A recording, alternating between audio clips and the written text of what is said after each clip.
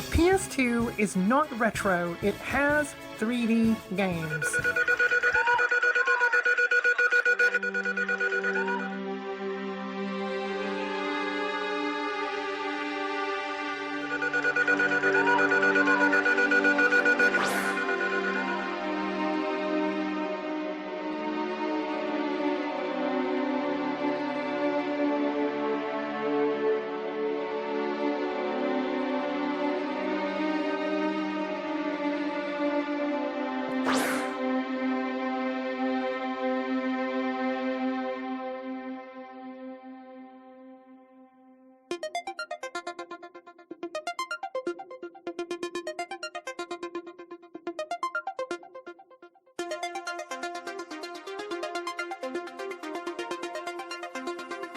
Pikachu?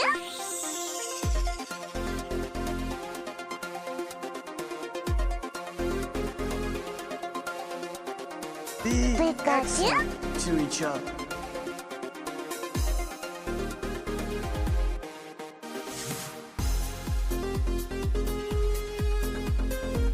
Hello there.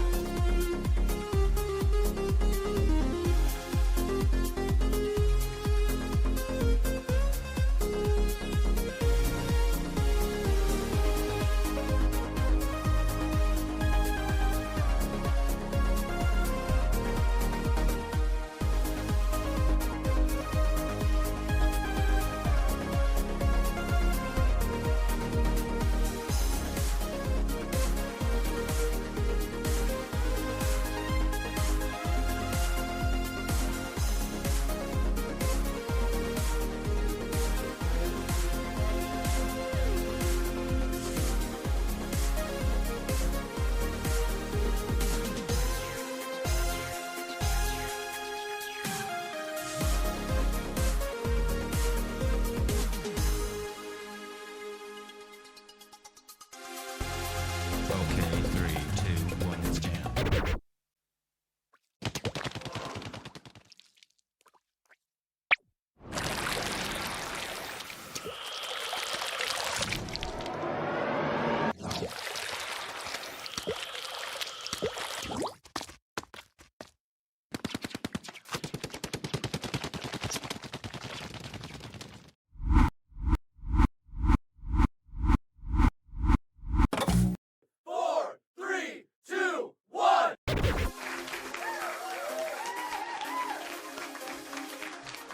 Hello, everyone. Welcome back.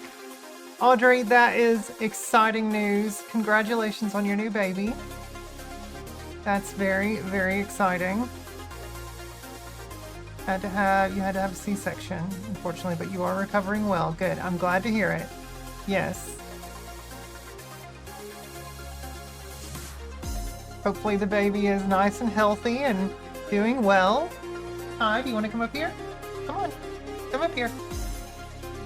I am definitely neck strong, Kane. Yep. That's how we're gonna be for the foreseeable future. Because I don't know. I mean, your spinal cord doesn't heal. So, you like the shirt? Yep. It's my Kraken hoodie. Oh, Ty, you getting some loves from Mama? And you like the cat? I like the cat too. This is my baby boy. He loves his mama. He's like, okay, Mama, that's enough of it. You're embarrassing me. Yeah. He's so excited to be back. Aren't you excited, Ty? Yes. Your mama's so happy. So happy to be back streaming. Yeah, you going to give me some kisses? Oh, you almost did. Yeah. Good boy, Ty. Good boy. Yeah, good boy. So yeah, tonight we're going to do, this is probably going to be part 1 of 2. I really don't see us finishing the Game of the Year discussion tonight, in 3 hours, but we're going to see what we can do. What is that? Is that your rib? Yeah, that's your rib. Okay. I found Big Nacho in a little bowl on one of their perches in the kitchen. Yeah. You being good. Are you being a good boy? You're getting some booty pats, aren't you? Yeah. Ty's getting some booty pat. Ty's getting some booty pat. Booty pat. You like booty pats, don't you, Tom? I mean, we all know that the Heathcliff game was the game of the year. We'll discuss that. We sure will. We sure will. I still haven't marked. I still haven't. I'm so slow. I haven't marked Mario Kart World and Pokemon as beaten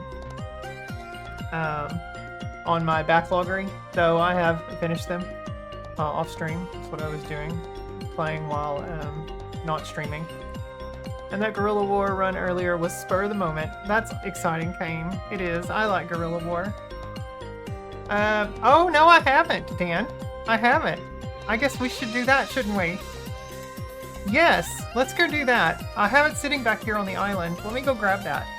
Hang on. Come on, Ty. Let's go get back.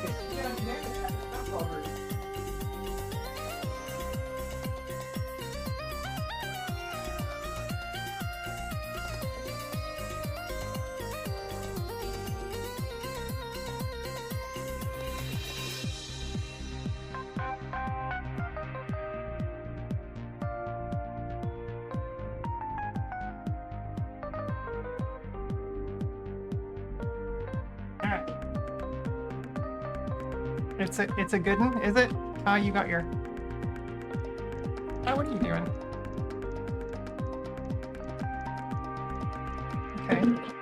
Okay. It's white. That means it's a... That means it's a Wii game. Okay. Oh goodness, what did you get?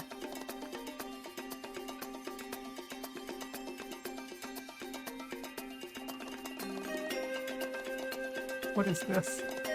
Oh my god. Oh my god.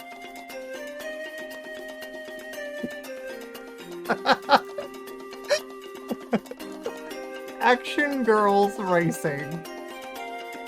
Ugh. What the fuck is this, Dan?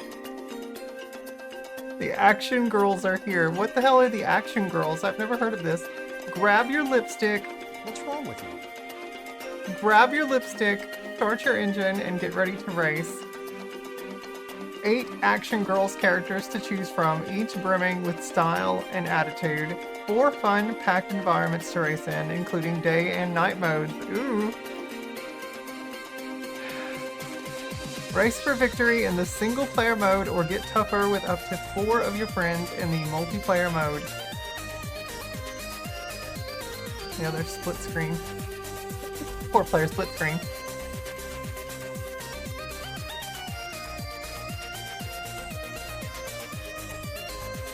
Screenshots of it.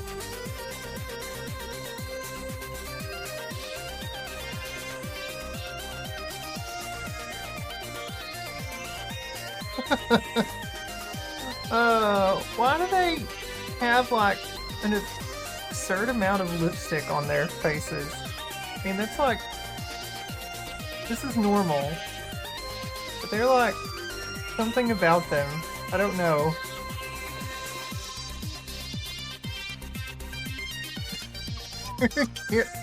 West Virginia has Wii's. Yeah, they apparently do. Oh, and it's box fresh too. It's shrink wrapped and everything. Let's open this shit up. Oh my god. Action Girls Racing.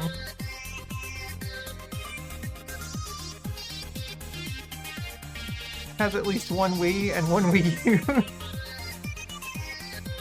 Oh man.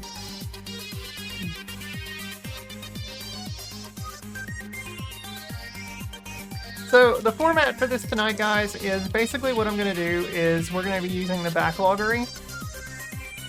We're going to be using the backloggery to, I'm going to basically go through and read my review for each game that I've beaten. And that will basically detail my thoughts and everything. And if I have more thoughts to add to it, I'll do that. And then I'll place it. Oh, it's super bargain bin. Ty, stop. Stop. You're putting holes in my shirt. It's super bargain bin, but it's genuinely pretty comical and short. Dan sealed it at home. A different game inside. Hope not. It feels brand new. the discard is cute. I do like the pink. Action Girls Racing. Oh my god. Funny. The instruction booklet is not even an instruction booklet. It is 2 pages. Yeah. Oh no, it's 3! It's 3! No, it's 4! I'm sorry! It's 4 pages. Okay.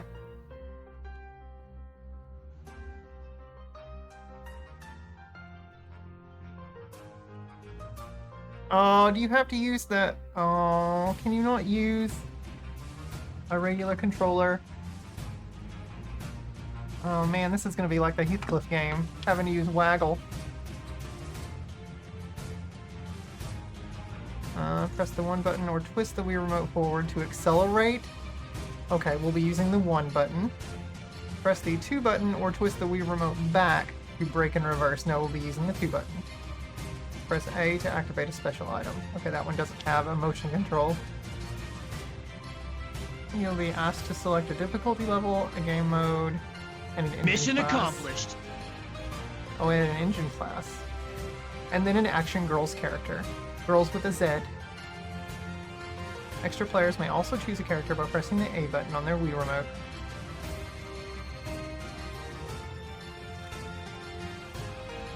Okay, so it's got single race, time trial, and Grand Prix. So there's our progress thing for Grand Prix mode.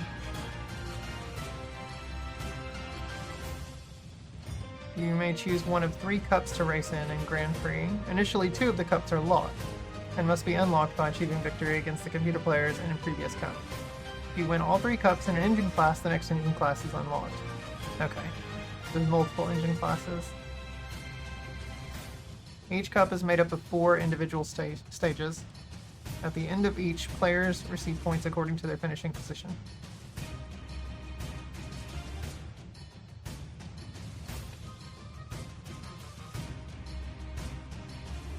Yes, I'm the person that reads the instruction booklets.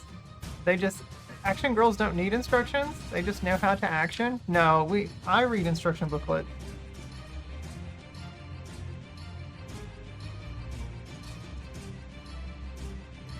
Head of Programming, Carl White. Carl, if you're out there and somehow viewing this stream, got my eyes on you. Uh-huh. Alright. Thank you, Dan. Action Girls Racing. We'll add that to the backloggery. I hope I didn't show off my address just then. On stream. Guys, I finished my book over Christmas too, my Mega Man, the hand-drawn game guides thing. This was so damn good. So good. I read it front to back, cover to cover. So freaking good.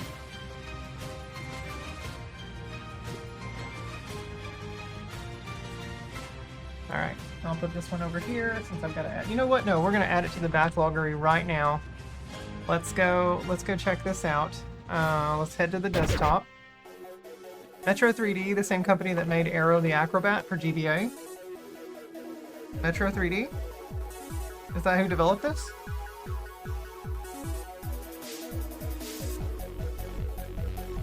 I don't see Metro 3D. I see Conspiracy Entertainment. Unless that's the publisher. I see Data Design Interactive. Might have been the developer. I genuinely miss good instruction booklets. Data Design Interactive was the dev. Oh, Metro 3D was the publisher? Well, what's Conspiracy Entertainment then? Because that's on the front of the box. And the back. Alright. Let's go add this. I need the backloggery open anyway, since we're going to be looking at... Yeah, see, I haven't even updated Mario Kart and Pokemon yet. I'm a panda I'm like and I at know 90 something hours right now. Hi Dingle, welcome in. Nice to have you. Let's add a game. Alright, this is for the Wii. It is complete in box. It is mine. Alright, Action Girls, how do they format it? Oh, it's the logo on the side too. Okay, we're just gonna put Action Girls. It's racing. Action Girls Racing. Okay, let's also head over here to How Long to Beat and see what they show. The lovely Anna and her chat full of lovelies. Hi, Dingle. See your login statistics? I'll check that out later. Action Girls Racing. Red Panda just wants snackies. That's all they want. Maybe it was co-developed because they needed extra talent to achieve the most Action Girls possible. Oh, were they really? Wow. Okay, that's how it's formatted. So only one person has played this on How Long to Beat, and they show... Who knows what they were doing, whether they were rushing through it or whatever, but an hour and a half. We're gonna call it a 3-coin game. 3-coin game. Alright.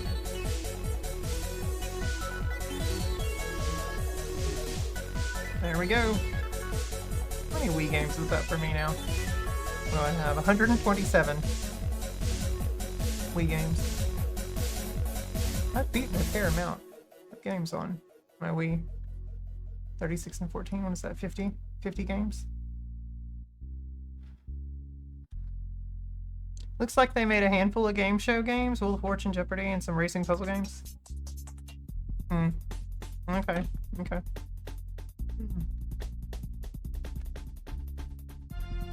Alright. Well, there we go. We got that on there. Go back to the game speed and on-off stream. Alright, so here's the list of games, guys. Let me zoom this into 100. You can see this a little better. Dan! Holy shit, with 32 coins. Okay, you got it. Gonna add it right now.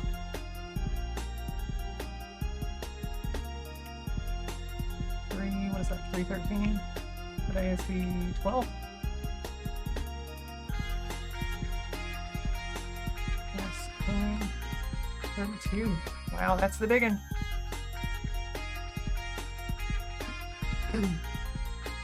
I think it might have multiple. We had a Press Your Luck game, yeah. This goes over here on the stack. With my other games I haven't opened up yet. You actually have Price is Right on Wii. Alright, so Dan, that gives you 43 coins now. 43. Woo! We got some... Oh yeah, Dingle, that caps you, by the way, the other day when you won the 5 for participation, because you had 99. So if you want to get uncapped, Dingle, you need to redeem a game. At least a 5-coin game. And I think you know what I want to spend coins on. Do you want to spend coins on Action Girls Racing? Is that really what you want to spend them on? Or spend 3 coins on?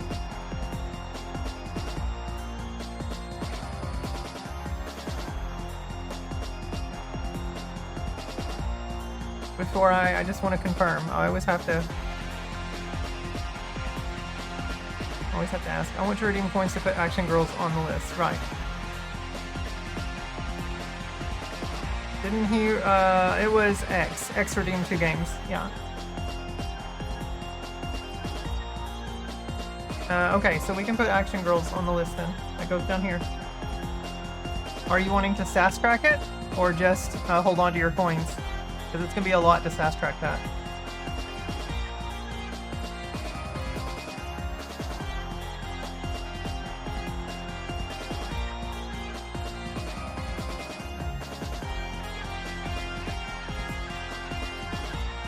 Use the topping 2026. Hi Louie, hello, welcome in. Nice to have you here.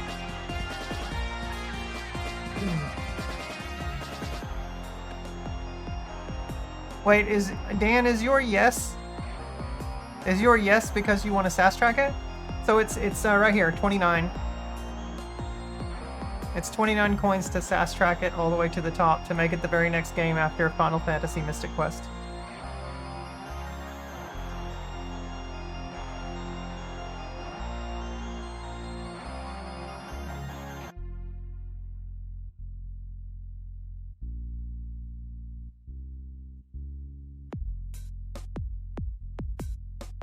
Action girls don't give action cheap. They don't. That's true. That's true, Kane. Yeah. It puts you right now with that game being redeemed at 40 coins. So if you want to sass track it, that is 29 coins. You'll be left with 11. Oh, you want to redeem Quake as well? Ooh, Quake. Okay. Ooh, Quake. Okay, that's exciting. I've always wanted to play Quake. All right.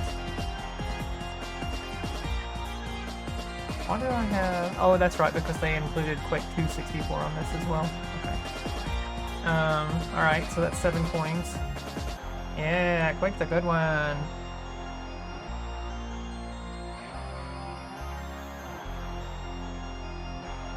Seven coins, okay.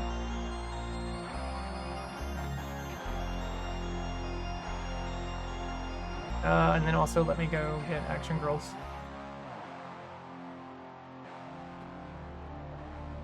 Since I just added that.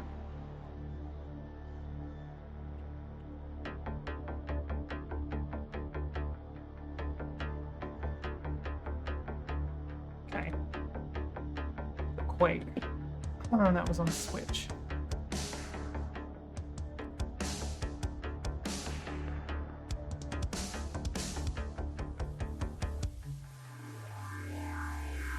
Does anyone else type the number 6 with your left index finger, or do you reach up with your right like you're supposed to do on a keyboard?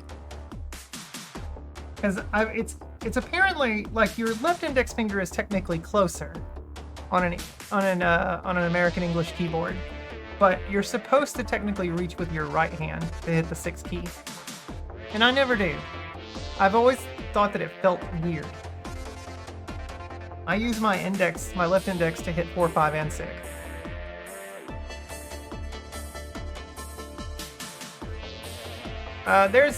There's a few keys different. Offer still stands? Oh wait. Dan? Or Dingle, what? What do you mean offer? What did you say, Dingle?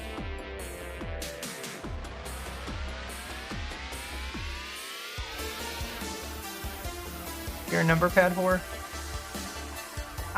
Strangely, I use the number pad at work.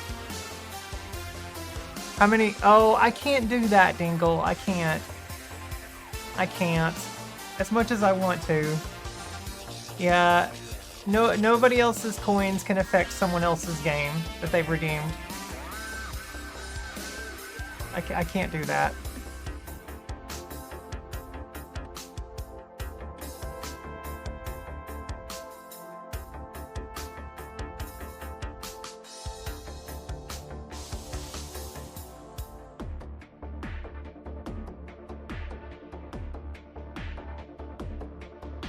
Alright. Dan, that gives you 33 coins now. And you can't redeem another game or 2 games until 2 weeks from now. How many coins would Quake theoretically take to bring to the top? Ah, Quake. Quake would be 31 coins to bring that to the very top. 31 for Quake.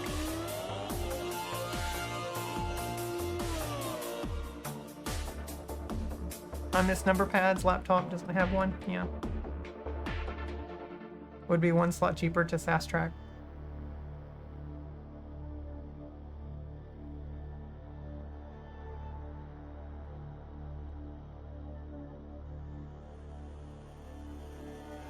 Duggar does have a point.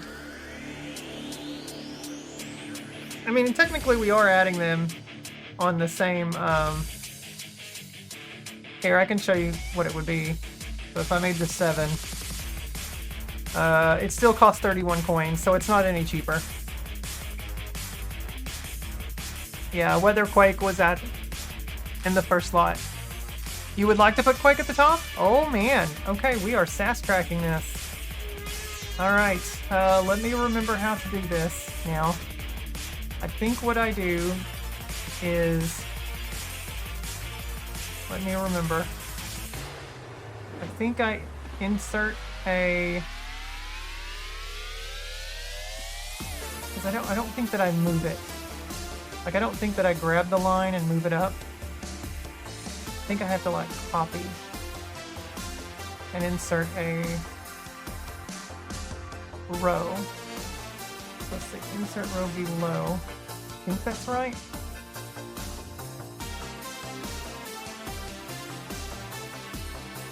Maybe? Lightning is gonna get on to me. I know he is.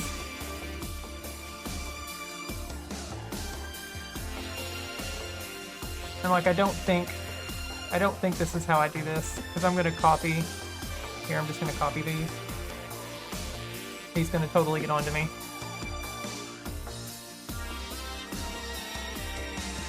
This is gonna be wrong.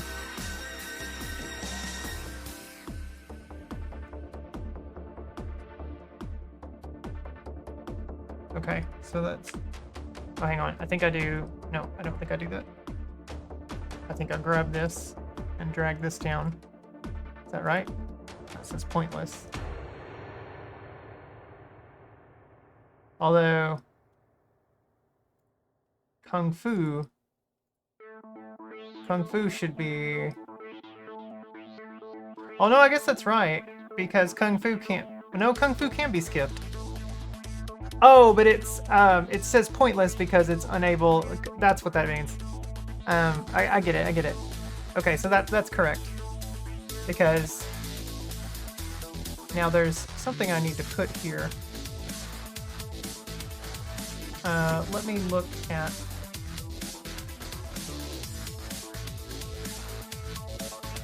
I think it's showing blanks. Whoops. That's not right. Oh my goodness! What am I doing?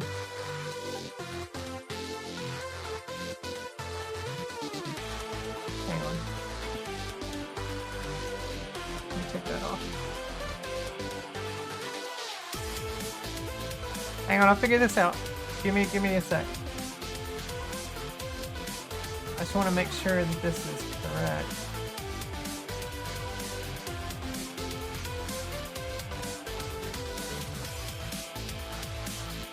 What do I do? Do I show high? High? Oh yeah, there we go. Oh, that's what I do. Okay, so those are the ones that are hidden, because it's always going to show the 3 most recent finished games. Okay, so I need to put SAS track date on this of the 12th of January, 2026.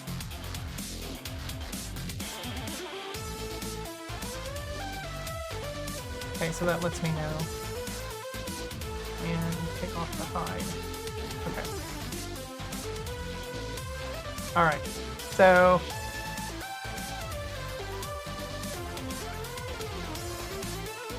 Okay, so because this one is listed at its current, Quake is now the newest game to be SAS tracked all the way to the top.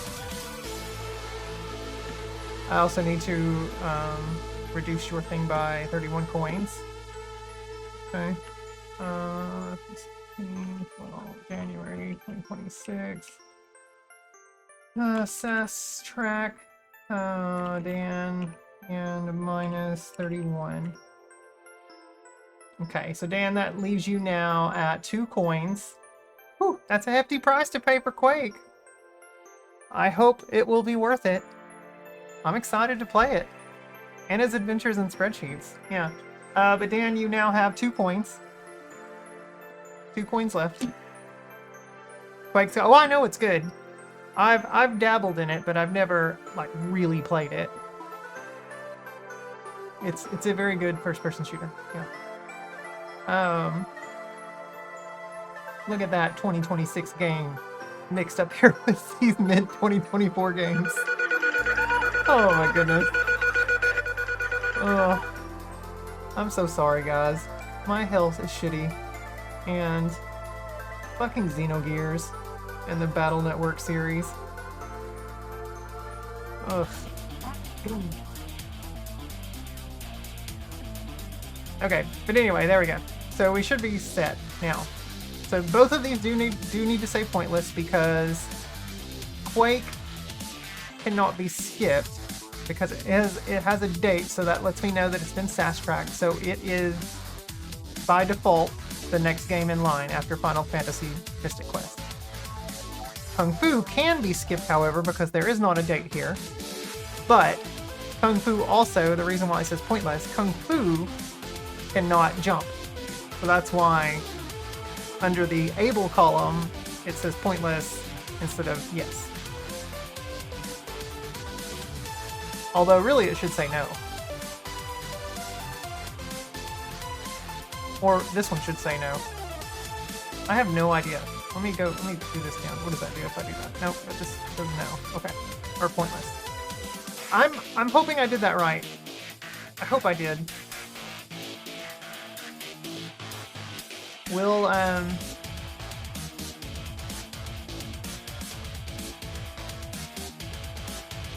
okay. Oh, I wonder if Quake runs better on Switch too. I mean, it's an older game. I really hope I get the chest roll one of these times. Dingle, were you hearing me what I said though? Like right now you're currently capped at 104 coins. So if you want to win the chest, you need to be uncapped first. So you would need to redeem a game, at least a game that's 5 coins, to put you back at 99.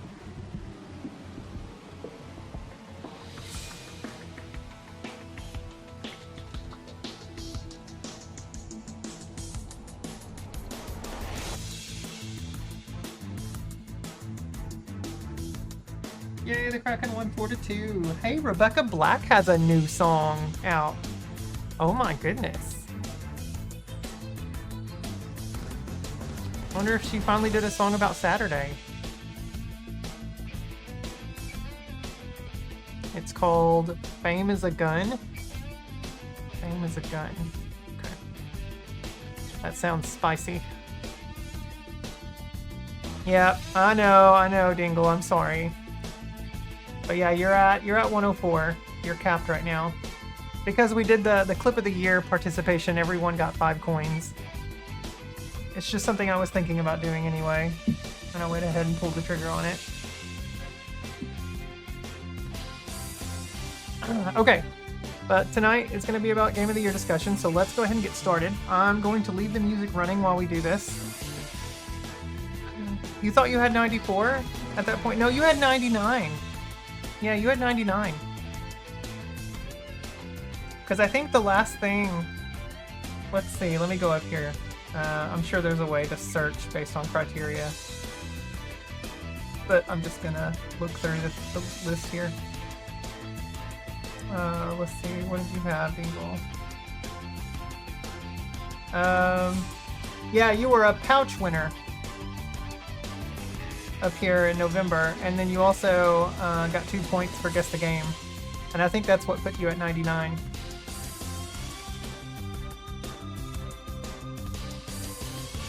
Because I don't see your name anywhere else.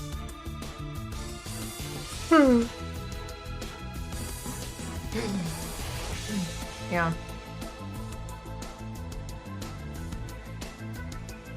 Hey Tyler, what you doing, sweetie?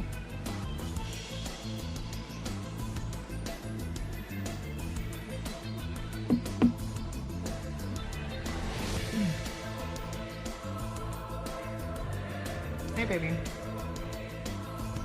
Alright, so guys, once again, here is the list. These were the games that I finished this year, that we finished. I should say we, because you guys helped. These are the games that we finished this year. Starting with Kirby's Dream Land up there. Or not Kirby's Dream Land, sorry, starting with Xenogears. Xenogears is how we started off the year because it took freaking forever to finish it going into the new year. Oh, you gonna get Mama kisses? It's hard for Mama to lean down and kiss you because of this neck brace, but I gotta wear it, huh? It's Big L. Ty, look, you got an L above you. Alright, so we have Xenogears, Guerrilla War, Metal Gear Solid 4, 1000 Cross Resist, Insector X, Buck Fumble, and Bug. Those 3 games, of course, part of the Shorester Bugs Me Challenge. Both runs of Mega Man ZX Advent, Mega Man Battle Network, Kirby's Dream Land 2, Mario Kart World, which I finished technically back in the summer. Mega Man Battle Network 2, Mega Man 64, Mega Man Battle Network 3, 4, Super Castlevania 4, Heathcliff the Fast and the Furious, Battle Network 5 and 6, Streets of Rage 2, Dungeon Explorer 2, The Bugs Bunny Crazy Castle, Ys 3 Wanderers from Ys, and Pokemon Legends ZA, which I finished over Christmas break. I'm still catching Pokemon now. I haven't completed the Pokedex yet. And I'm doing the post-game stuff too, so. Antares with a 25 stream streak. Thank you for that, my friend. Soon 25 games will be beaten before 5 months' time. I hope so, Antares. We can definitely pick up some slack now. Last year was rough because of the Battle Network series and Xenogears. We had some hefty games last year. Ty, you're purring. You're purring, Ty. Aww. You can give Mama kisses? I'm quite happy. I finally got a couple of redeems on the list, and I popped my cherry with something that should be very memorable. Nice. I'm excited to play Quake. I really am. And I'm curious to see what Action Girls Racing is going to be like. I really actually did enjoy Heathcliff. It was a little bit clunky of a game, but I did enjoy it. So, as long as it plays as well as Heathcliff, or better, it will be fine. And it will come into play for you one day at a time. That's right, Antares. That's right. I bet you can... Well, as long as my health holds up, but things haven't been well. Especially the voice. Hi, Kamui. Welcome in. How are you doing tonight? 10 minutes too early? Oh, let's see. I can do chess now. Oh, where did I just type? Oh, no, I messed up. Ah, see, I do this all the time. I'll leave my thing sitting over there. Ah, you got me confused. Chest. 424. A Dingle redeeming Yakuza 0 on Switch 2. Oh, did you... You want to redeem Yakuza 0? Oh, yes, yes, yes, Dingle. Yay. Oh, that's exciting. Oh my goodness. Okay, let's go do it. On Switch 2. This will be my first Switch 2. Well, no, Pokemon technically is Switch 2. Okay. Yeah, we'll do it. It's exciting. Yay, Yakuza 0. I've got Kiwami 3 coming as well. I pre-ordered that. That's 20 coins. Holy shit. Okay.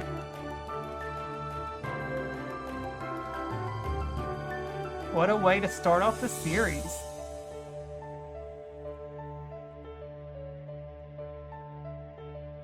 $20 coins. All right.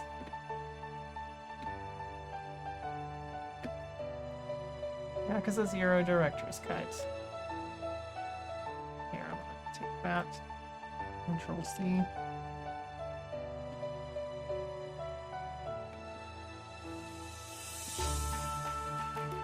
Okay, now hang on.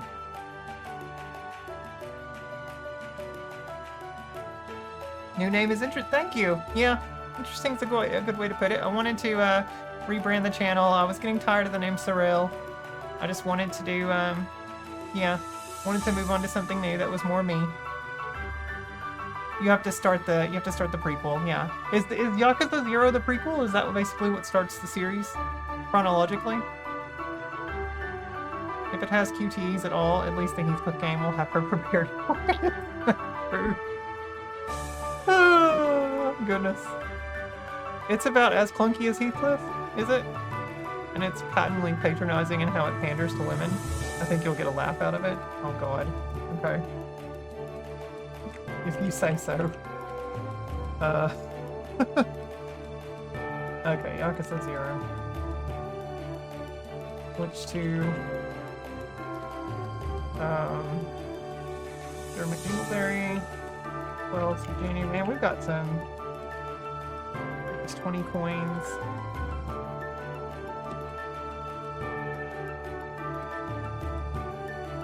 37 to fast track that. Holy crap. That might be the most on the list. I think it is, yeah.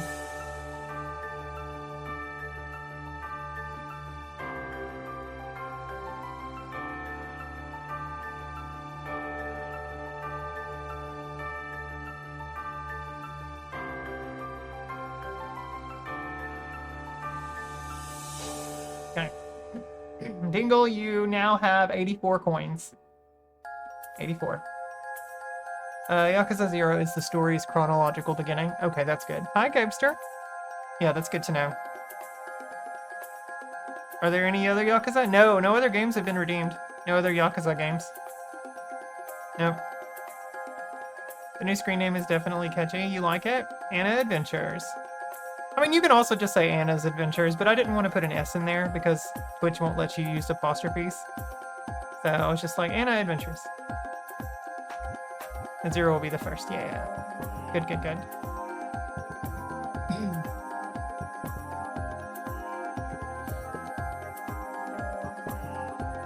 I was playing around with other names too. I was like, do I want to be like Audacious Anna or Able Anna, or like I was trying to think of other like adjectives to put in front of my name, and I was like, well, no, I want my name to be first in the actual screen name. So I was like, what can I put after Anna? Anna, like, I don't know. I was even thinking about Adventurous Anna, but I was like, nope, that's still not Anna first. I want to put Anna first. Anna always aces it. I don't always ace it. How much to fast track Yakuza 0 in front of Holy Diver? Oh, that's actually a good question. Here. Dingle, we can find that out. So if let's see how many spots that would be in front of Holy Diver. So we need to go... How many slots is that? 76? Okay, so we're gonna go up 76 places here. We're gonna skip 76. Wait, really? Still 37? That can't be right. 75? That can't be right. Wait, is it really not? That's the skip line. I'm supposed to put the number there. Huh. Is that really not working? What about if I do 20? Yeah, 20 changes it. Okay, there's either something wrong with Lightning's formula, or maybe it just doesn't do anything at 76. It's because it's showing that it's still 37 coins. Whatever it costs. Yeah, it's still showing 37 coins, which I mean, you have. Do it? Really? I mean, at that point, Dingle, you can just fast track Yakuza 0 all the way up to in front of... Oh, that's why. You can do it in front of Kung Fu.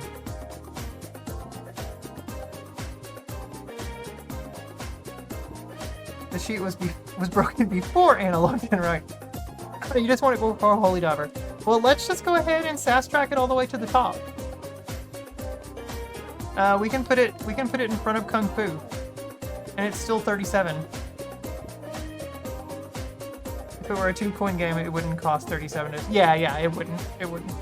So like, yeah, because like I can change this to 2, and it's 28. And if I moved it up 76 spots, yeah, it just still shows 28. That's so weird. So it must be some sort of weird, based on a percentage. Yeah. Are you saying Lightning broke it? No, I don't think he broke it. I think it's just the number system, the way it's configured. I think it's based on percentages. Yeah, okay, so you want to move it to after Quake. Holy crap. All right, let's do it. All right, let's see. Okay. Let's see if I fuck this up some more. Insert one row below. Okay. We're gonna go over here. We're gonna grab this. Nobody till lightning, okay? Nobody till lightning.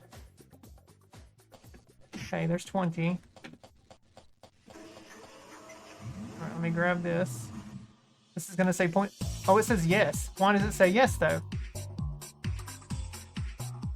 Okay, that's weird. Hang on. Oh, there we go. Hi, lightning.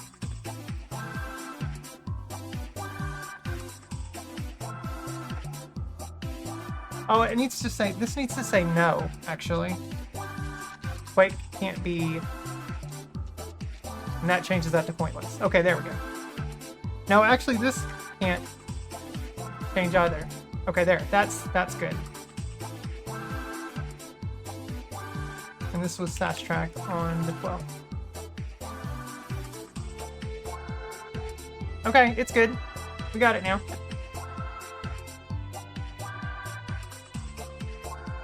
Follow My is fully formulated, is it? Oh shit, it is. Okay, hang on. I can just drag this down then, right? To these two. Is that right? There we go.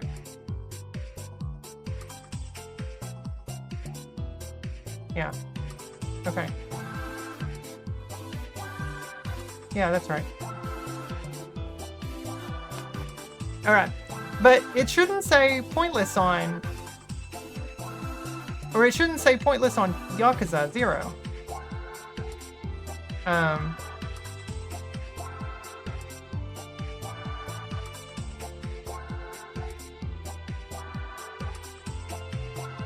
Kane did it.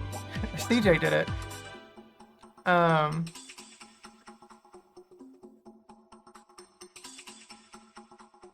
yeah, and that says... Okay, so those two. Kung Fu. Okay. There we go. So like, Yakuza 0 shouldn't say yes. Yakuza 0 should say pointless. And Quake should say no. Well, we agreed on every game can be sass-tracked as many times as long as it's not at the top of the list. Well, okay, so these are the... So Lightning, these are the two that just got sass-tracked. Okay? Quake was sass-tracked first, and then Yakuza 0 was sass-tracked second. So... Yakuza 0 should say pointless, and this one should say no. I know it will take you a little while to beat. Oh, that's okay, Dingle. It's a 20 coin game. It's gonna be a big one. A big one. It's gonna be a big one.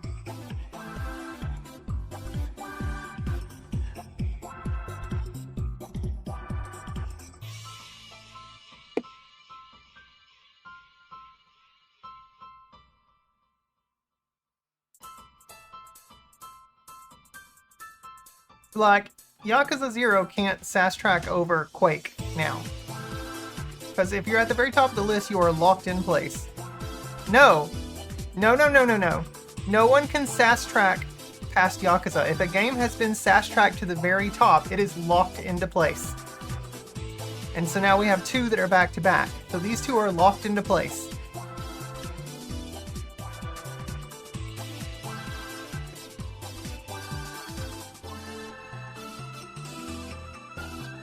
Partial exists, but no, but Lightning it is because Quake has been sass-tracked. So that locks Quake in place. And now that Yakuza has been sass-tracked behind Quake, Yakuza is now locked in place. So yes, these are locked in place.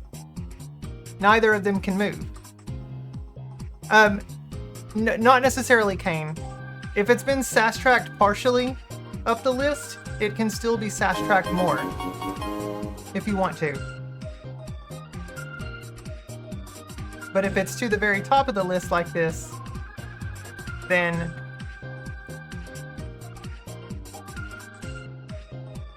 they are locked.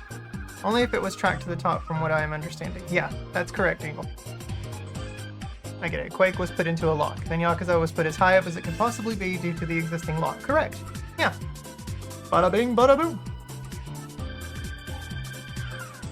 Should I look up on GameFAQs how SAS tracking works? No, you're not going to find it on there.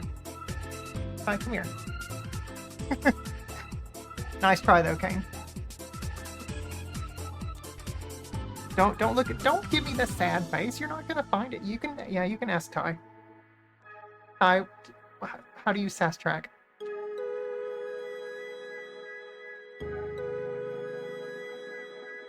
I love you, cheese.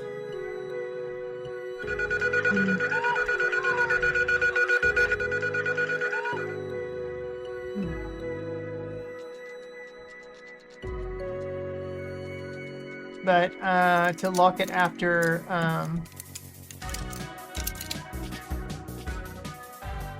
to lock it after Quake, could have spent 2 points.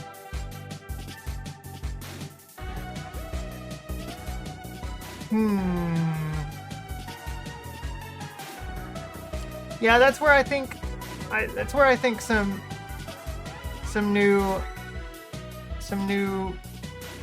formulaic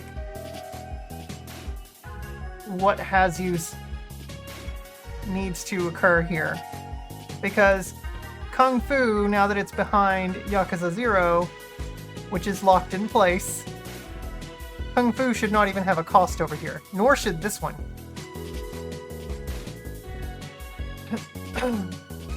Now I want to make a SAS tracking guide on some legit, where I think nobody will question it.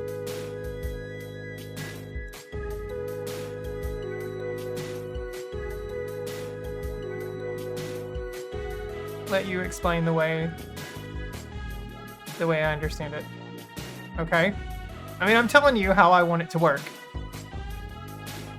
If a game gets SAS tracked behind another game that's already SAS tracked, those 2 games are locked into place.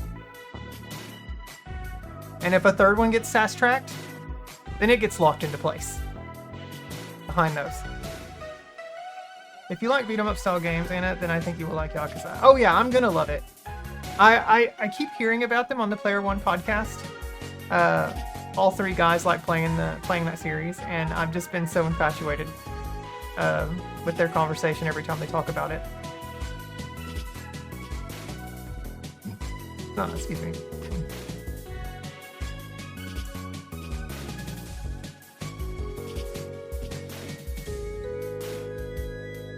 Hi, Caleb. You've played all but the recent 2 so far. I still want to pick up the something about the erased his name or something, whatever, the one that's on PS5.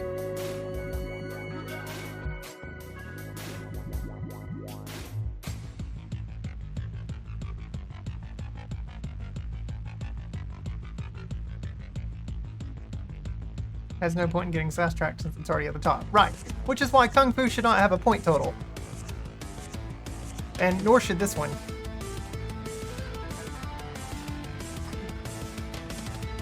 If something is SAS tracked. It's like there needs to be some sort of modifier that's added for something that's SAS tracked. Pikachu?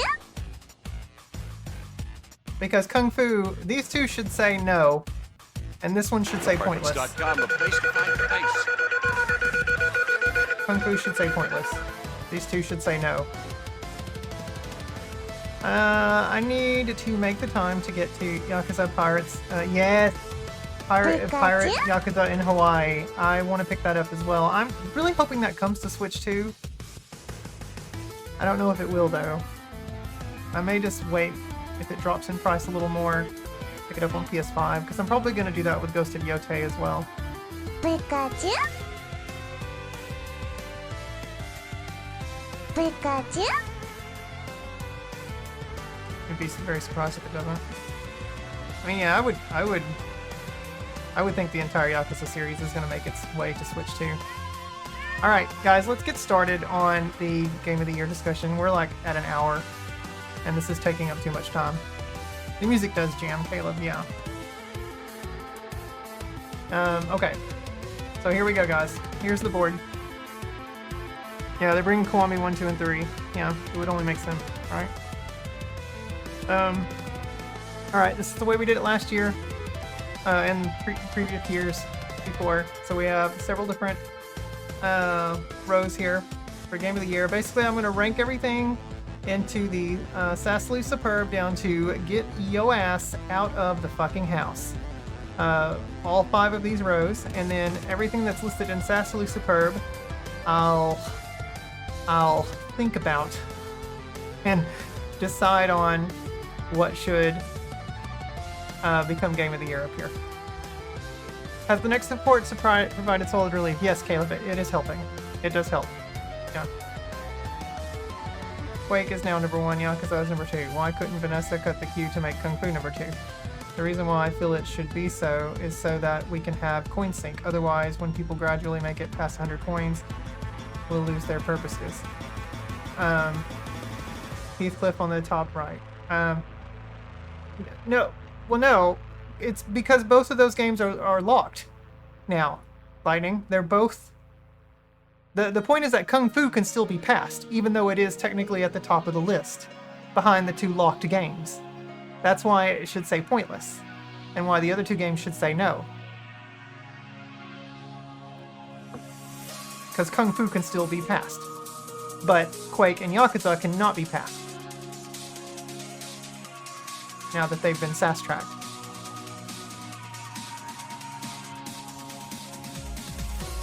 Now, let's throw a hypothetical out there.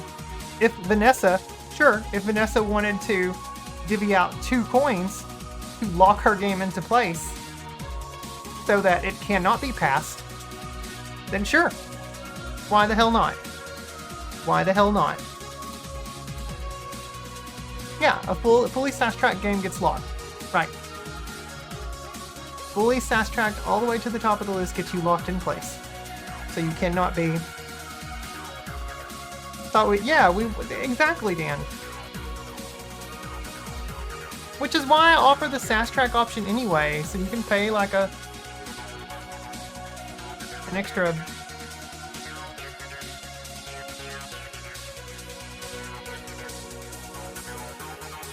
Yes. Correct, Lightning. Correct. Yeah.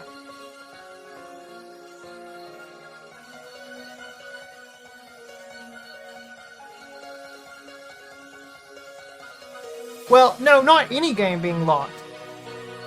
Not any game being locked. It has to be a sass-tracked game. Extra sass bling or 30, alright. Alright, here, let's do this. Let's start. Okay. So guys, it does, for some reason, I don't know why, but my template has last year's games on here, but we're starting with Xenogears. So this is, and I've got them all in order. The order that, well, other than the Battle Network series, because I wanted to join all these games together. For the most part, I've got them in the order that I finished them. Have fun, and I'll talk to you later. Sounds good, Lightning. Yeah, I know you just want to clarify. Sounds good.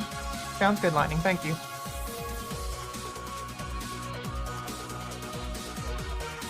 We gotta do Game of the Year discussion. Are you ready? Are you ready, baby?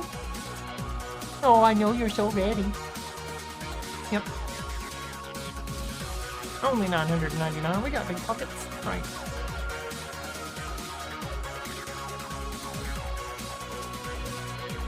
Alright. Don't need to hoard everything, though. Even Zelda limits how many rupees you can hold. It's true. Let's get ready to rumble! Use your rumble controller of choice. I'm gonna get my Wii Remote and stick it right where this... in my hand. I'm gonna put the Wii Remote in my hand. That's what I'm gonna do. Yes. Gonna ignore the fact that it has a rumble feature. I'm waiting for my Super NES rumble controllers to arrive. Oh yeah, that's right. I forgot about those. I've got one pre-ordered too. The Doom controller. Alright guys, so here we go. We're gonna be starting with Xenogears. So this is the way we're going to do this. We're going to go up here. Basically, there's a reason why I wanted to start writing reviews here. So we're going to read reviews. We're going to go through it. I'm going to give my thoughts on this game. All right. Xenogears, guys. A tale as old as multiple timelines. Wait, what? Huh? What the hell does that mean, Anna? Xenogears is a conundrum in its art design. On one hand, there are wonderfully designed 2D sprites full of detailed animation. On the other, The environments are designed using 3D polygons texture map. It's basically the inverse of how Final Fantasy VII was designed. In some areas, it works well, in others, not so much. But still, there's an immense amount of charm here. The soundtrack to Xenogears is superb, that's all you need to know, it just is. That is the highlight of the game. The music in Xenogears is phenomenal. 100% fantastic soundtrack. Lovely. Monolith Soft know exactly what they are doing. Except they weren't really called Monolith Soft then, they were part of Square Enix, but still. Are we doing this as a tier list, or I missed last year? We're still new to the stream. Yeah, so it's based on these 5 rows here. Sassily Superb down to get yo ass out of the fucking house, which means super terrible, super bad.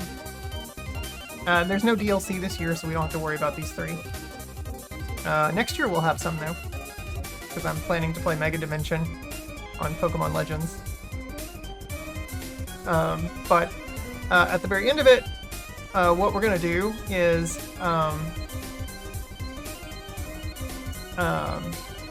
you know what? I may even create a new row underneath Game of the Year for Jammers Game of the Year to let you guys vote on which game in the Sassily Superb row you guys feel should get Game of the Year. Anna, you need to get multiple neck supports and decorate them with what game you're currently playing. Yeah. I should do that, shouldn't I? I'm gonna get that Star Fox Moon and put it right here. Alright, back to Xenogears. But here's where things get complicated regarding the play control. Guys, the main on-foot battling system uses a combo-centric method of inputting a chain of button inputs to unleash various martial arts type of attacks. It works really well, and it's fun. But then the game puts you into the gears, which is, you know, kind of a big part of the game, since it's called Xenogears. And it expects you to do battling in a somewhat similar method. It feels clunky, and it doesn't work as well. There's also a weird but strangely fun yet clunky Rock'em Sock'em Robots section of the game. It's a minor part overall, but it's still something you have to overcome to proceed in-game. Another gripe is with the frustrating camera. Moving this camera with shoulder buttons in confined 3D corridors proves difficult. You'll lose your positioning easily. Sewers, anyone? Remember that section of the game? The sewers? We got so bass-awkward in there. It was crazy. Alright, and then gameplay. Xenogears is a new take on the JRPG formula from Square Enix, specifically Monolith Soft. This game should have been Final Fantasy VII, but after completing it, I now understand why it wasn't. It's definitely a more engrossing story with a great villains, depending on how you look at it, when compared to the former, but you can definitely tell the devs ran out of funding. Basically, you're going from location to location, hitting all of the story beats as you progress from one area to the next. I've always heard Xenogears being heralded as this end-all, be-all, grandiose JRPG adventure, and while I did enjoy what I experienced, it felt like it overstayed its welcome. 130 plus hours is something I expect from a Xenoblade game, but not a JRPG from 1998. Great game, but immensely bloated. Immensely bloated. 8 screwed Xenogears over? Is that what it was? When I tell a bad dad joke, I'll be in the get my ass out of the house category. You think so? Alright, so that Xenogears guys, or jammers, I should say. You know what? I'm going to start referring to you guys as jammers, because I want to include that in the chat. You guys, from henceforth going forward, are now called jammers. I'm not going to call you chat. If I call you guys, because I usually say, hey guys, smack me, okay? You're jammers. That's gonna be your cute little tag. Other streamers call their chat by a specific name. Not a lot do it. Most just say chat. I don't like to say chat because I feel like that's too generic and I feel like it's insulting toward you guys. See, I did guys again. Hi, Sappho. Welcome in. But you guys are jammers. Because we be jamming. Hope you like jamming with me. That's right, Dan. We're not there yet, Alex. We're not there yet. We're getting there. Or actually, we just started. This is going to be probably a 2-stream thing. There's no way I'm finishing this tonight. But okay, let me move this over here. No, we're not during the Game of the Year discussion, Alex. We're not doing any sort of guess the game and delaying the stream. Not tonight, anyway. That's okay. It's okay. You didn't know. We're just not doing that tonight. You guys can do sass, pouch, and chest, all that kind of stuff, but no, none of the other stuff. Yeah, no worries, Alex. No worries. Okay, Jammers, let's do this. I like it. Okay. So, Xenogears, and you guys can see I did it again. 3 stars out of 5. So this is basically a 10-point system that the backlogger uses, because they'll let you do half stars. So, 0, basically 0 to 5. So 10 points. I gave it 3. So I think it's a very, ultimately felt that, as you can see here, immensely bloated. Great game, but immensely bloated. I just felt like it was a average game that had its sights set on being so beyond above average. Definitely hasn't aged well. Yeah, it definitely hasn't. I can see people back in 1998 or 7, whenever this came out, I think it was 98, telling themselves, oh my god, this game is incredible, you should totally play it. And I probably would have thought that too, had I actually owned a PS1 back then and played it when it first released. But I didn't get a PS1 until like 99, 2000, something like that. So, Xenogears is, for me, just okay? It's just okay. Don't want to say that it's fairly good, but I also don't want to say that it's mediocre, because it's not a mediocre game. It's definitely not. It's just okay. Okay? Pikachu? Alright, Jammers, let's do this. Next one up now is Guerrilla War. Guerrilla War. Alright. Pikachu? Did I spell that right? Probably didn't spell it right. There we go. Okay. So I gave this 4 out of 5 stars.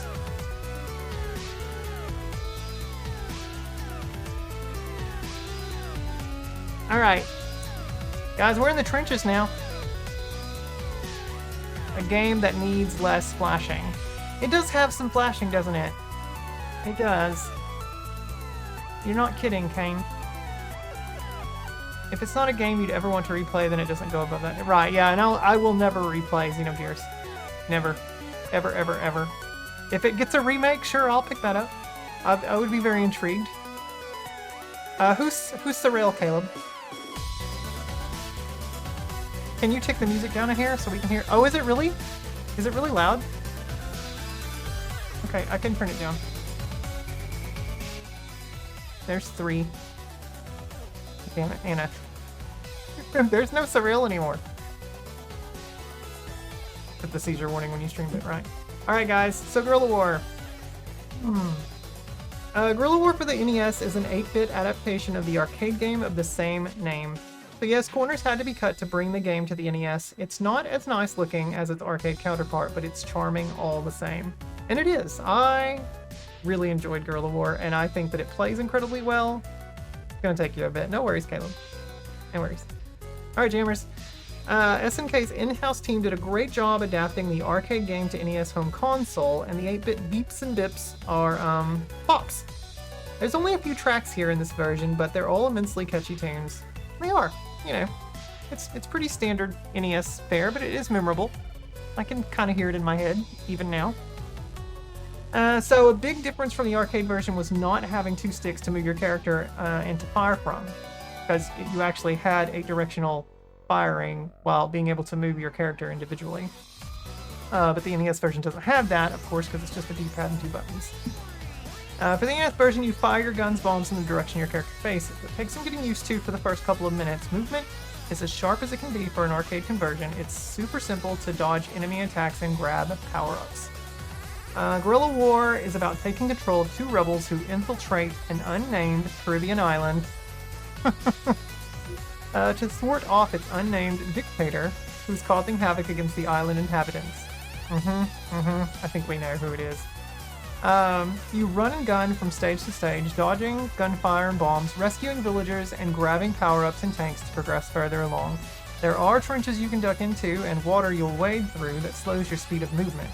Boss battles at the end of each stage will test your dodging capabilities, but fear not, as the game has unlimited continues. Which I made great use of. Which makes this a very relaxing playthrough, either solo or with a friend. The arcade version doesn't even have co-op, by the way. All of these years later, I still enjoy this wonderful multiplayer game. If you have someone to play co-op with you, do it. You'll both have a blast. The INF? What's the INF? Okay. I really enjoyed Guerrilla War. Do I think that it's sassily superb though? No. I think it's got some balancing issues in there. Primarily with the control, because of adapting it from the arcade format, having two sticks and it not being able to do that on an NES. They kind of had to sacrifice some gameplay from that. So I do think that it is a fairly good game, which is where it's exactly going to go. All right. So, Metal Gear Solid 4, Guns of the Patriots. Oh, wrong tab.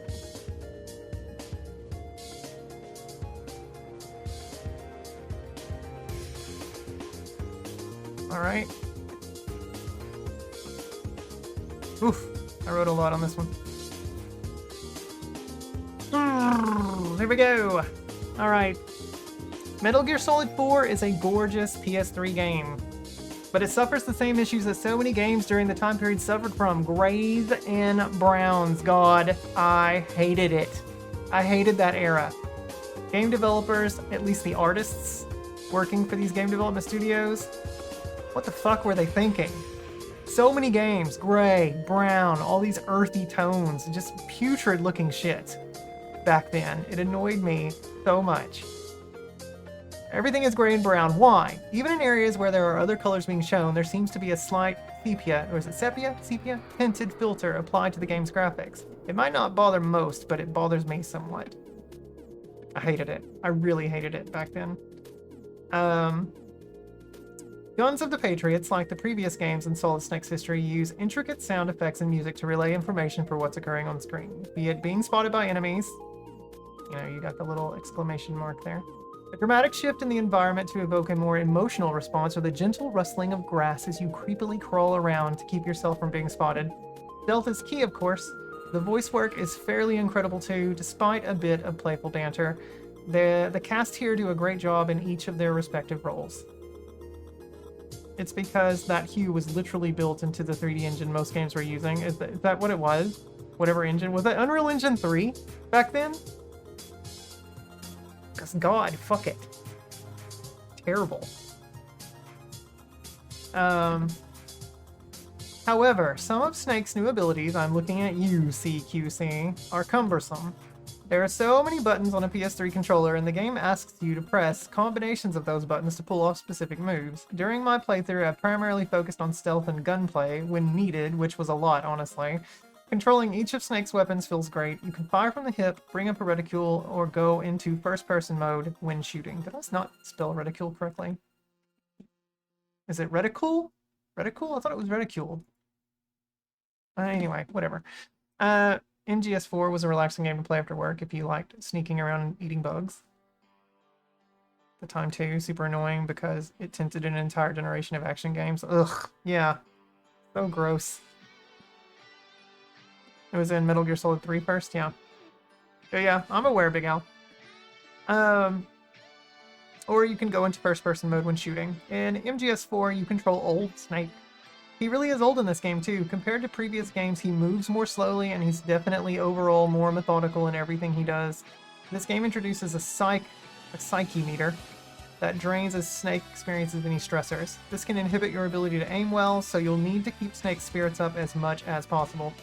Guns of the Patriots really moved me during my playthrough. I didn't think I was going to enjoy this as much as I did. I even shed a tear at a specific part. It's a captivating experience, and it's one that I think any fan of the series must play and experience for themselves. You won't be disappointed. I gave this game, 4 out of 5 stars. Dingle has returned, but I might get water for tea. Sounds good, Dingle. Yeah, I loved Metal Gear Solid 4. This was a pretty big one for me, especially that ending bit that actually made me tear up, because I didn't think that a Metal Gear Solid game was ever gonna make me tear up, but it sure as fuck did. And so because of that, MGS4 gets put in the sassily superb row. But way to go, Snake. Snake! Snake! Alright. Next up, 1000 Cross Resist.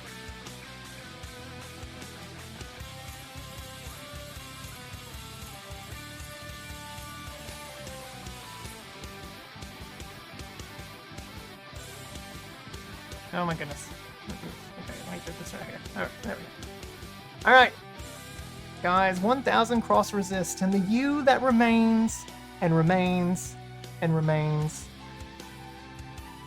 and remains. Kojima legitimately knows how to do emotion well, even if he is one weird and kooky dude. No kidding. What a weirdo he is. Alright, 1000 Cross Resist delivers a striking visual experience that blends lo-fi sci-fi aesthetics with emotionally charged surrealism. While not graphically demanding by AAA standards, the game uses color, lighting, and abstract design to build a deeply immersive dystopian world. Character models and environments have a stylized, often angular look that suits the narrative tone, and cinematic moments are accentuated with unique visual transitions that enhance the sense of mystery. The game's soundscape is one of its strongest elements. Ooh boy, is it ever. Hecky Grace. Exactly, Duggar. Hecky Olmo. Hair to hair, red to blue. Yes, ass to face. The atmospheric soundtrack pulses with synth-heavy emotion, perfectly complementing the themes of memory, identity, and rebellion. Voice acting is compelling and consistently strong, bringing depth to each character and their often cryptic dialogue. Ambient effects such as whispering echoes or machinery hums build an eerie, tense atmosphere that reinforces the story's psychological tension. No freaking kidding. Controls in 1000 Cross Resist are intuitive, but not particularly complex. You're mostly walking, interacting, and selecting dialogue with occasional shifts in mechanics to support narrative twists. Movement is smooth, though the camera can feel a bit stiff during tighter scenes. The interface is clean and responsive with minimal input lag. I really enjoyed those little puzzle moments, you know, like you had to go from like point to point, like dashing around. Those were pretty fun. And yeah, everything was super smooth and fluid during those parts. At its core, 1000 Cross Resist is a narrative-driven adventure with elements of visual novels and light puzzle solving. You play as a clone revisiting the memories of a resistance leader, unraveling a layered sci-fi story through exploration and fragmented timelines. It's deeply story-heavy, with pacing that rewards patient players invested in world-building and character development. While it lacks traditional action or combat, the game's emotional impact, creative storytelling structure, and thematic ambition make it a standout for fans of narrative experimentation. This Game of the Year contender is an ambitious, artistically bold indie game that thrives on mood, message, and mystery. It's not for those seeking action or fast-paced gameplay, but for players who value narrative complexity and emotional depth. It's a compelling and unforgettable experience. Hecky Grace. Back and gonna have some English breakfast. Ooh, sounds good, Dingle. Have you considered making dry tea? What is dry tea? I've never heard of this. But as you can see, I gave it 5 stars. I gave 1000 Cross Resist 5 stars. I thoroughly loved this game. You guys know what category it's going in. We're just gonna go ahead and move it there now. It is definitely in contention for Game of the Year, but it is going in the sassily superb row for now, until we get there. What had just happened? Diesel gifted 3 months of a tier 1 sub to Dingle. Diesel, thank you for that. Holy crap. I appreciate that. And Dingle obviously appreciates that. Thank you so much, Diesel. Hecky Grace. It's like eating dry ramen. You pop the bag open and sprinkle a little bit of it into your mouth at a time. 3 months to boot. Yeah, 3 months to boot. I burped. 3 months to boot. Wow. Tea actually does sound really good right now. I haven't made tea in a while. Yeah, Diesel, thank you so much for the gifted sub. I appreciate that. We're halfway there to completing our goal. Oh yeah, I don't have the goal on the screen. Why is it not showing? Yeah, it's not showing for some reason. That's weird. Dan, a resub with Amazon Prime, your Twitch Prime sub. Yay, I'm a year old now. You're a year old now. Yay. Where is the goal? Why is the goal not showing on the screen? Oh, I don't understand.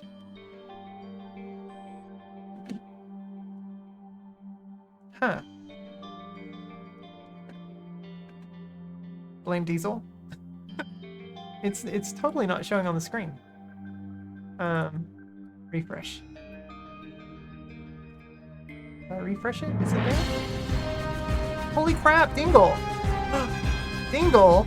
Holy shit! Yeah, like the sub goal is supposed to be showing on the screen. Blame me, but I'm innocent. Hey, can we get a hype train, guys? And we reached the sub goal.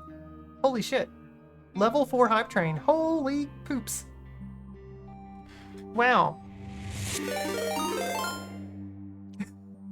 Hype! I don't know how to get hyped. What do I need to put on special music?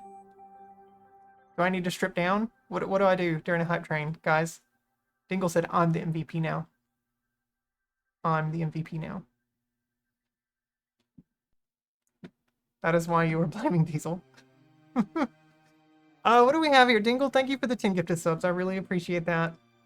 Sleepy in School, Kaylee, Piers, Pop Pop, Toad in Wonderland, Devil on, Adrenal Eyes, Sappho Quell, Louis Radio, Elliot, Elliot TT, and Nansen 8R.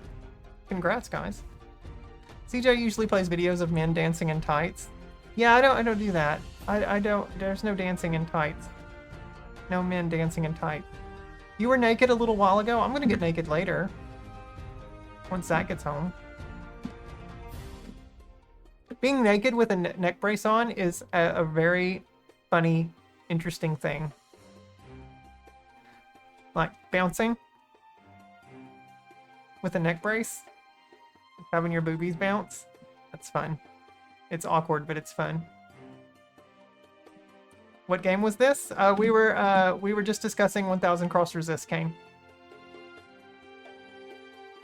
It goes in the Sassily Superb category. Bouncing, eh? Yeah. Dingle, thank you so much.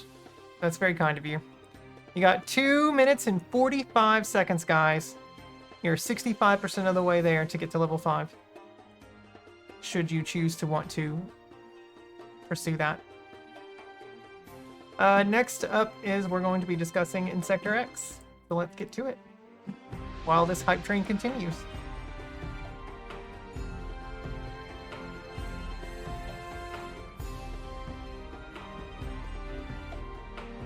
Hang on. Let me just show me. There we go. There we go. Wants me to hydrate.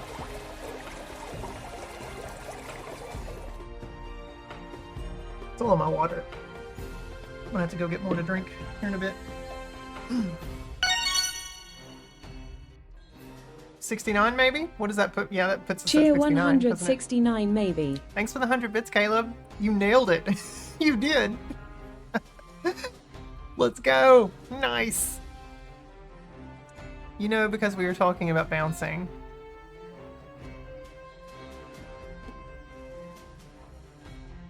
Chest check? Oh, we want a chest check? Okay. We can do a chest check. Where's my button over here on my new stream deck? Just chatting. There it is. This is my Kraken.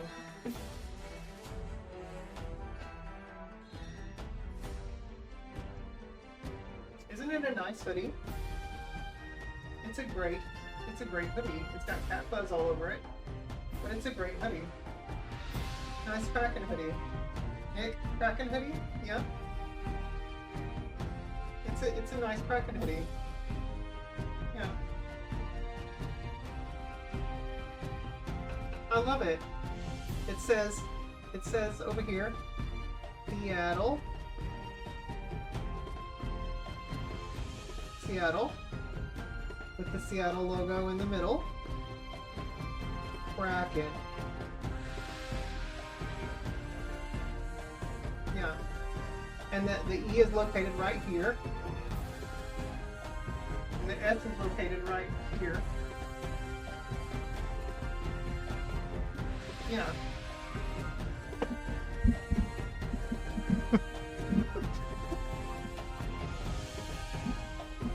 Okay. Oh, whoa, my microphone. What the hell? Hey, maybe that's a problem. Why you guys haven't been able to hear me well. Because this needs to be up here, I think.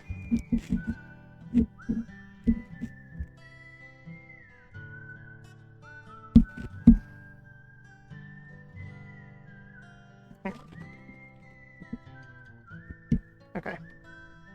There we go. Hi, chest! What do we get, guys? Oh, look at that emote! Choo choo!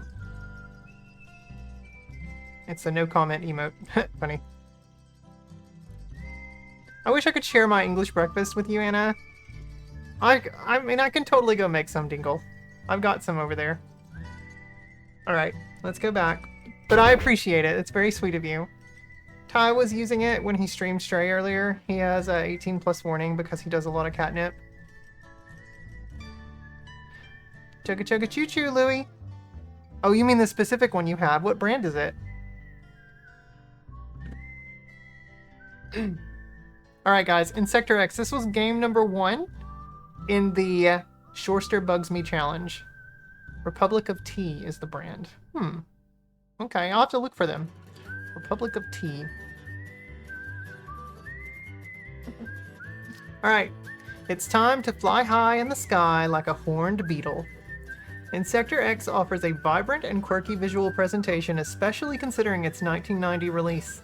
The Genesis port adopts a more cartoonish, light-hearted aesthetic compared to the arcade version's grittier insect theme. Sprites are large and colorful with smooth animations and a strong sense of character.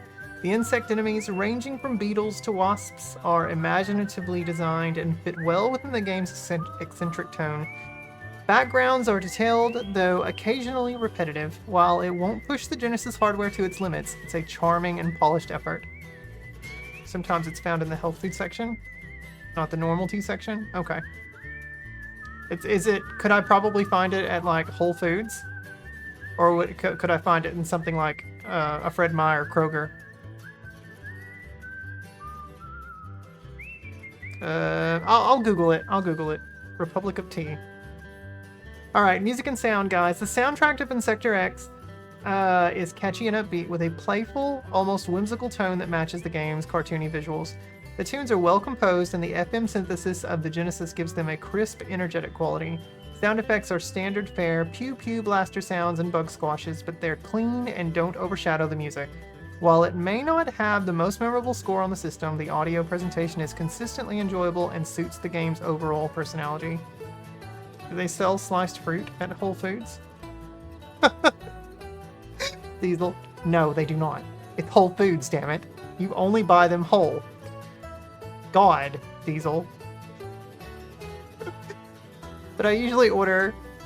Anna got it. But I usually order mine from their website because I can get everything they make. Oh, okay. I can just order it from Republic of Tea then. Okay. At its core, Insector X is a side-scrolling shoot-'em-up with a straightforward but satisfying formula. You control a tiny insect warrior flying through enemy-infested stages, dodging bullets, and blasting oversized bugs. The controls are responsive and simple, with just a few power-ups to manage. It's not as fast-paced or deep as some of the genre's heavier hitters like Thunder Force, for example, but it's accessible and fun. Difficulty ramps up fairly, though some players may find it a bit easy overall. I found it easy until you got to that one hallway. You guys know what I'm talking about, don't you, jammers? A lack of two-player co-op is a missed opportunity, but for solo shmup fans, it delivers a solid experience. Insector X isn't a genre-defining title, but it's a colorful and fun shooter with a unique insect theme and charming personality. It may not have the complexity or intensity of other Genesis shooters, but it offers enough polish and whimsy to stand out for fans of arcade-style action. I thought they'd just punch a hole in all the food there, like with Giant Mechanical Hole Punch. Oh, Whole Foods, yeah. H-O-L-E Foods. It was fun watching you beat Insector X, that hallway of hell at the end. Oh, yeah. I ranked this 3 out of 5 stars, which is the same ranking I gave Xenogears, but obviously a 10-point scale doesn't really tell the whole story on a game. I enjoyed Insector X. I thought Insector X was a fairly good game. It goes above Xenogears. Absolutely. Alright, next up, Buck to the Bumble, yo. I can't even do the rap. I don't even know the lyrics to it, but it's got that catchy intro screen rap. Alright, Buck Bumble. This is the shorter one. Okay. Buck to the base to the Bumble. Oh, that's what he says. Buck to the base to... yeah. Buck Bumble sports a gritty, industrial look with a dark, murky palette that fits its insect-sized Warzone theme. While the environments are ambitious in scale, heavy fogging and low-resolution textures hinder visibility and immersion. The character design is serviceable, but overall it feels somewhat visually dated, even by late 1990s N64 standards. And that was kind of like... overall, I loved Buck Bumble, but graphically, it did leave a lot to be desired. It is very muddy. It is very, very muddy. Just uses way too much anti-aliasing.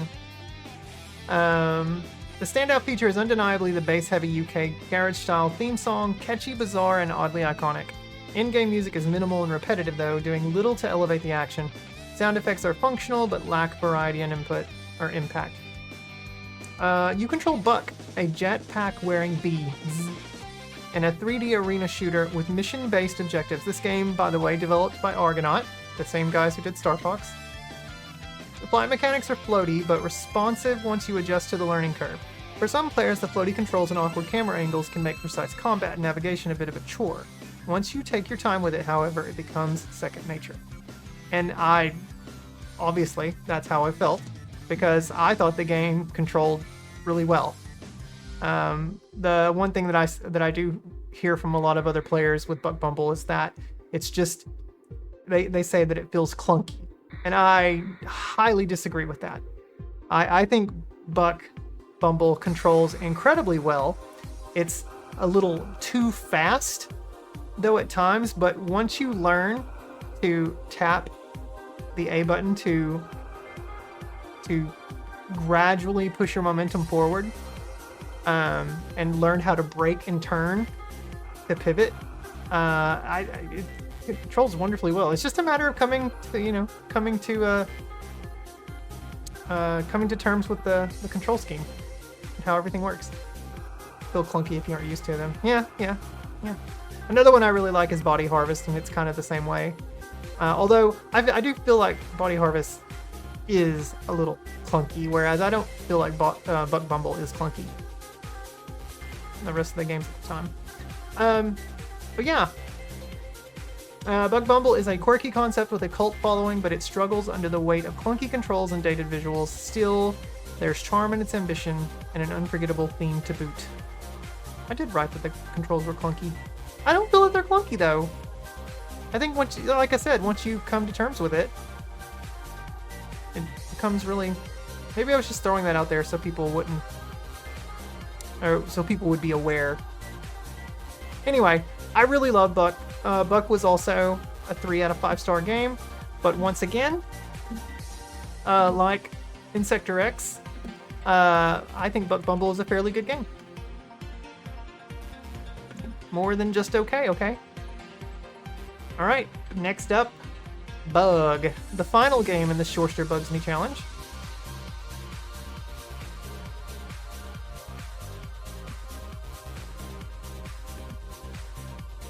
I ranked this one 3.5.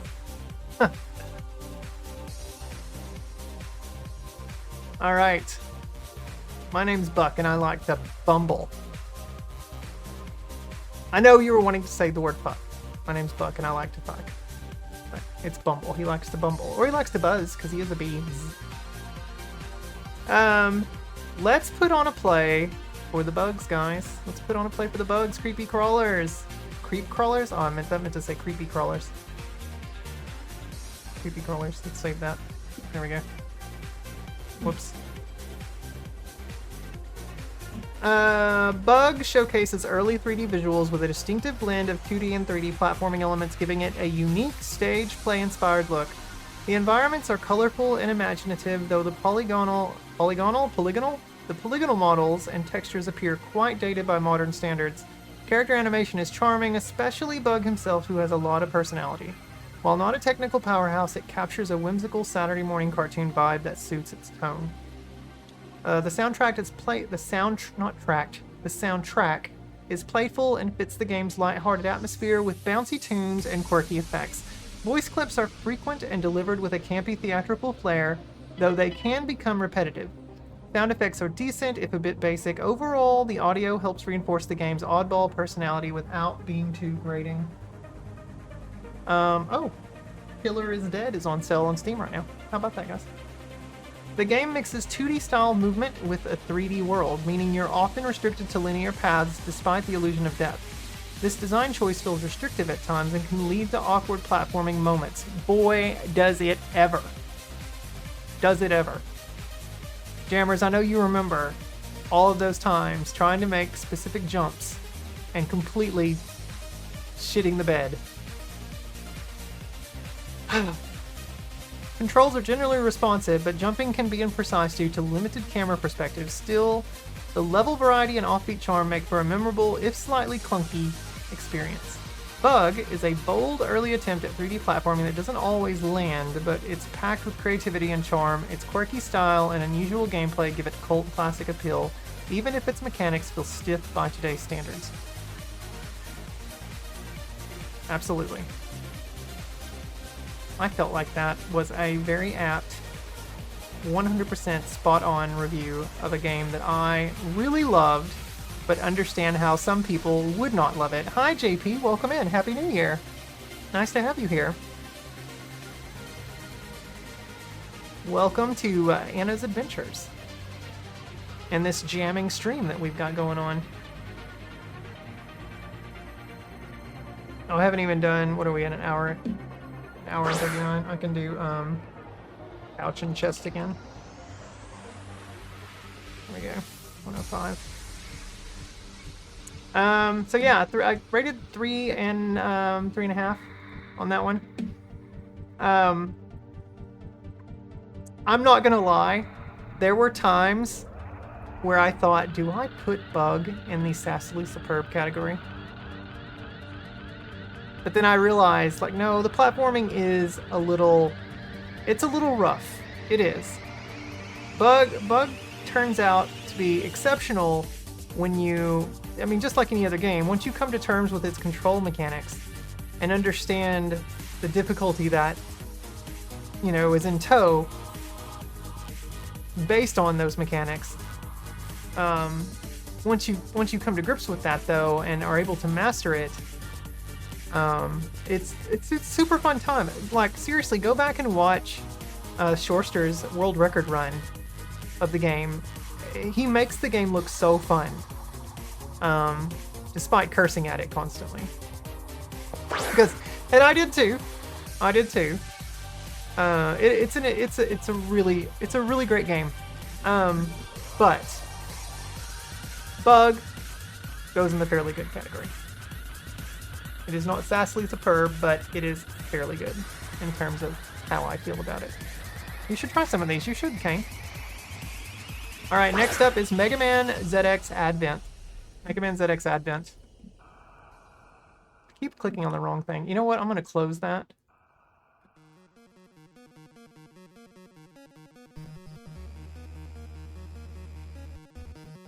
And I played it via the collection, not the actual DS game.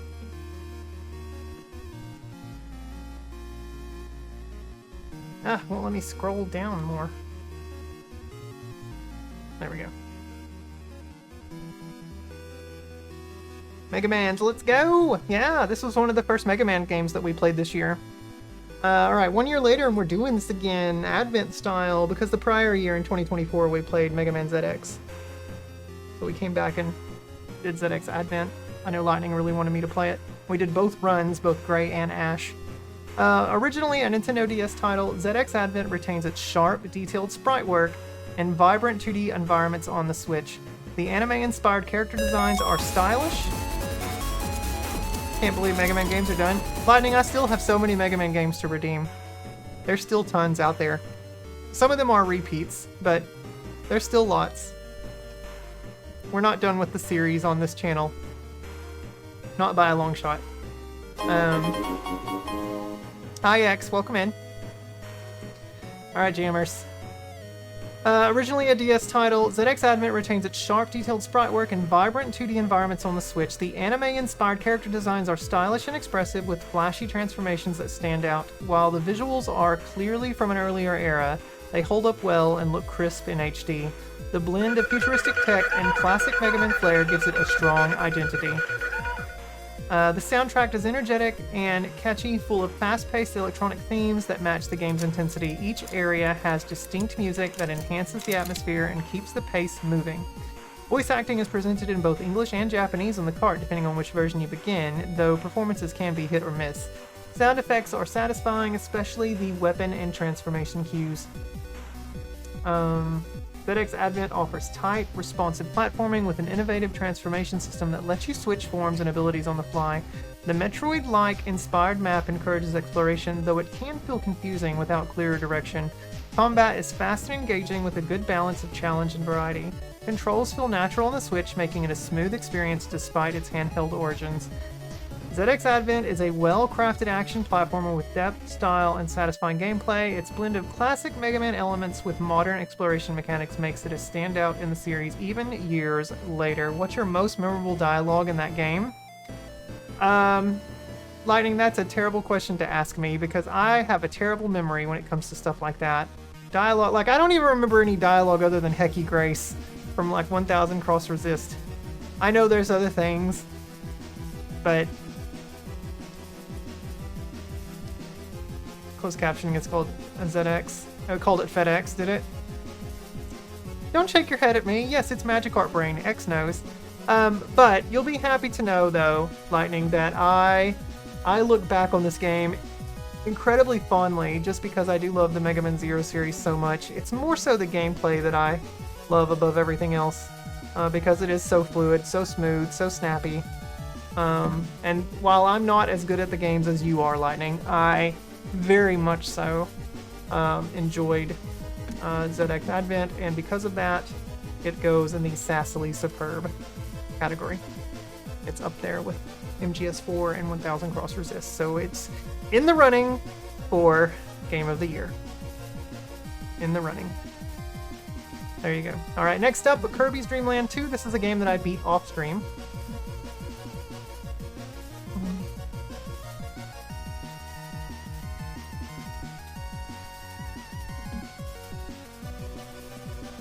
Okay. Alright, a charming and compact platformer that adds clever twists to Kirby's classic formula. Yeah, not many people are as dedicated to Mega Man games as Lightning. It's true. It's true. Yeah. Lightning has a very apt ability to be able to... I don't really know. Just the way that you approach one of those games, Lightning, the way that you approach those games and kind of break them down is just that's mesmerizing to me. And I really enjoy watching all of your videos that you post on YouTube. I check those out all the time. Anytime I see one come up on my phone, I'm always like, oh, there's another video by Lightning. Let's look. Because it's always super fun to check those out. Because you're great. You're great at what you do on those. Your gameplay is astounding. Okay. The monochrome visuals are simple but full of charm, with expressive sprite work and imaginative level designs. Each of Kirby's animal companions is uniquely animated, adding personality and variety to the visuals. Though limited by the Game Boy's hardware, the art direction shines through. It's a visually delightful game that holds up thanks to its strong design, especially when played using a Game Boy Color palette overlay as done in Nintendo Classics, which is how I played it. It's been like a month since you touched any of it. I don't know, can we really trust that you beat the famously difficult Kirby's Dream Land Part 2? Now, I didn't get the full real ending, though. I just rolled credits on the first, on the end fight. Because X got on to me about that. And said, well, you didn't really beat the game then. Like, no, the credits rolled. The game was finished. It wasn't fully 100% cleared, but it was beat. It was considered beat. You see something? What do you see? What do you see? Dingle, thank you for the 5 gifted subs. Dragon X Flame, Dragon Cross Flame, Big Al, Zildavania, Ravenous Lobo, and JP to Gaming. Thank you for that, Dingle. Holy shit. What are we up to now? 62? It hasn't, the number hasn't changed down there yet. It should say 67 here shortly. Dingle at it again. That's nonsense. There's beaten and there's 100% completed. You don't have to do everything in a game to beat it. No, exactly, Dan. Yeah, no, I agree with you. That's why that's why I love that the backloggery lets you make a distinction between beat and complete. Because this game was marked as beat. You needed 5 more for the next gift badge. Well, congrats, Dingle. And thank you again. Very kind of you. The soundtrack is cheerful and catchy, capturing the lighthearted tone of Kirby's world perfectly. Each level theme is memorable with a good mix of upbeat and calming tunes. Sound effects are crisp and satisfying, especially Kirby's signature inhaling and puffing. Ooh, that noise that he makes when he inhales creates many gift badges on my channel. Oh yeah, you just made Big Al's day, Dingle. He is now subbed. Big Al's like, hell yeah, no ads. Despite the hardware limitations, the audio is bright and endearing. The game builds on the original by introducing animal companions, each of whom alters Kirby's abilities in fun and strategic ways. Platforming is responsive and smooth, with accessible difficulty that welcomes all players. Level design encourages exploration to find hidden items and alternate paths. It's a short but replayable adventure with smart mechanics.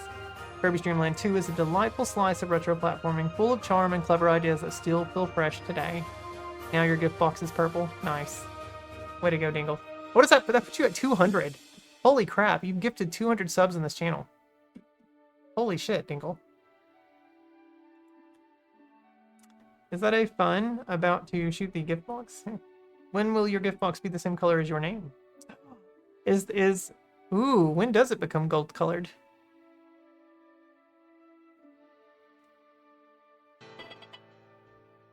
Remember that famous interview in the 90s where Kirby said, but I did not inhale. Now we all know it was a lie. I did get on to you about it, and I stand by what I said. This isn't just collection. It's a true story kind of thing with a whole new boss battle and different ending.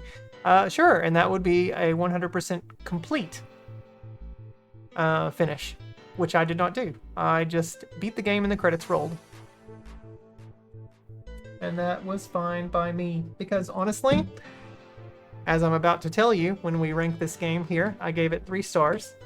I am not the biggest Kirby fan. I like the character. I like Kirby's adventure. I've not really dove into Kirby Superstar on Super NES. I do like Kirby in the Forgotten Land, though I haven't finished it. But I'm ultimately not that big of a Kirby fan. And because of that, Kirby's Dream Land 2 was just okay. Okay? It's just okay. You should play the Stanley Parable sometime. You can roll credits on that in under 1 minute. Oh my. Yeah, I thoroughly enjoyed these 4 games. Way more than Kirby's Dream Land 2. Well, 2 was the better ones came later. Well, you had power-ups, though, in part 2. Because that was introduced in the second game. The first game didn't have power-ups. Because, man, I don't even remember what I voted. Kirby's Dream Land? Is that one on this list somewhere? That would have been last year. Oh, I don't have it on this list. Anyway, I don't remember ranking Kirby's Dream Land too highly. But anyway, it's just okay. Alright, next game up is Mario Kart World. We did roll credits on this. This game obviously is not 100% complete, but we did roll credits and beat it. So I don't have a review for Mario Kart, but graphically, I'm not making that up, by the way, you really can. That's not the point of the game. It's about trying to explore and find all the crazy and entertaining stuff they absolutely fill the world with. It's so big with over 50 endings. Holy shit. On par with Portal. It's that game that's not Lufia with a certain number after it. What? Wait, what? What? Mario Kart? Or Ys? We're not doing Ys. Ys was last year. So Mario Kart World.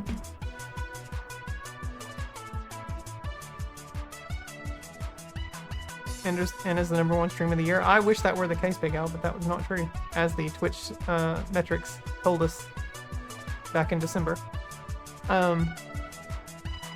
Holy shit, guys. Mario Kart World, a beautiful game. Incredibly gorgeous. I, of course, wanted to have babies in the water, as X was very apt to make a clip of. It's a gorgeous game, especially when it's raining in the game. Holy shit. And what a soundtrack, because there's like, what, 200 tracks in the game? 200 music tracks in that game's OST? Like, it's an immense amount of music that they put into Mario Kart World, based on Nintendo's history. It's kind of the most incredible thing about the game, honestly. Because, yes, play control and gameplay, while being able to ride up the... I'm kind of doing this on the spot. You wanted babies in the water. Yeah. Hey, how come that clip didn't get it in the running of the clip of the year? Because it wasn't really that funny of a clip, X. That's why I didn't include it. It just wasn't. It wasn't really that funny. All I said was a simple statement. I want to have my babies in this water. That's it. It wasn't anything other than that. Yes, and as we know, your humor is quite different from mine. I just didn't think that it was funny. But please don't stop making clips. Mario Kart World's new mechanics of being able to basically rail grind and race along the walls. It's a fun mechanic, and it's a mechanic that you have to... what's the best way to say this? Yeah, check the VOD, Big Al. Let me say this. Let me back up. Zach and I have been watching GDQ, which I think just ended yesterday. And Mario Kart World was on GDQ, and they did basically the speed run for Mario Kart World was to find all 150 question mark pads around the entire world. And some of the moves that this guy was pulling off to be able to basically fast track his way into finding some of these secrets, it was incredible. And like it's the kind of thing where if you're just doing very regular casual racing, or even playing online, yeah, Mario Kart World's the newest. That's right, Chef. if you are a speedrunner who understands the skill set in this game and knows how to take advantage of that, you will not get beaten. But for casual players, I feel like the rail grinding and the wall running is a little bit more advanced than what maybe Nintendo were expecting players of Mario Kart to be capable of handling. Yeah, it needs more content. I mean, obviously, clearly it doesn't have as many tracks as Mario Kart 8 Deluxe. But you have to remember Mario Kart 8 Deluxe, that was over a 10+ year span of time too, that it got all of that stuff. So as long as they add stuff to Mario Kart World eventually, and even if it's at a very minor fractional cost. Although I think the first couple rounds of DLC that they do for the game are probably going to be free, considering the backlash that they got for the cost. They will add more. Yeah, they definitely will. They're not going to stop. They want it to be good because Mario Kart World is a fantastic game. It controls beautifully. I love how it controls way more compared to Mario Kart 8 Deluxe. I think that Mario Kart World handles a hell of a lot better than the prior game. But more than anything, it is the soundtrack that really captivates me because there's so much amazing music in the game. I wish that there was a little bit more customization because there's not really. The outfits don't really do it for me.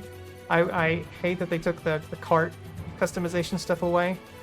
But I don't know. That could be something that they add in eventually. They could add it back if there's an outpouring for it. But I do think that it is a fantastic game. Is it sassily superb?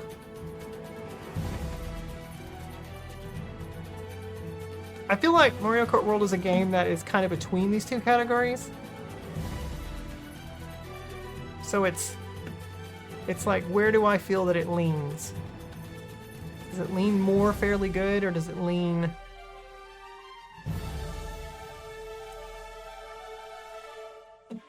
I'm gonna say it's a sassily superb game. I do. I really, really do love Mario Kart World. I just wish that it had more circuits. I wish that Nintendo would do something about the online structure as far as racing tracks where you do multiple laps instead of it just being the first course only gets 3 laps. It is a game that definitely, yeah, good call, and it will get even better when there's more content. Yeah. I can go ahead and, well, no, I'm not gonna say that. It's a game that I feel will eventually be, just like Mario Kart 8 Deluxe, will eventually be outstanding. A masterclass in what it does. It will eventually get there. But right now, it is a fantastic game that, in comparison to previous Mario Kart games, does an exceptional job at what it does. But in comparison to Mario Kart 8 Deluxe, it feels lacking, even though you really shouldn't compare it to that because Mario Kart 8 Deluxe got all of its content over a long span of time. So it's like, especially compared to the original iteration of Mario Kart 8 Deluxe, Mario Kart World is right on par with that. So it will grow and it will get better. Good for now, but lots of potential. Yeah. All right, next up, next up, Mega Man 64. Holy shit, did I love this game. Mega Man 64. Oh, I'm up on the Fantasy League. Okay, they want me to pick my counter pick. All right, I rank this 4.5 stars.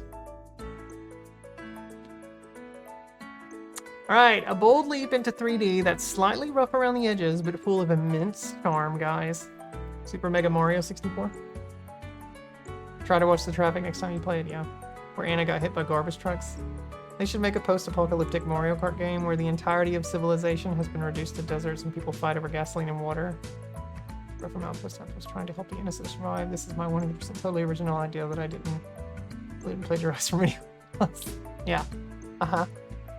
The visuals are blocky and simplistic, even by early 3D standards, but they carry a certain retro-esque appeal.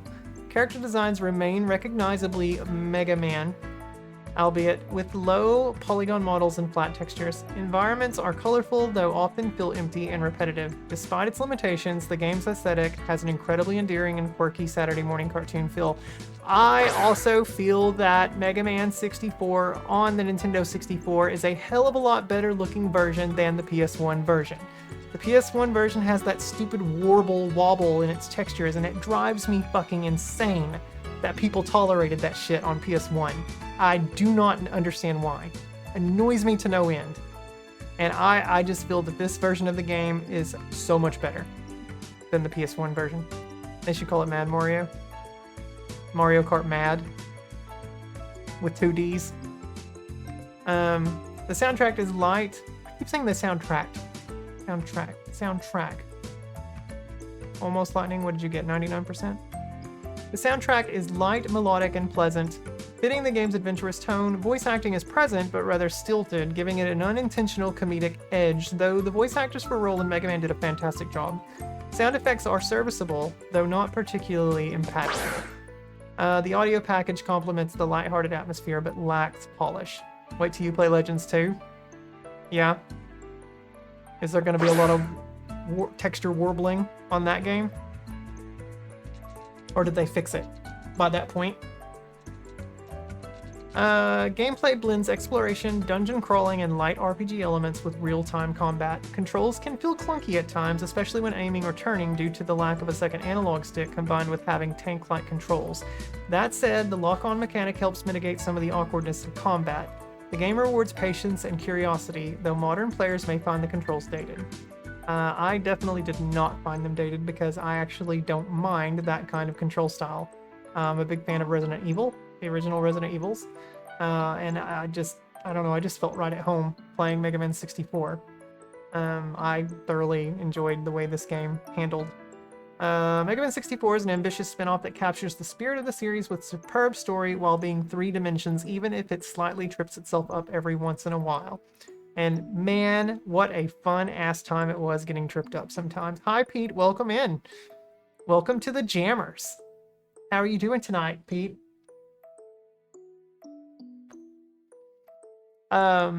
Yeah, so I ranked this 4 out of 5 stars. And Mega Man 64 right away is going in the sassily superb category. This was one of my favorite games of the year that I played. Right up there with the rest of these other 4 contenders. I really, really loved Mega Man 64. I mean, the game made me tear up at the end too. So when a game does that, you know that it's a good thing. It's something special. PS1 texture warble was never fixed. It was because there was no floating point in the hardware. I did find a supposedly complete and working copy of Legends 2 for the PC though. Super low system requirements by modern standards. Just need to test it on my desktop to make sure that it all works. I see. Pete, how are you doing tonight? Don't forget to do SAS Pouch and Chest for your shot at winning a SAS coin. Because remember, as a jammer, you can earn SAS coins to redeem the games that we play here on this channel. You get to choose what I do. How do I word this with the new channel format thing? With the new theme. Basically, you get to choose the adventures that I go on, Pete. Did you know that? Redeem those SAS coins. Pick my own adventure. Don't pick my nose, though. I'll do that myself. Next up is Mega Man Battle Network, guys. Let's start the Battle Network series.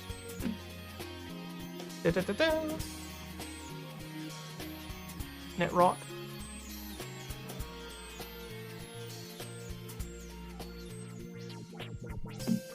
Can't believe I never owned these games on GBA. Alright, Battle Network. I rated this 4 out of 5 star, or 4.5 out of 5 stars. And it's gonna run yelling, I'm going on an adventure! The Battle Network Throwdown. Here we go, guys.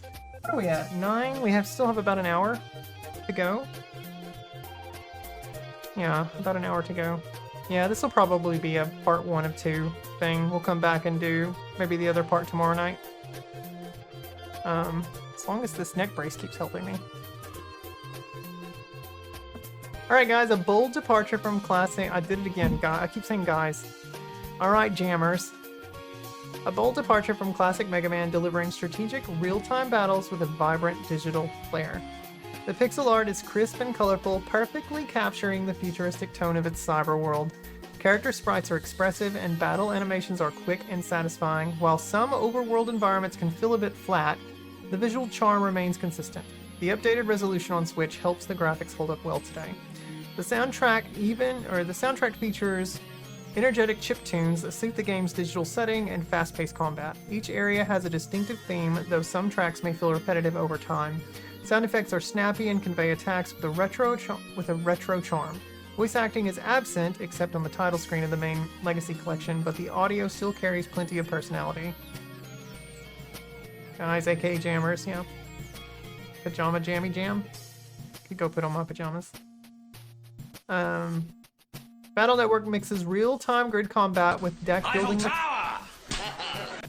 Real-time grid combat with deck building mechanics, offering a unique and tactical twist. Customizing your chip folder allows for deep strategy even in quick encounters. Controls are smooth and responsive both in battle and exploration. It's a refreshing take on the series that rewards planning as much as reflexes. And boy, are my reflexes awful in this. Battle Network delivers a clever fusion of action and strategy wrapped in a nostalgic cyber adventure. Pajammers, yeah. So, should I just read the reviews of all the oh, that's what I'm going to do. I'm going to read the reviews of all the Battle Network games, and then I'll go and basically throw them all up on the board, because I do have a clear victor in my mind, which one I love the most, and I think I even told you guys when we finished it which one was my favorite one. May I interrupt you for a moment? Sure. Go ahead, Lightning. What you got? You can.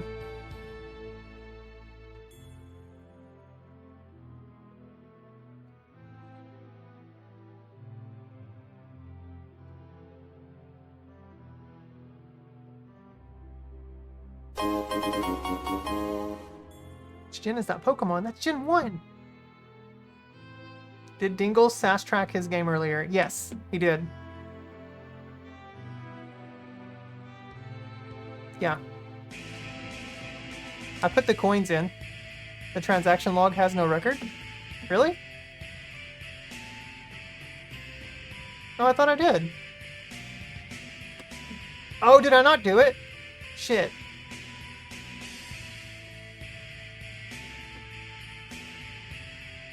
What was it? Yakuza 0. Oh, and I had it down here. What was that? The history. Oh, that's gonna show, right, that's the wrong thing. Oh, I can't remember what I had it as. Or what that was. Hang on. What was it? 20? It was 20 coins? What is that? It was 39? Okay. Well, no, it would be different now, because... Shit. Because the game was moved up here. Fuck, I can't remember what it was. Someone would be needing a spank, yeah.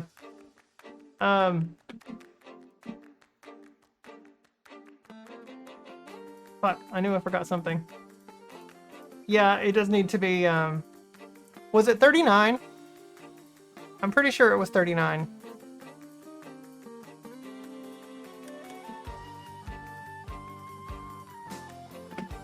I think. I'm pretty sure it was 39 coins. Yes, it was 39, because I remember Dingle was like, do it. Do it. Anything to put it above Holy Diver. Okay. All right, so we're just gonna read the reviews, all the reviews for the Battle Network games, and then I'll sort them all. So this part can go a little faster, because they are, you know, all very, you know, they're very similar games. All right, Battle Network 2, which I ranked 3 stars out of 5, compared to the prior's 4.5. A confident sequel that sharpens its unique battle system while expanding the scope of the net. Man, did the enemy choices and chip selections suck, though. The colorful pixel art returns with added polish, featuring sharper sprites and more varied environments. Character animations are snappy, and battle effects feel more dynamic than the first game. The cyber-themed world design is charming and distinctly early 2000s, with an overall better layout for navigation. It maintains a light, cartoonish style that suits its tone well. The soundtrack is upbeat and catchy, with energetic themes for battles and exploration that keep the pace lively. Audio cues are clear and satisfying, giving feedback for attacks and chip usage. There's no voice acting, but the game's sound design remains engaging throughout, and it perfectly matches the digital world vibe. Combat remains the star, blending real-time movement with strategic chip selection on a 3x6 grid. New mechanics like the style change system deepen customization and replayability. Exploration and side quests are more expansive with better pacing and balance than the original. Did I really feel that way at the time? Why did I rank it 3 stars though? Controls are tight and responsive, making both battles and navigation smooth and enjoyable. It builds brilliantly on the original's foundations, offering deeper strategy and broader adventures that shine on the Switch. That review makes me sound like I liked this one a little more than the first game. Maybe I ranked it a little higher and then thought about it later on and took its review score down. Do I have anything on the history? No, nothing on milestones.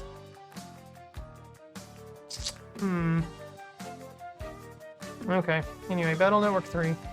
This one's 3.5 stars. BRB booty call? Okay, Caleb. Go get you a booty call. Caleb has ventured off into the wild blue and activated Gemini powers behind the scenes. Thank you so much.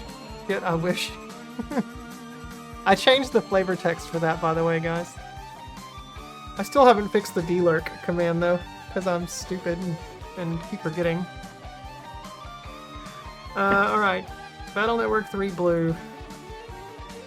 Enjoy the booty, Caleb. Yeah. A finely tuned entry in the series that blends tactical combat with digital adventure. Yeah.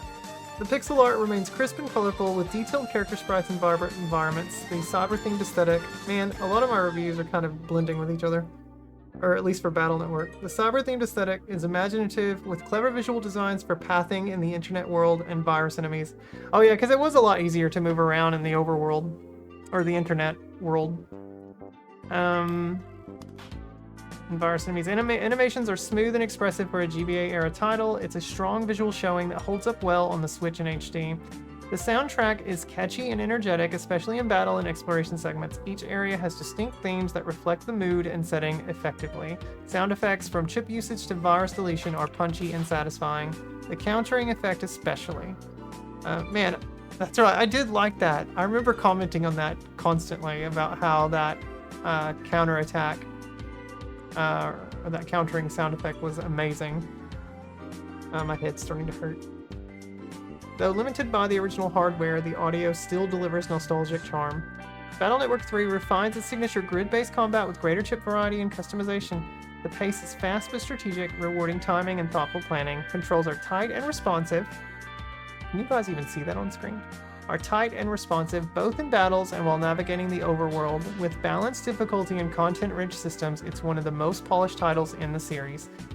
Battle Network 3 Blue, while having a couple pacing issues, does stand out as a high point in the series, offering deep tactical gameplay wrapped in a charming digital world and story.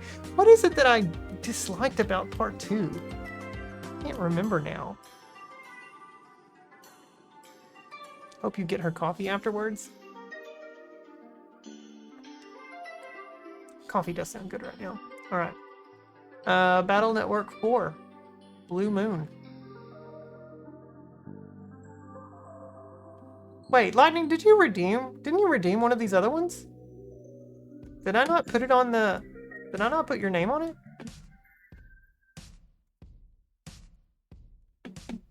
Was part 2 where we jacked off in the bear? It might have been, Kane. I think you're right. Yeah, Lightning redeemed Battle Network 3 White and Red Sun. Why the hell did I not notate those on the backloggery? 3 White and 4 Red Sun. Okay. Wow. Shame on me.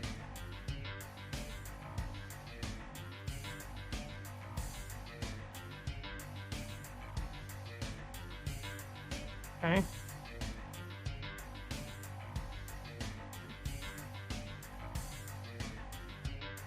Sorry, Lightning.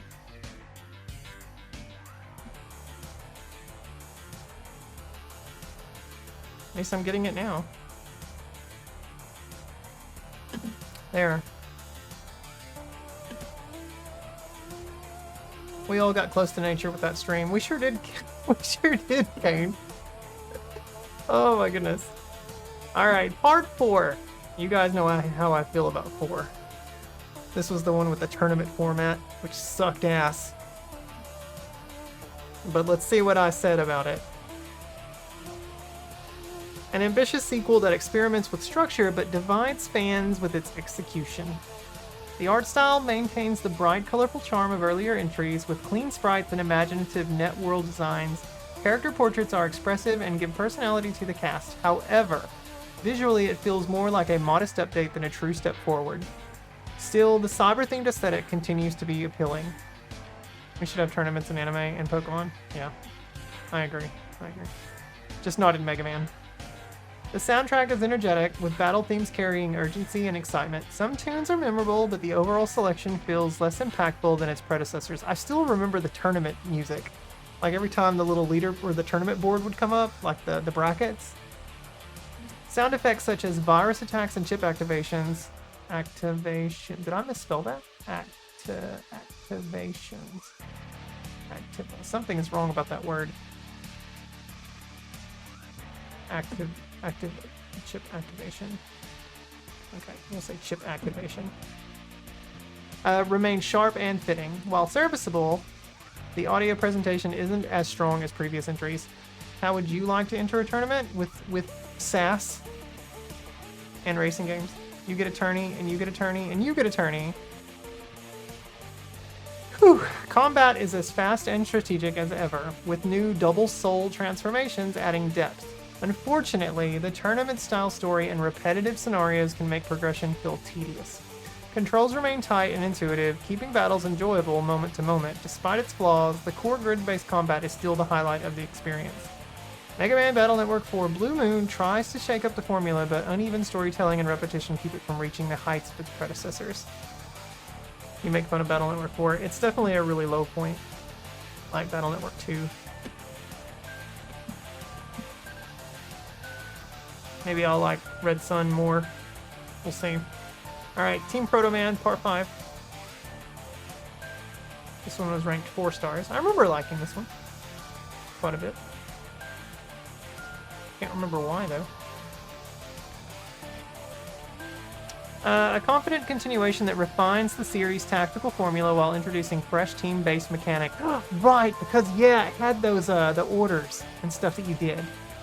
And I actually liked that. I did like that grid-based, even though I was terrible at it. But I did enjoy it. The game retains its crisp pixel art and colorful anime-inspired presentation. Character sprites are expressive, and the cyber-themed environments remain stylish and readable. While not a major visual leap from its earlier entries, it's still polished and cohesive.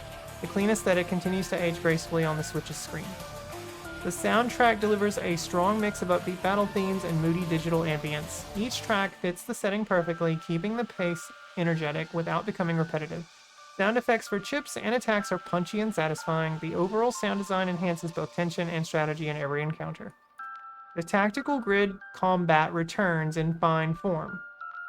Now with added depth from the team system and liberation missions. That's right, the liberation missions. Battles remain fast-paced and strategic, demanding quick thinking and chip mastery, which I am terrible at. The new mission format adds variety, though it occasionally disrupts pacing. That is true. I do remember that. That's why I wrote it. The controls are responsive and intuitive, keeping action smooth throughout. Battle Network 5, Team Protoman builds smartly on its predecessors, offering refined combat and a new layer of strategy that keeps the formula fresh. I do remember really liking those Liberation missions. Very much so. Alright, Thigh Beast Falzar. This is my favorite one. I ranked it 5 stars.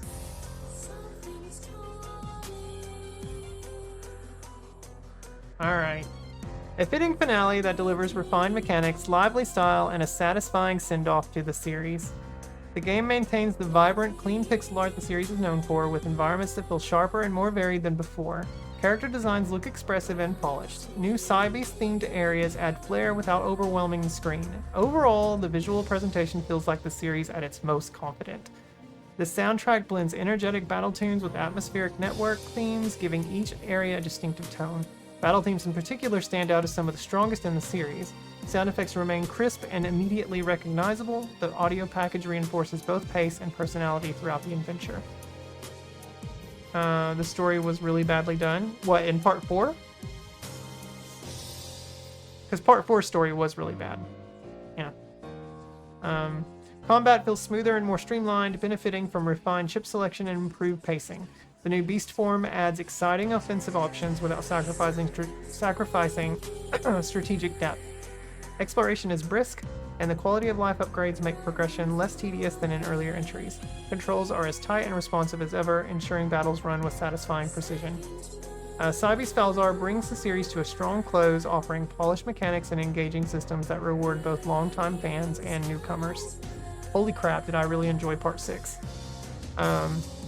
I loved all the mechanics in that game, and I just thought the story was really charming. There was so much personality in all of the characters in Part 6. You can tell that they really went all out. Like the localizers and the writing in general was just so well done. Like they really gave the game personality, gave the characters lots of personality. It was just exceptional, really exceptional. Excuse me. Okay, so with that said, let's sort these. So Battle Network, the first Battle Network. I still really do like the first Battle Network. I think between the 6, obviously Part 6 is the highlight. That's the best one. I think Part 3 might be my second favorite. Now, do I rank Part 5 or Part 1 as third favorites? Part 5 had the Liberation missions. Part 5, however, was a really fast, brisk pace, which I really enjoyed that it was faster. I felt like Part 5 was a little too long. I think that's what I'm gonna do. So I know Part 4 is the worst, and number 2 goes above it.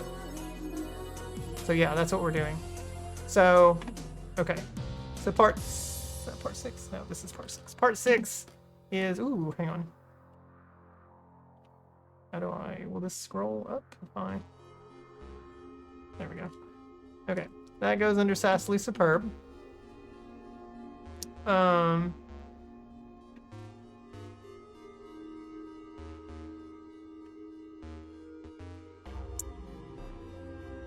Part 3. There's really only one Battle Network, yeah, that's gonna be in Sassily Superb. I think 3 goes in Fairly Good. I think 1 also goes in Fairly Good.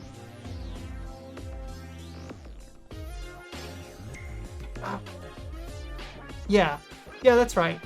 Because while I did really like 5 in the Liberation missions, it was a long-ass game. It would have been shorter if I were better at those Liberation missions. But I feel like it was a little too long. So I'm gonna say that it is... No, it's fairly good. It goes up here with these. But I'm gonna rank them in this order, though. 3, 1, and then 5. 2 is just okay. 4 4 needs to get its ass out of the fucking house, though. I wasn't happy with that game. Wasn't happy with that game at all. Let me go get some more to drink, guys. But I think that's how we're sorting, how we're gonna sort the Battle Network games. 3 get to go in fairly good. 1, of course, is Sassily Superb, or 6, part 6 is Sassily Superb. And then 1 goes under, part 2 goes under Just Okay, okay? Yeah, let me get something to drink.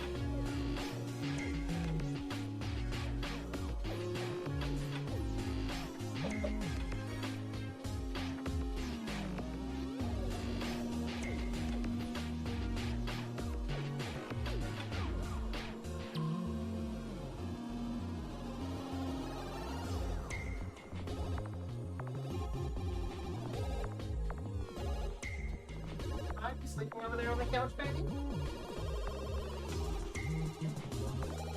Wait, wasn't Battle Network 4 the fan favorite of the series? What? What?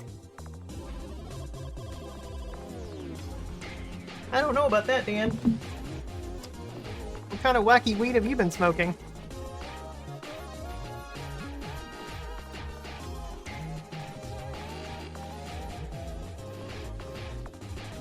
That empty? Empty. Oh, there's only 2 packs. Okay.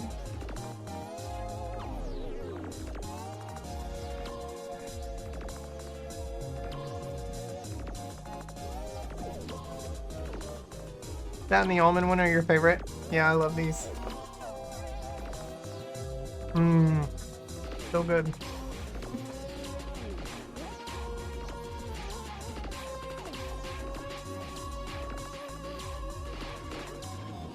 West Virginia thinks the Sega Genesis is the devil. Do they? Alright. Next up, Super Castlevania 4. So this is a repeat play of this game because I own it, you know, in multiple variations. And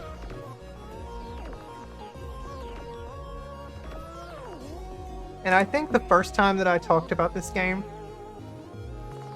well, I can't remember if I played it and actually did the Game of the Year discussion thing.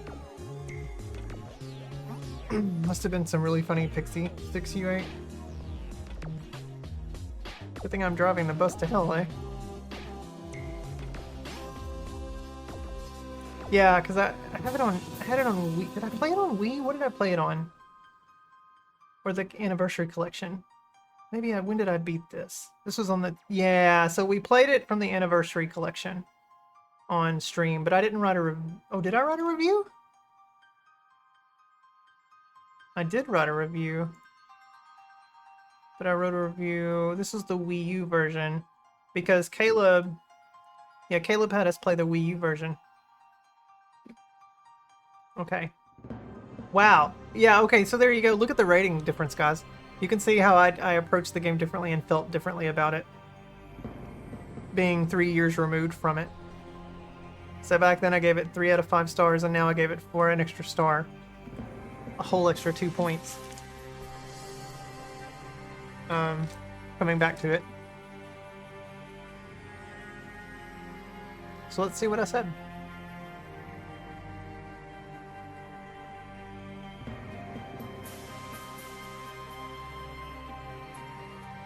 Alright. A gothic classic that refines the series formula with atmosphere, precision, and flair. The game pushes the Super Nintendo's hardware with richly detailed backgrounds and clever use of Mode 7 effects. Castles, caverns, and haunted forests drip with gothic ambience. Enemies are varied and well animated, from shambling skeletons to towering bosses. It remains one of the most visually striking 16-bit titles. The soundtrack is iconic, mixing eerie melodies with powerful driving themes. Each stage's music perfectly complements the setting, whether haunting or heroic. Sound effects from whip cracks to monster roars are sharp and satisfying. The audio presentation captures the essence of classic horror adventure. The expanded whip mechanics, allowing full directional control, set this entry apart. Platforming feels precise, and enemy encounters are carefully balanced around Simon's abilities. Level design alternates Between methodical exploration and tense action sequences, while challenging, the controls are responsive enough to make every victory feel earned. Super Castlevania 4 on Wii U Virtual Console remains a timeless masterpiece, blending atmosphere, music, and gameplay into one of the series' finest adventures. And I do feel that way now. I didn't originally, and I think it's just because I had so much hatred for the Castlevania series. But I did really enjoy this game on a second playthrough.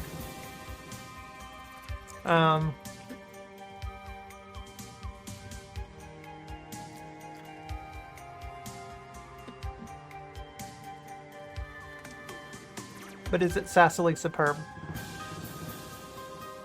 I think it's one of those 4-star games that's going to fall in the fairly good category, though. Because it is a fairly good game. Hatred for Castlevania? Yeah, I did have a lot of hatred for Castlevania. I still don't like CV3. That's the one game that made me cry. One Castlevania game that made me cry.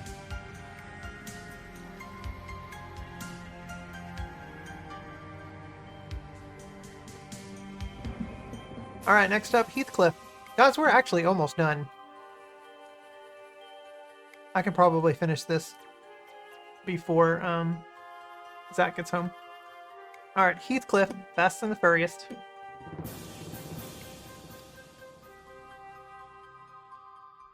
Which path were you on?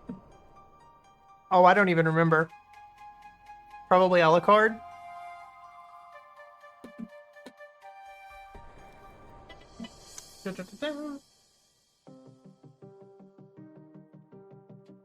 Alright. Heathcliff, I ranked 3 out of 5 stars. I did enjoy this game.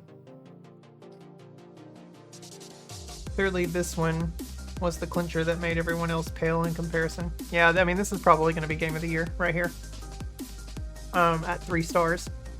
A little known kart racer that brings Heathcliff to the track, but not in the same vein as the competition. The visuals are bright and colorful, clearly aiming for a cartoon aesthetic. Character models and tracks are serviceable, but lack detail and polish compared to other racers on the system. Environments often feel sparse and repetitive. Captures a Saturday morning cartoon vibe, though with limited charm. The soundtrack is upbeat, but ultimately generic, with little in the way of memorable tunes. Sound effects from engine roars to item usage feel thin and lack impact. Surprisingly, there is voice acting, performed at unequal levels of volume and with a tinny sound. The game follows a standard kart racing formula with power-ups and themed tracks. Unfortunately, while the handling is smooth enough, the drifting mechanic is clunky and inconsistent, making sharp turns frustrating. Item balance is uneven, and the sense of speed feels muted until a boost pad is hit. While definitely playable, it never reaches the excitement or tightness of its rivals. Heathcliff the Fast and the Furious delivers a fun yet basic racing experience, but without the polish or energy to stand out in a crowded genre. Yeah. Man, Heathcliff. It took us, it took us 2 days to get through that. Started it. I think we came back and finished it. That was in August. We did it all, though. We completed everything. Heathcliff. I mean, let's be honest. It's no Mario Kart, clearly. Even some of the other kart racers on the system. It does have like the weapon system doesn't even feel that great. It was a fun enough game to play just because I can appreciate games like this. What would we say really are Heathcliff's rivals? Garfield, Curious, Carouse farting? What? Most people would probably put this game in this category. In the get your ass out of the fucking house. And a lot would probably put it in mediocre. But I did enjoy it. I did enjoy it for what it is. There was a lot of suits to unlock too for Heathcliff. And so for me, it's just okay. You finally tracked that moment where Dingle sass tracked. Okay. Sorry, Lightning. Sorry. It was, I think it was 39, wasn't it?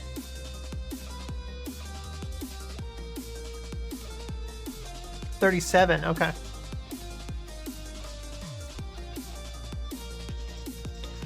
Oh, Furious Karting. Furious Farting, I see.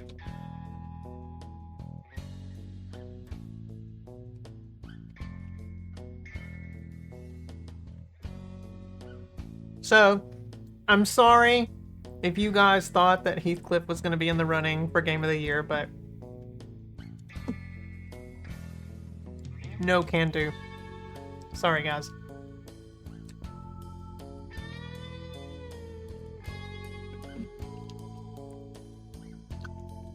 Legasp, yeah.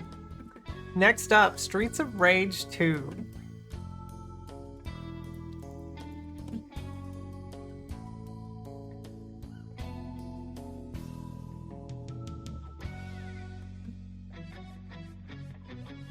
Screaming internally.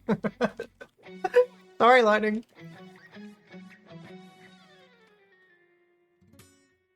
Sorry.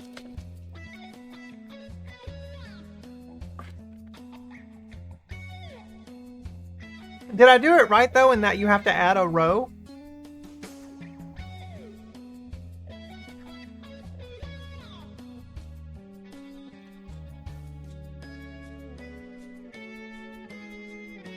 For Heathcliff to genuinely have one? Yeah. I'd have to play games like Mixer plays. Like all terrible games. Granted, he doesn't play all terrible games. But...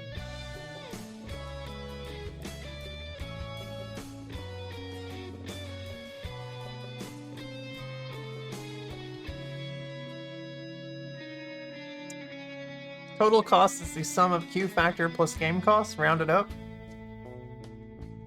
I'm never going to remember that, Lightning. Do you have that as a note somewhere on the spreadsheet for me to look at?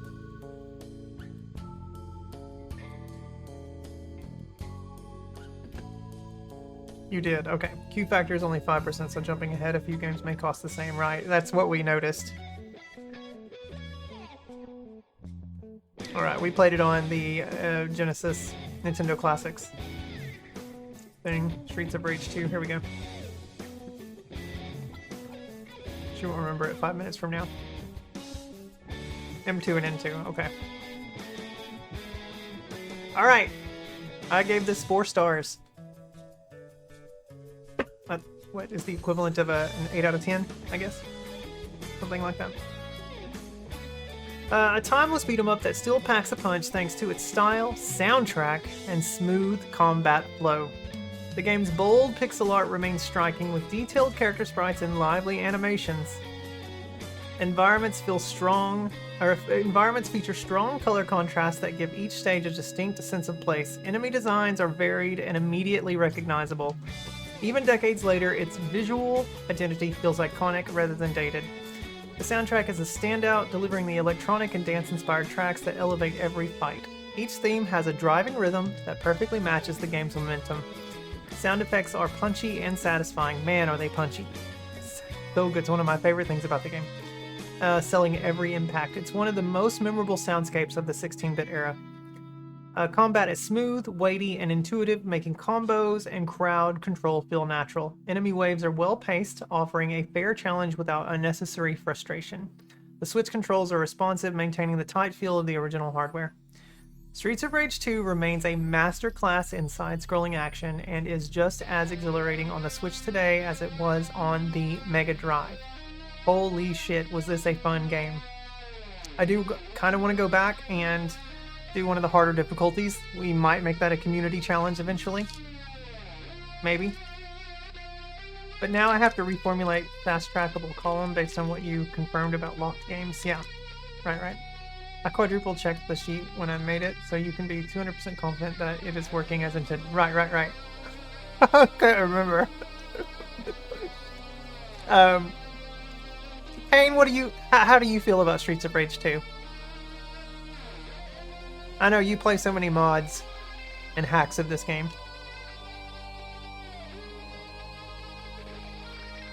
What do you think, Jammers? Ooh, Balan Wonderworld. 4.5 out of 5 punches. Yeah. So you give it a half point mark more than I do. Skull Island Rise of Kong. Isn't that also a bad game? Gollum. Oh, you're playing a lot of bad games. Gollum, Superman 64, Big Rigs, Shaq Fu. I like Shaq Fu though.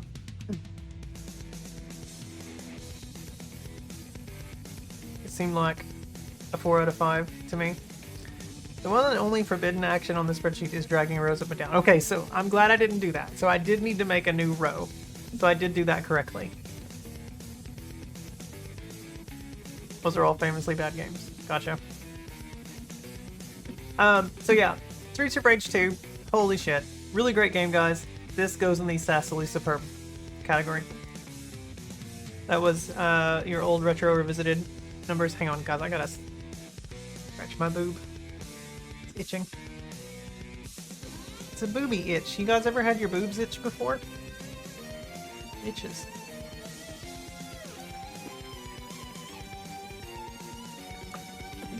Alright, next up, Dungeon Explorer 2. We're getting there.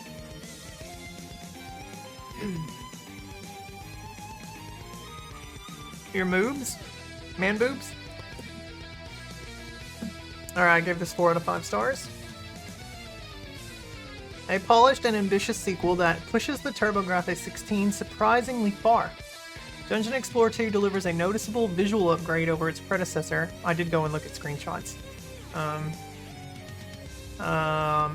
while writing this review. With sharper sprites and more detailed environments. The fantasy aesthetic leans heavily into dark dungeons and colorful overworlds, giving each area a distinct flavor. Character animations are simple but effective, keeping action clear even during chaotic battles.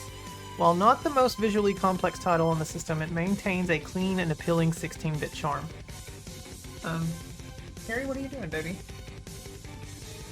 Your moves itch whenever I get too much grease and spittle stuck in my movie hair. Are you okay, Jen?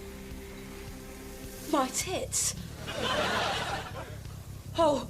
Oh, my tits are hot. Are your tits hot, X? Oh, they're really, really Are they on hot. fire? The soundtrack is a standout, offering energetic, multi-layered compositions. Man, the soundtrack in this game was good. That elevate the game's pace and atmosphere. Its blend of rock-influenced tracks and moody dungeon themes showcases impressive sound hardware utilization. Sound effects, though basic, provide satisfying feedback in combat. Overall, the audio design greatly enhances the sense of adventure. It is true. It's very true, Dingle. I was really just trying to sound as grotesquely unhygienic as I could there. Oh, I see. Well, mission accomplished. Yeah. The game combines action RPG combat with dungeon crawling in a way that remains compelling, like Gauntlet. Controls are responsive, making it easy to maneuver your character and execute attacks even with multiple enemies on screen.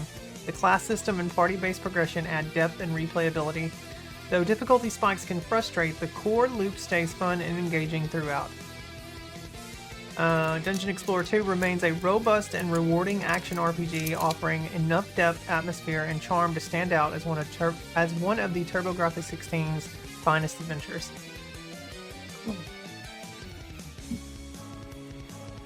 Yeah, it was close enough. Okay. What are we at? 2? Oh, I can do pouch and chest again. Can there be a tits itch video? Do I need to find one? Man, Dungeon Explorer 2, guys.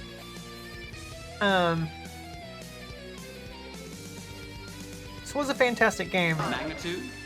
Bop, bop.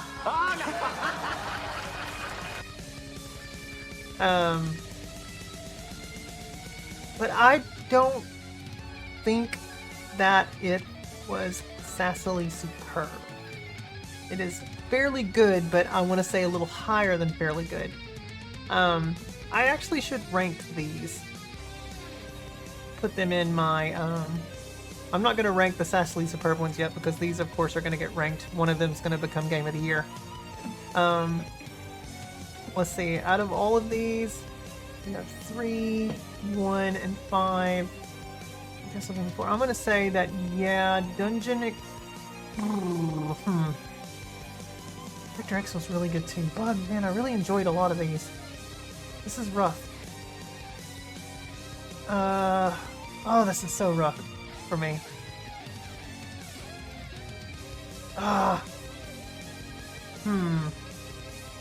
I'll come back. We'll come back and do this later at the very end. Ask Anna that I do not control the stream. Ask Anna that I do not control the stream. Yeah.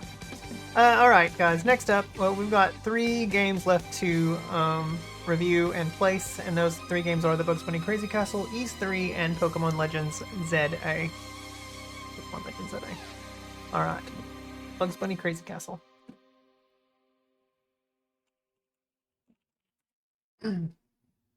4 stars. A simple yet surprisingly strategic puzzle platform romp starring everyone's favorite wisecracking rabbit. Yeah. Alright, Jammers, hold on tight. This one's a big one. The visuals in the Bugs Bunny Crazy Castle are clean and colorful, capturing the charm of Looney Tunes characters despite the NES's limitations. Character sprites are recognizable. Game of the Year. You got it, Gabester. Yeah, absolutely. Character sprites are recognizable, though animation is minimal. Levels follow a repetitive layout, but their clarity helps with planning routes. It's not flashy, but it's serviceable and readable. The soundtrack loops a handful of jaunty tunes that fit the... Alright, hang on, Shore. That fit the lighthearted tone. They can become repetitive during longer play sessions. Sound effects are simple but effective at signaling danger or success. It's modest audio work that suits the game's steady, puzzle-focused pacing. The core gameplay revolves around navigating multi-floor stages while avoiding enemies and collecting all the required items. Controls are tight and responsive, which is essential for threading narrow escape paths. The lack of a jump button forces players to think more strategically about movement. While repetition sets in over time, the game remains oddly compelling. A straightforward but charming puzzle platform experience, the Bugs Bunny Crazy Castle offers a nostalgic, brain-teasing diversion that still holds up for short sessions. Holy shit, what is happening down here? Oh, one of my games fell. Alright, we had just had a double raid. Guys, let's head to the studio. Let's see if I can get this right.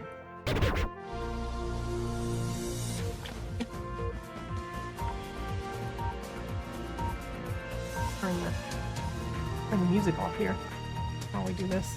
My goodness. Alright. Breaking news, guys. Breaking neck. Guys, it looks like we just had a double raid here. It looks like we've been raided by both Shorester and True Individual. Now, guys, as we all know, Bob Galifianakis over here is doing a fucking good job. Yeah, whatever, Bob.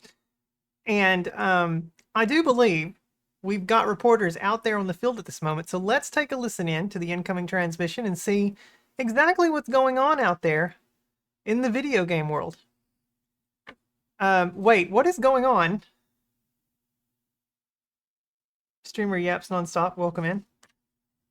I don't yap nonstop. Your shoutout thingy's not working. I see that. Hang on. My shoutout thingy is not working. Probably because I've been out for a bit. Let me adjust it. See, there's always something. Where is that at?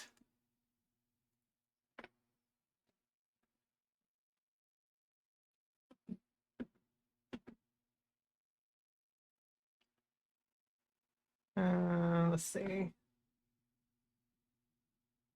Oh, that's why, because I have it set to the old account. Yep, I have to set it to the new one, Anna Adventures. That's what's going on. Sorry guys, hang on. Let me get it set and then we'll break some news.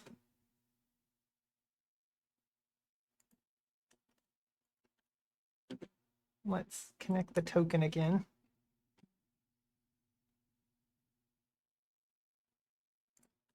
Let's see, authorize. Yeah, it's still tied to Hey Sorrel.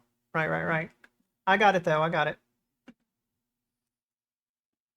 That's what was going on, which means I'll need to fix the BRB channel too, but I'll do that later since I'm not going to do BRB tonight.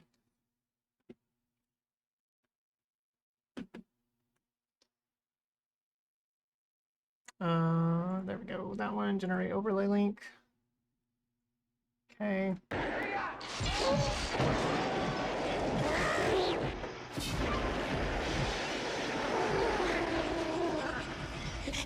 all right. Nice shooting, Tex. Yeah, nice shooting, Tex. Oh, that's Shorster. That's the wrong thing. I can't even do my... All right, there we go. Now, there we go. All right. Let me get my report right side up here. All right, guys, let's take a listen into this incoming transmission from Shorster out in video game land while I close this window. Shore, how are you doing tonight? That's right in there. You're going to poop in the shower, BRB? Okay. No. Be careful who you ball. No, it was an accident. That was not. You slowly got closer. I was testing to see how close I needed to be. That's not an accident. That's a very calculated. That's that one creepy game, isn't it? Where the things like climb up on you and everything.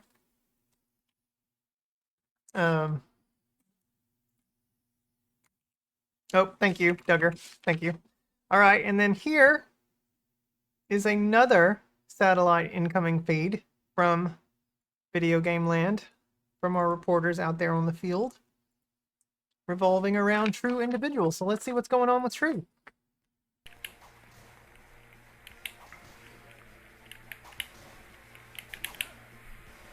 Clutch. Nice.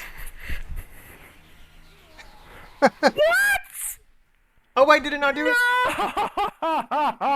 Oh no, you died. No! No. We had it. We had it. Oh my goodness, guys. We'll have more on both of those stories as they develop. But until then, guys, like you know, let's go back to the... oh yeah, we're not going... Well, I guess we are kind of going back to the game. We're doing the Game of the Year discussion. But first, let's check in with weather with Ollie. Hey, Ollie, how's the weather over there? It's gonna rain. Thanks, Ollie. Let's go back. All right. True. Shore, how are you doing? Shore's out there pooping in the shower. What the hell is going on with my stuff over here? Can't get my news report. In the... There we go. We'll leave it like that. Oh. Well, I'm glad the Dominus Collection is a thing. Because fuck those seals. Oh, were you not playing it on the Dominus Collection? Excuse me. The weather is cloudy with a chance of Anna making babies in the rain. Making babies in the water in Mario Kart World. Yeah. Shore is doing the mighty waffle stomp. Is that what's going on? Waffle stomping time? Shore, you'll be glad to know that she ranked the Shorester Bugs Me Challenge games highly. I sure did. I sure did. We'll go to this in a second. But yeah, I did just finish reading the review, my review for Bugs Bunny Crazy Castle. I thoroughly, once again, thoroughly love this game. Here, let me go back to the desktop. Thoroughly love this game. True, Shore, also first. Welcome in. If you need to do any post-stream care, you need to raid and run, I completely understand. Otherwise, kick back, relax, have a great time hanging out with the rest of the jammers here on Anna's Adventures. It's right up there. Anna's Adventures. I'm okay, I guess. Another quiet stream. What else is new? Can you never give me images of people pooping in the shower, like, please? Like, please? Please, you want more images of people pooping in the shower? And there is a control issue with Bugs Bunny. You tend to go in one direction after you exit a door for a few seconds. Same with trying to turn around. Ew, that's gross. Well, it's like, it's weird because, like, when you're going upstairs, you can turn around going upstairs, but if you're going downstairs, you're committed. And you just have to go. Um, yeah. What was the thing I said? Multi-4 stage as well. Controls are tight and responsive, which is... I mean, I do feel like the controls are tight and responsive. I really enjoyed the game. I did die a lot. Especially some of the later stages, it gets pretty damn difficult. But it's you know, like I said here, it's a remains oddly compelling, despite some of the stuff feeling kind of repetitious. You've been up since 5 a.m. However, I'm not sleepy for some odd reason. It was your Friday at work. It'd be that way. Yeah. What about images of them trying to push the poo down through the grate drain at the bottom of the shower, like pushing through a waffle filter? Game is generous on lives and infinite continues and passwords. Yeah, I really love it, Kane. I thought Bugs Bunny Crazy Castle was super charming, and I was very happy to finally... Shitter was full! Yeah, it was full. Shitter was full. I was very thrilled to finally finish this game off after so many decades. And because of that, this game goes under sassily superb. I did love Bugs Bunny Crazy Castle. Quite a bit.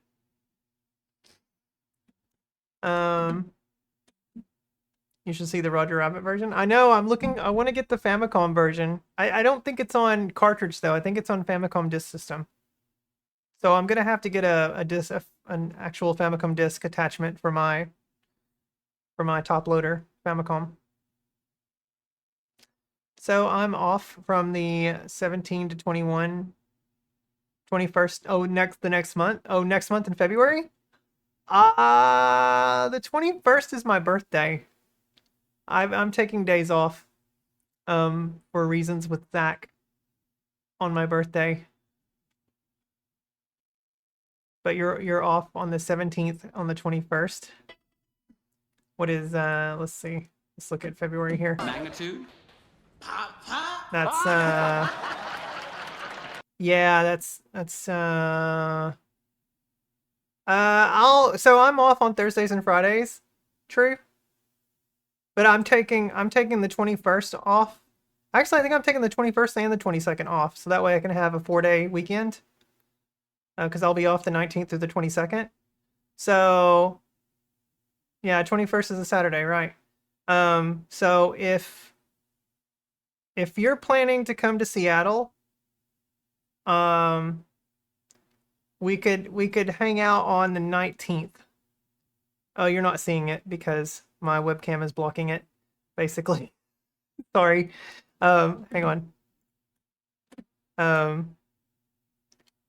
But yeah, I'm gonna be off the 19th or the 22nd here. So if you wanted to hang out like on the 19th or something, if you're planning on coming to Seattle on the night on that, you said the 17th or the 21st, then yeah, we could definitely hang out on the 19th. That would be cool. Noted. Okay. Sounds good. Yeah. Okay. Webcam. There we go. All right. Next up, we have 2 games left. 2 games left to talk about. I can't believe I'm actually going to finish this tonight. I didn't think that I would be able to. Ys 3, Wanderers from Ys.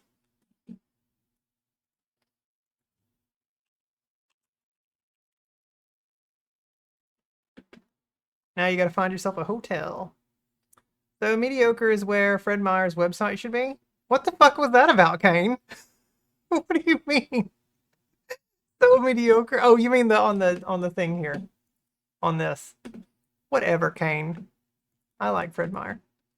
Alright. Ys 3. A classic side-scrolling departure in the series that mixes swift action with old-school charm. On the Super Nintendo Entertainment System, Ys 3 adopts... Hang on. Okay. Ys 3 adopts a bold side-view presentation that stands apart from its predecessors. Character sprites are large and expressive, though animations can feel a bit stiff.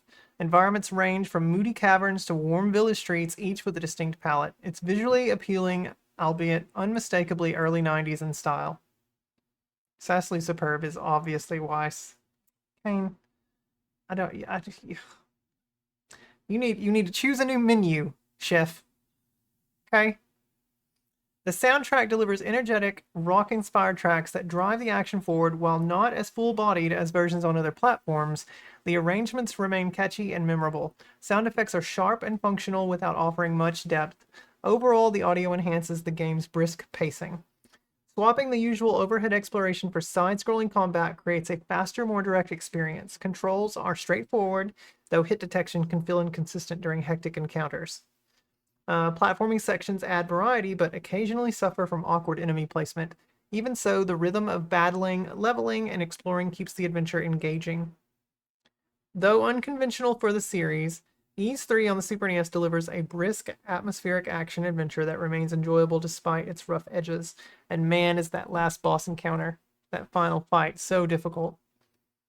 Hey, I haven't made fun of Fred Meyer in a couple weeks since you haven't been around. I'm making up for lost time. Kane. My goodness. Go get yourself some lactate. Yeah. Fuck that last boss. Did you, Kane? I'm curious. Okay, clearly I loved Ys 3. I give it 3.5 out of 5 stars. I do recognize it's rough. Yeah, like I said, rough edges. It's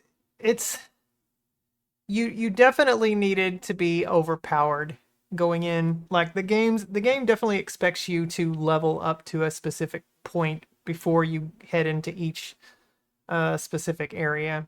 Not to be confused with Meyer, which is a little more pricey and classier than Walmart. Yeah, that's one way to beat the boss. Yeah, that's right, Gavester. That's right. And so I feel like when games do that, it irks me a little. Hang on. Whew, sneeze. Goodness. I get a little irked when games do that.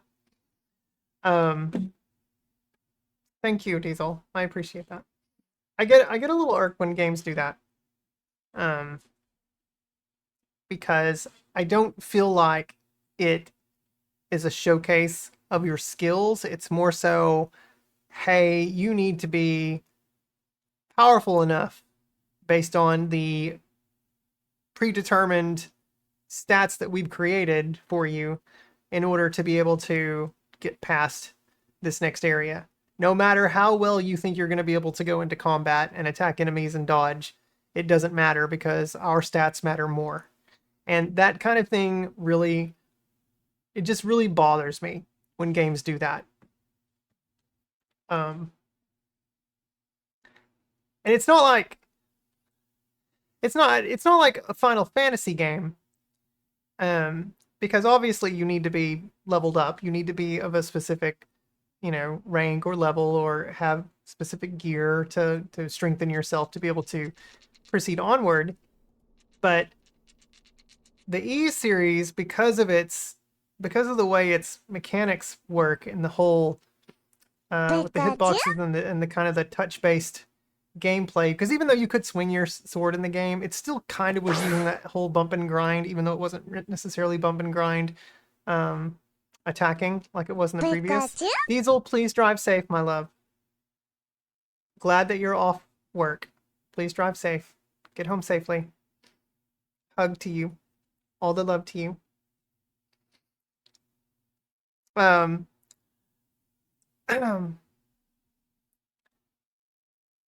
Man, this game is very divisive for me. Cause I wanna really love it more than it's probably deserving of.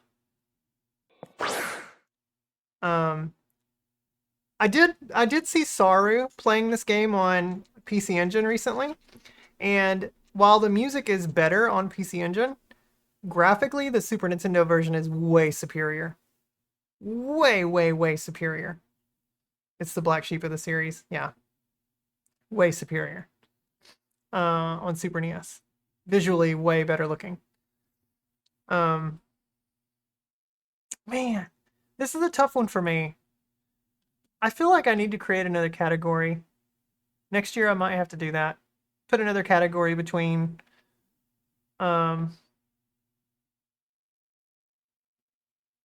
between Sassily Superb and Fairly Good. Or maybe, I don't even know. I don't know. Anna, the E series expects you to go in a bit overpowered for bosses you've learned. Well, no, I mean, I get that. I mean, yeah, I even had to do that in E's 1 and 2, books 1 and 2. You could create a limbo category, so to speak. Yeah. I believe there was an MSU hack that gives it the improved. Oh, wow. Really? That would be incredible. I'm gonna give E's 3 Fairly Good, but it's low on the Fairly Good category. I'm gonna go through once we're done doing Pokemon Legends here and rank them within their own category, except for the Sassily Superb category, because this one's where we're gonna pull the Game of the Year from. Very much a best of both worlds thing at that point. Yeah, absolutely.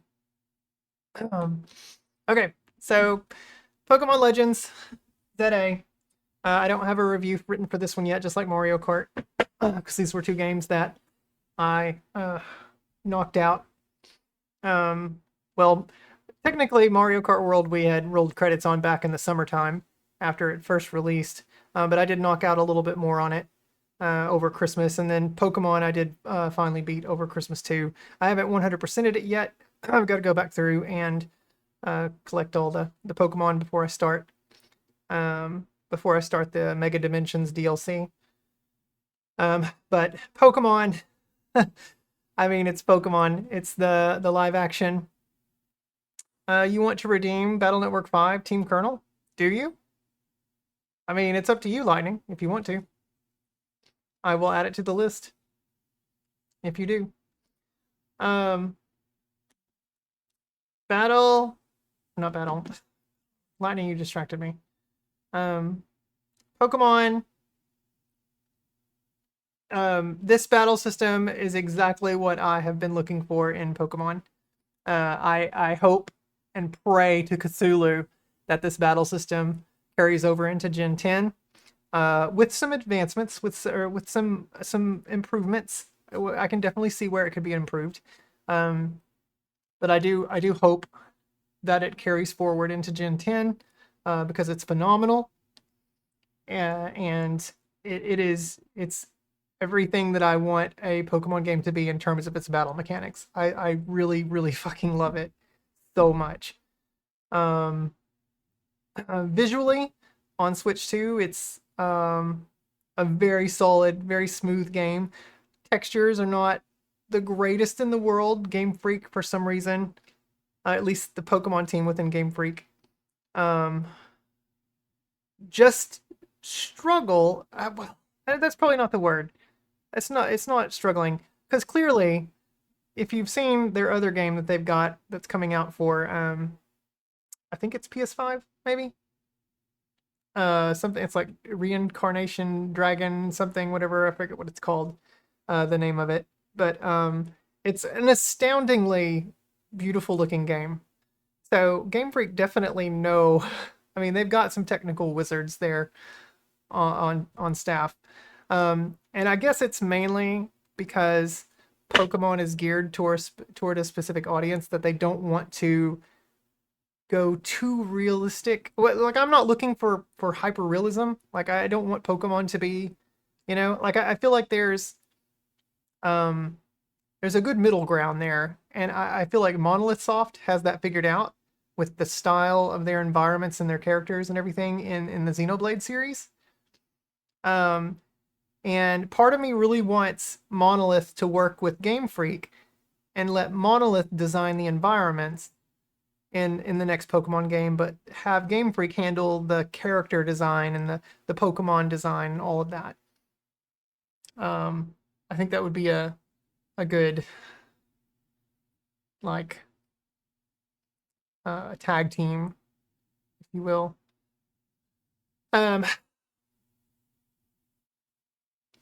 But a middle ground, middle ground, I guess. No, I mean, maybe that's not really the word. I just feel like Game Freak need to bring in another developer sort of like Nintendo have done, using their own Monolith Soft to help with, you know, other projects. Like Monolith Soft had a hand in Mario Kart World. They had a hand in Tears of the Kingdom. They had a hand in, you know, various other games. I think they might have even helped with Splatoon 3 in some aspects. They you know, they're kind of all over the place with Nintendo, but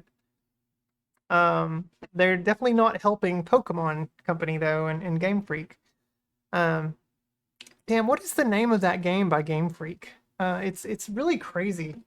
Let me see here. Game Freak Reincarnation something. I can't remember what it's called. Beast of Reincarnation. Yeah. Here you go. This was, yeah, Xbox. Check. I mean, this is Game Freak. These are the guys that make Pokemon.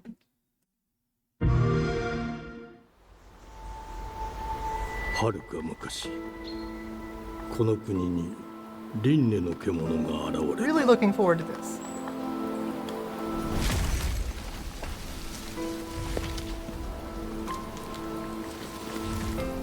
輪廻の獣は汚れを吐きあらゆる生物を蝕んだ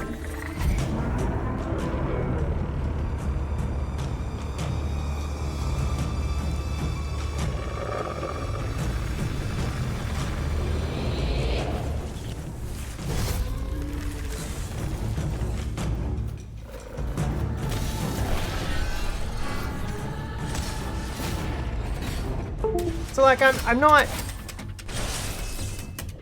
definitely not looking for a Pokemon game to look like this. It would be really awkward if Pokemon looked like this. 西暦4026年人類は滅亡を待つのみ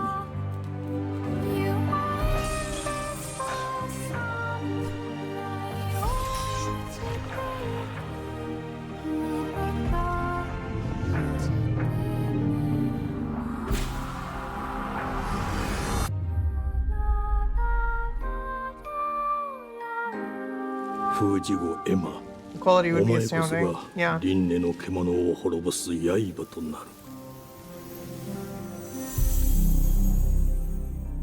But yeah, really looking forward to Beast of Reincarnation. And I love Game Freak. I do. I mean, these guys, I mean, they're a great development team. Or development studio. I'd make a Pokemon game if I knew how to.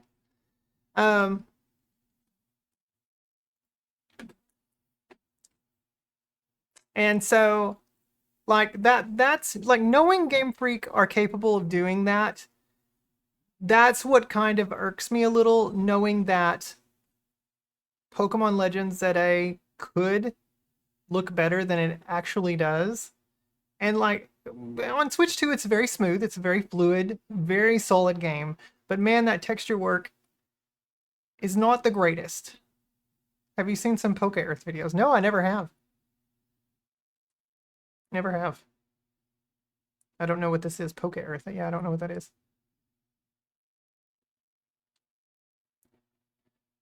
I have seen Poke Earth videos? Have I? Okay. The fake Pokemon documentaries? Ah. Wait, did Game Freak make those? It is official. Flight is booked. Gotcha. Okay. Wow, true. You're on your way next month. All right. Well, we'll hang out on the 19th. Sounds good. It's after 1 a.m. here. It's after 10 here. We're getting close. Kane, this is the last one here. You played them on stream. They're not by Game Freak though. They're fan made. Okay. But with that said, I've clocked in 90 hours on this game. Over 90 hours. It clearly is one of my favorite games of the year. And I'm still not done catching all the Mons. So yeah, it's going insanely superb. Okay, so these are our games. This is what we have. Can I zoom in on this? Make this bigger for you guys? Yes, I can. Okay. Okay, there we go. Bug isn't fairly good. It's confirmed. Sorry, haters. Yep. No, I ranked the Bug Me Challenge games pretty highly. Sure. Yeah. I love Bug. All of them actually are in here. But now I need to sort the fairly good and just okay categories. No, I'm not onto the DLC yet. I'm trying to catch all the Pokemon first in the main game before I move on to it. That's fair because I rank you fairly highly. On the just okay games, of these 4 games, I'm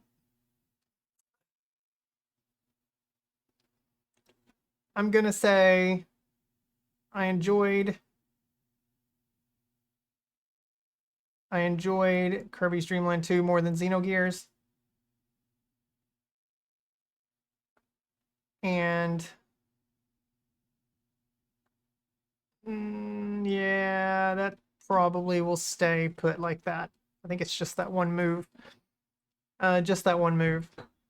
Yeah, Xenogears irked me in the latter half, sure. Makes total sense. I'm on the fence about whether I want to do the same or just dive in when I finish the story. Yeah.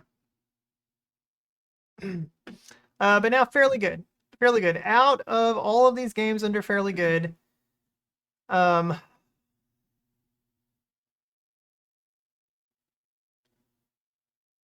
it's really tough. I'm really glad you did the Bugs Me challenge last year, sure, because it introduced me to 2 new games that I've never played or seen. And one of those 2 games is actually my favorite of this group of games, of this row of games, and that game is Bug. I think that's my favorite game of all the games in this category here, under fairly good. I'm probably gonna rank Buck Bumble second. Super Castlevania 4 third.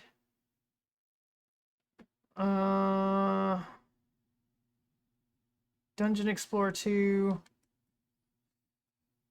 Let's see. I did really like 3. Although that could go, you know what? Yeah. 3 goes above Dungeon Explorer 2.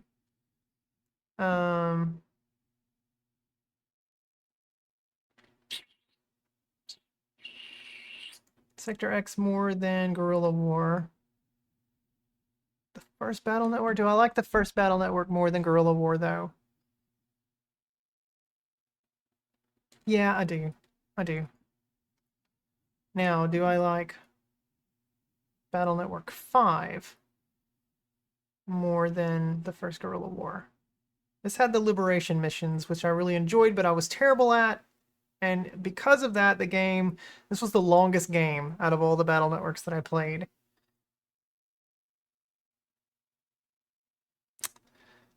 Ish. I'm gonna say I do like it more. Now, do I like Ys 3 more than Guerrilla War? I'm gonna say no. I think I like Guerrilla War more. I think that's how I'm gonna vote, how I'm gonna rank these. All right. So that's that category. All right. So here we go. It's time to determine Game of the Year based on everything that's in Sassily Superb. Oh man. Oh man. Because there's some good ones. There's some really, really good ones in this list. I am going to be very honest with you guys. In the days leading up to today, in doing the stream today, I had already determined in my mind that Pokemon Legends ZA is my Game of the Year. I've spent so many hours on the game, 90 plus at this point. And I love it. I love the game so much. It's exactly how I want Pokemon battling to be going forward. But I have sat and thought so hard about, or so much, sat and thought about so much about 2 other games on this list. And I'm gonna go ahead and move those other 2 games to the front here. Move out of the way, Metal Gear. Okay, there you go. And those other two games are 1000 Cross Resist and Mega Man 64. Out of the rest of these, I'm gonna say I enjoyed Battle Network 6 the most, then ZX Advent,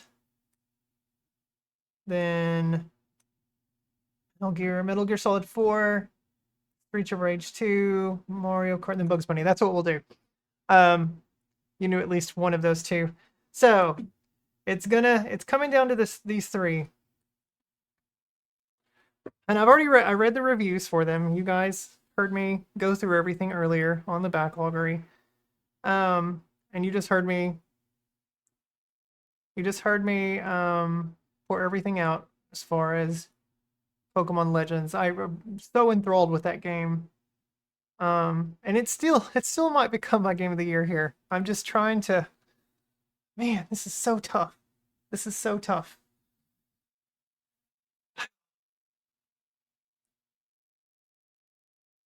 "1000 Cross Resist" though was so fucking captivating. So captivating. Like the conversations that I had with a couple of you guys post-stream, like after every stream that we played, where we played 1000 Cross Resist, talking about what we thought was going on and trying to get a feel for every character and like what we thought was going to happen next. There was so much intrigue, so much detail there. 1000 Cross Resist, yeah, that's right. And that definitely ranks that game so highly. Like I can definitely see doing multiple playthroughs of that game and choosing different options just to kind of get yourself back to figuring out.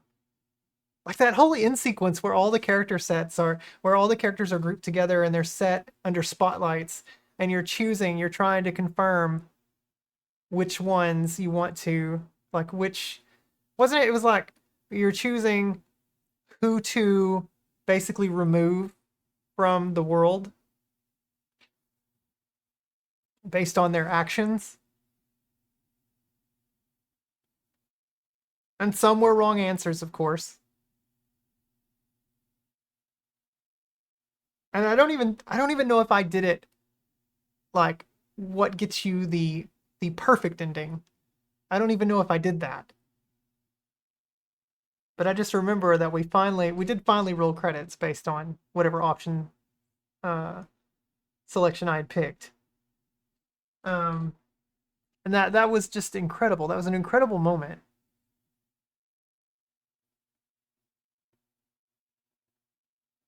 Oh, man. Okay. But Mega Man 64. I did not expect to love that game as much as I loved it. Like, I remember renting it, and when I, back in my teens, I remember renting it and thinking, wow, this is not Mega Man. This game is kind of shit. This doesn't feel like Mega Man. What is this? And then here we are years later, this past year, finally playing it in full for the first time and having so much more respect for the game. And a lot of it has to do with I'm a much more patient person now. And when it comes to figuring out a game's mechanics and how things function overall.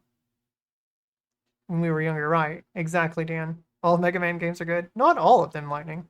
Not all of them. I did not like Battle Network 4.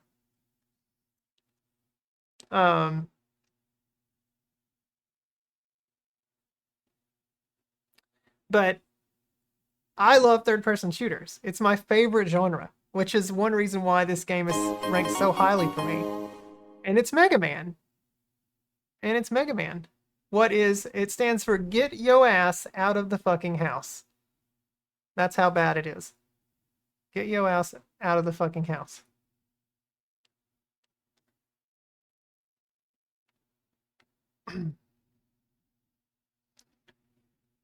I really did not like Battle Network 4. That tournament format was awful, Lightning. The pacing in that game was terrible. The chip selection, the enemy selection, oh, just bad. It was bad. It was not a good, whatever they were trying to do, reboot. It just wasn't good. Hey, I like X7. X6 is, you can't disagree. Yeah, X6 is the one that I wasn't too fond of. I still played it. I still somewhat enjoyed it, but X6 irked me quite a bit. I don't have the hatred for X6 that Ultima CJ has, though. CJ really hates that game. He never played X7 or X8, so you can't judge. I liked X7. X6 is getting a remake? Officially?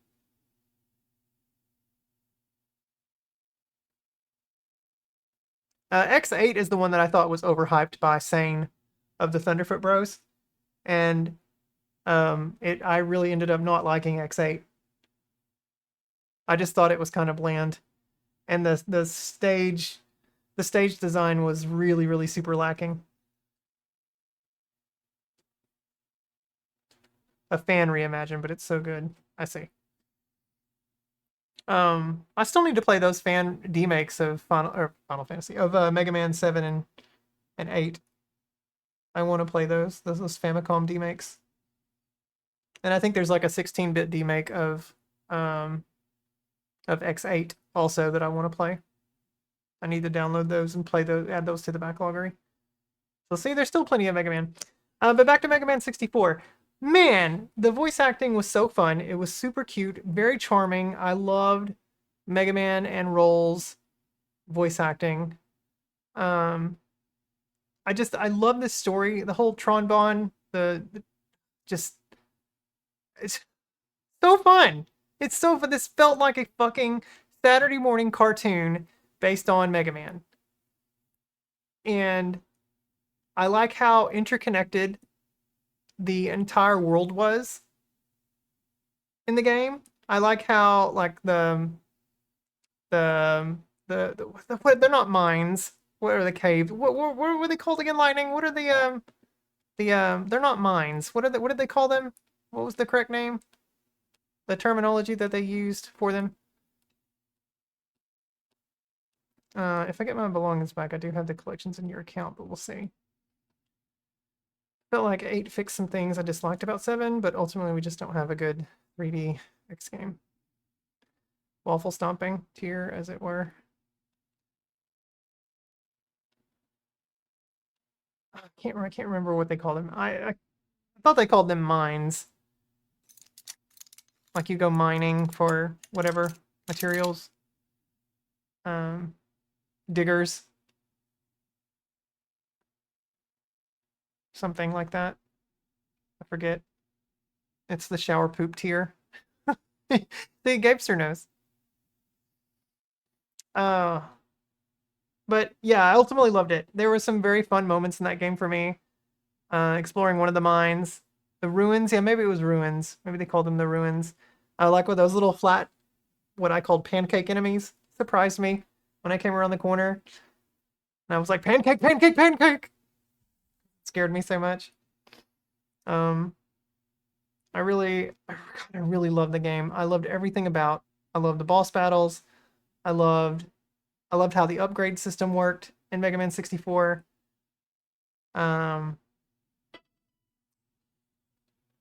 Just really loved everything about this game.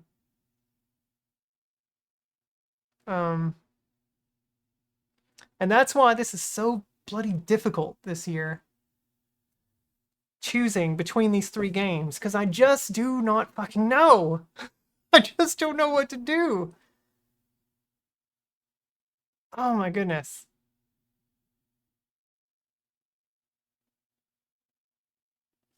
Hang on. At a row above. Let's see. We're gonna call this one, we're gonna call it Best of the Best. And I'll give it, what color will I give it? Green? Okay. Oh no, hang on, let's give it blue. This blue color. Best of the Best. I think I had that color for DLC mid. Toss a coin or spin a wheel. Okay, so that's this one, and this one. Okay. Hmm.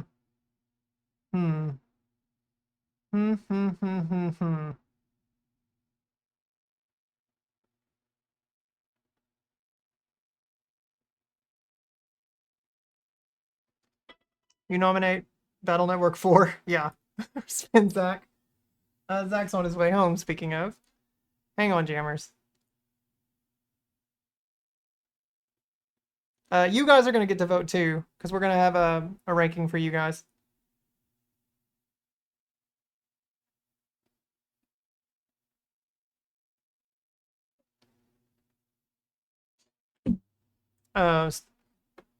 Here, I'm going to put this up for 5 minutes.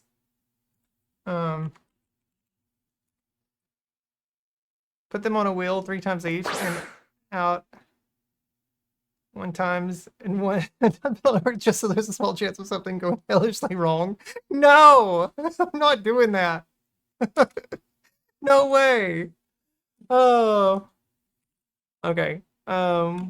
Which of the best is your game of the year? Okay. Pokemon. Oop.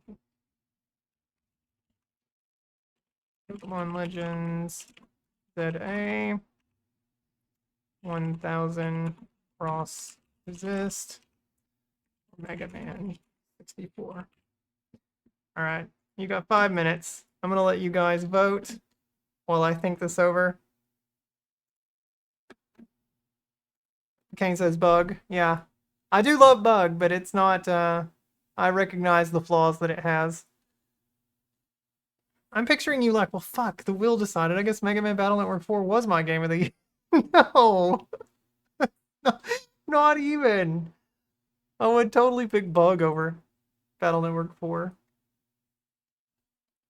I'd choose any of these 4 games over Battle Network 4. Bossabot, what is Goaty? Game of the year, Kane. Game of the year. Alright, please vote, you guys. You have 5 minutes. If you're lurking, please vote. Which of these 3 games would you consider to be Game of the Year if you had played them this past year? Which of these games? Maybe you'll help influence me.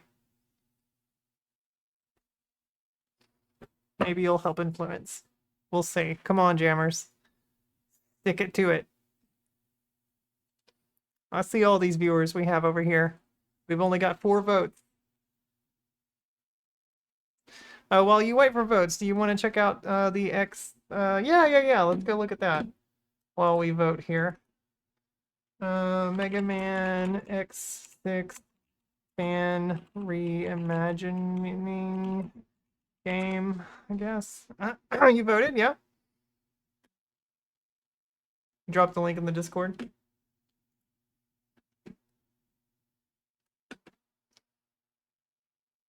Is it this? Mega Man X Viral Nightmare?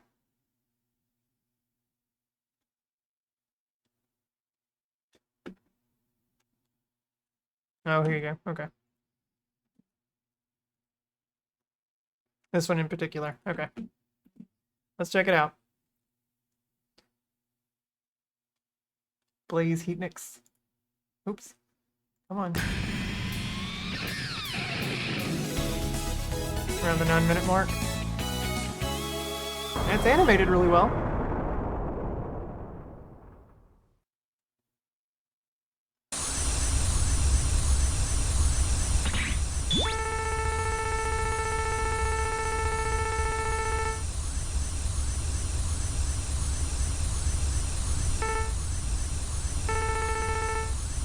It uses the sound effect, that sound font from Mega Man X, or the Super Nintendo sound font.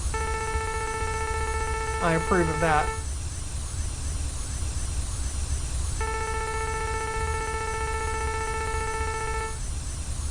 Five votes now. Come on, guys. I know there's more of you there. Please vote. Ready?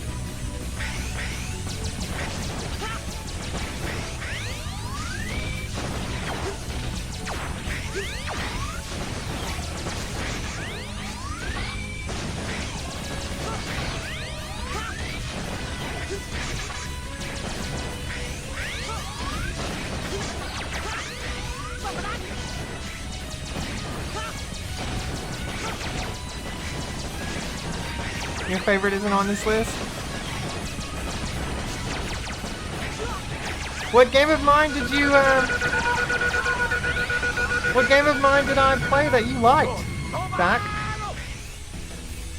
That's the takeaway of this shit. Oh, 13-minute mark onwards? 13-minute mark? Okay.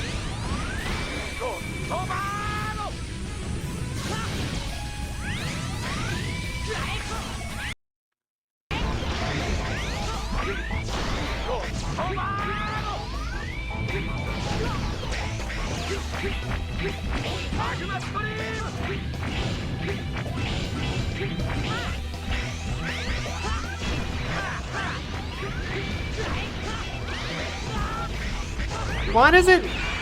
It feels like the characters are from the 16-bit. From the 16-bit games, but the environment designs are from the 32-bit, you know, PS1 games.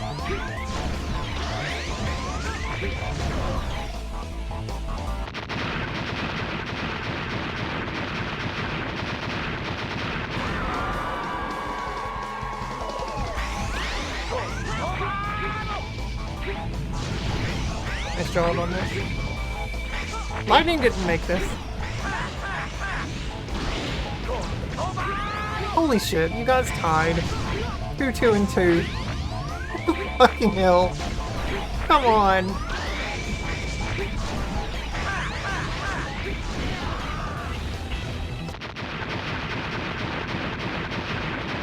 X's sprite size was a little off to me. Yeah. It's like they took the 32-bit. It's like they took the 32-bit PS1 sprite, but made it feel a little more 16-bit.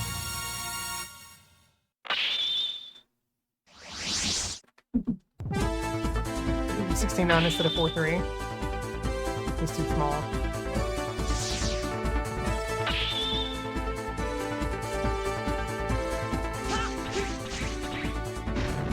Like it definitely looks very Super NES, but better. Like it doesn't look PS1. Which is fine, because I did not like the way the Mega Man X games looked on PS1. Not squished, just smaller. He's too vertically short. Okay. Yeah, it looks interesting. He was just over here. I know. Yeah. Hey, Ty. Hey, BB.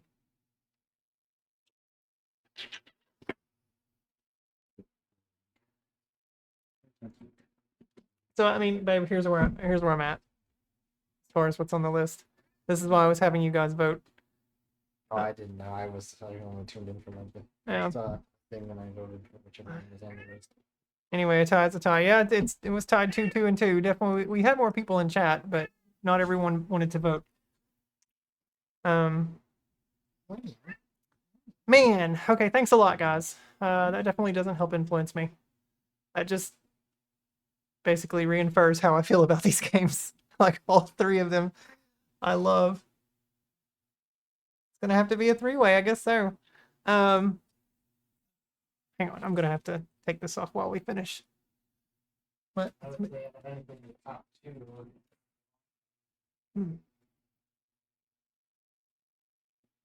The what? I had to eliminate one, it would have been the third one. Yeah? Mega Man 64? This is so hard. This is so hard. God, I really loved Mega Man 64. Like, I loved all 3 of these games in different ways. Like, they all have I mean, they're three vastly different games from each other. Fuck, this is difficult. Three-way are always a surprise. Just spin the wheel or give them a medal each. Man, I don't know, guys. If I do it based on time, the amount of time I spent, then then Legends ZA wins. If I do it based on how moved I was during the experience, 1000 Cross Resist wins. If I do it based on my favorite genre of video games and just the amount of fun I had being engaged in that genre, then Mega Man 64 wins it. Also, I did have a lot of fun in Legends ZA too. It's not just time. Not just the time thing. Obviously, I wouldn't play the game that long if I didn't enjoy it. I vote based on what I felt like you seemed to enjoy the most on stream. Not sure if others did. What did you vote, Dan?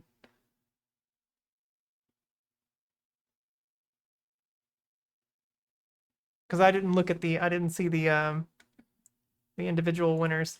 I know, Joe. I need to turn the music back on. Thank you for that. There we go. Oh, you cannot ask people what they vote for. Oh, that's fine. That's fine. Don't tell me. Don't tell me. Don't tell me, Dan. Don't tell me. That's fine. God damn it. This is hard. This is the hardest one yet. Previous years, it's been easy. Let's take a look. You sure? Yeah, I'm sure. That's sure. Let me take a look at hang on, let me open this up. Let's see. Pictures. Which where's it at? Game of the year. Which one was this? That was the year with Sea of Stars. Yeah, that was it. That was super easy. I mean, Tears of the Kingdom, Sea of Stars.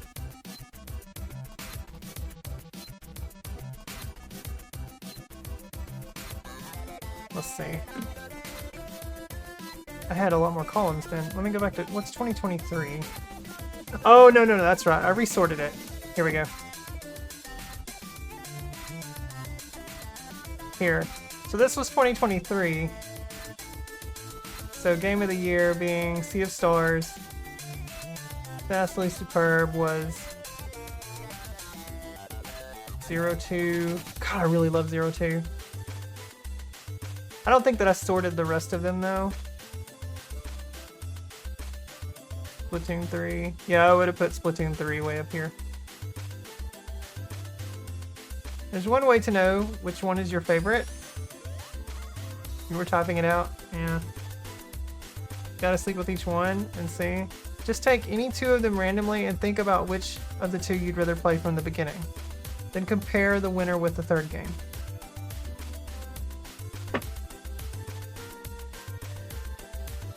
Think about which of the two you'd rather replay from the beginning. From the very beginning.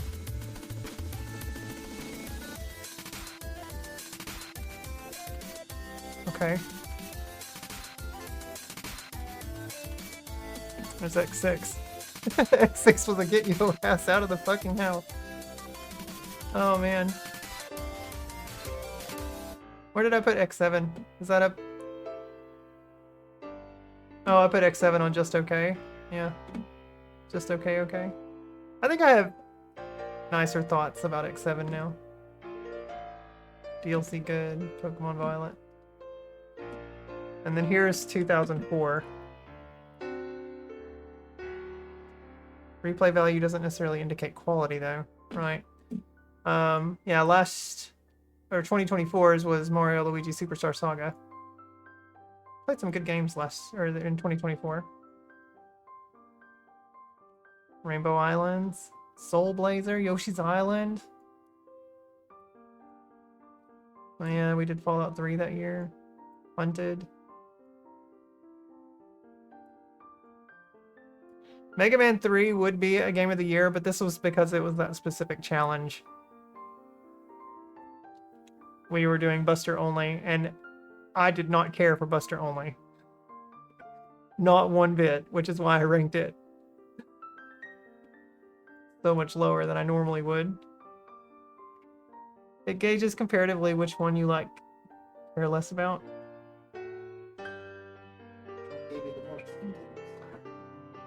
Well, that's also hard. That's hard to say, babe. Zach said, which one gave you the most feels?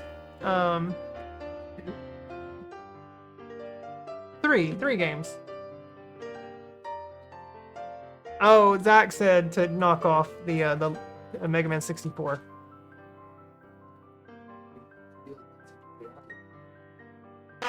Which one gave me the most feels? Which one do you think that is? Do you think it's one?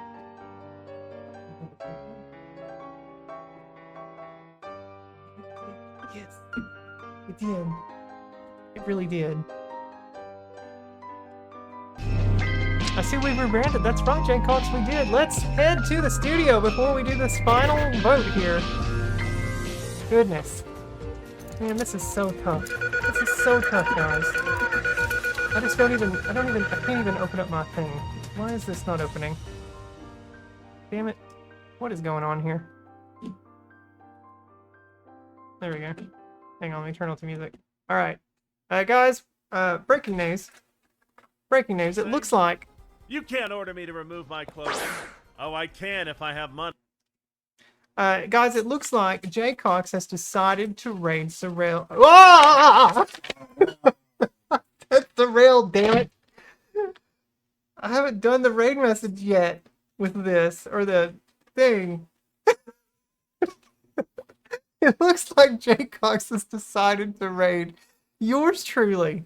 Now, I'm blushing. Let's take a listen to this incoming transmission and see exactly what the hell's going on out there in video game land, because I sure as fuck don't know.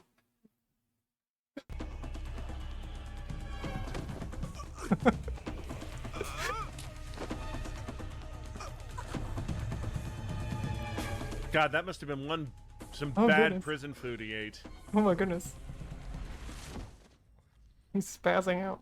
Should have called an Uber Eats, man. He accidentally says the real, yeah.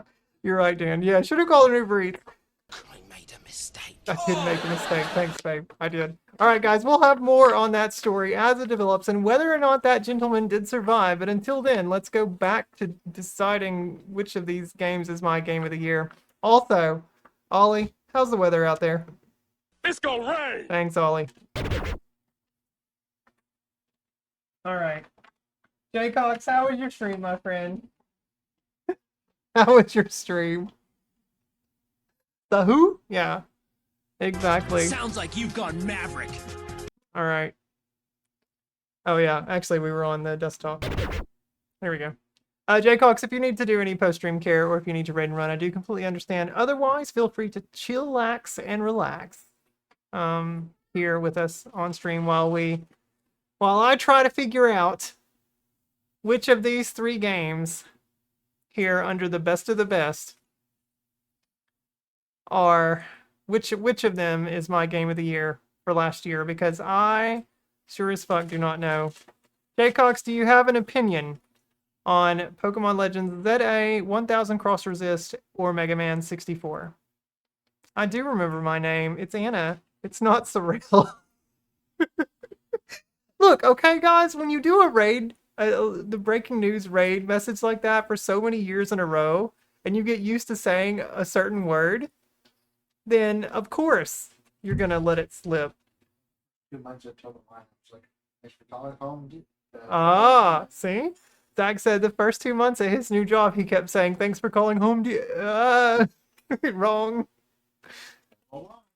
Yeah, what's going on and where are we? Pete, so I've been ranking my games that I've finished this past year. I do this every year at the start of the year.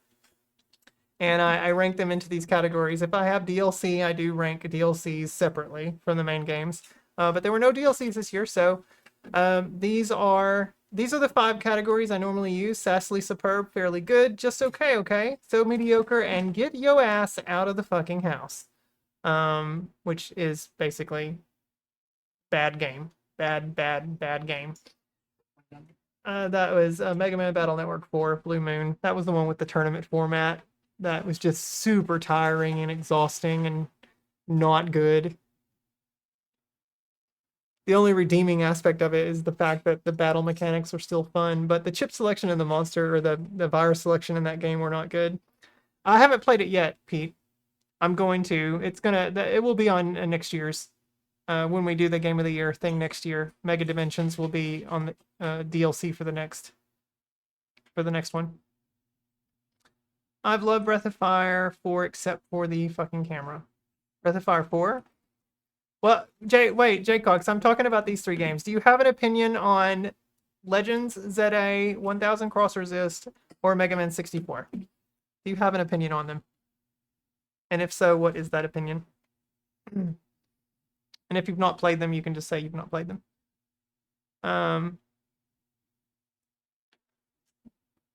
Oh, you're just talking about because you came in, I see.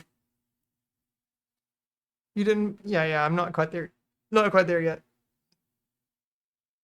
I'm excited to play Breath of Fire 4 once I find a copy of it somewhere. Somehow. Breath of Fire 4 on PS, I think it's PS1.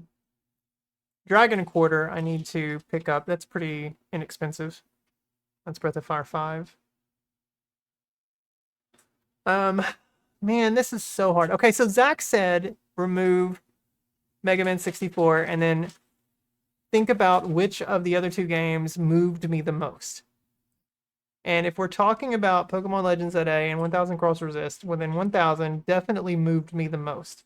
The problem is that all 3 of these games are so different. They're different genres, and they all have different unique aspects about them.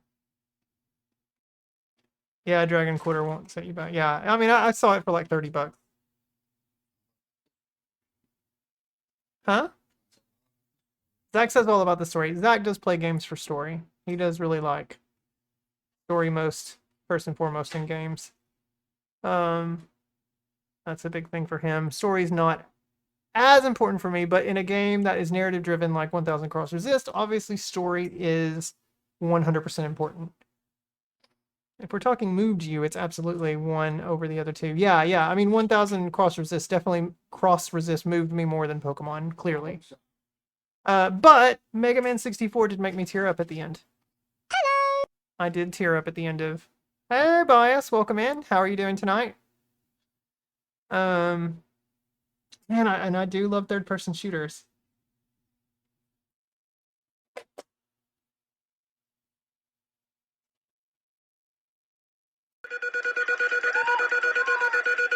Hang on, let's look at something here. Let's go find let's see. Let's go to YouTube. We're gonna go to my studio here and we're gonna find the VODs where I finished off 1000 Cross Resist and where I finished off Mega Man 64. So let's see, search across your channel. Let's do 1000. Oh, 0 videos. Oh, right, because I never put the title of the game in the actual title, because I don't do that. Ah, poop, that's gonna make this hard. Okay. Yeah. That's right, because I never put the game name in the title. And I never tagged these. I can look at it based on name, though. Like who redeemed.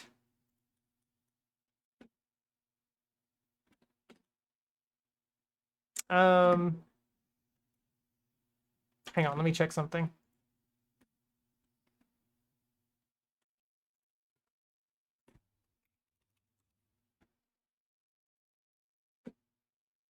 It's the 20th of March. Okay. Ooh.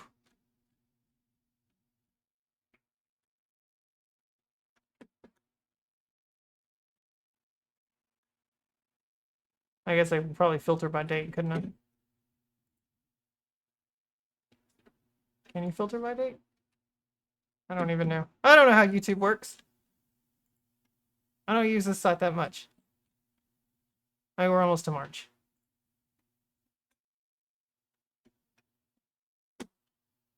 That's the Bug Pea Challenge. Bug Bumble finale. Finite to finite. Okay. Not here. Must have been here. Anybody knows how YouTube works. It's a series of tubes, yeah.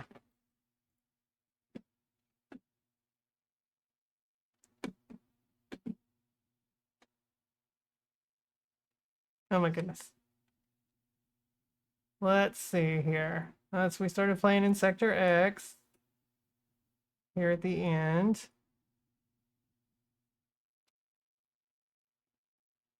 Oh goodness, we did... Ah. Okay, let's go here.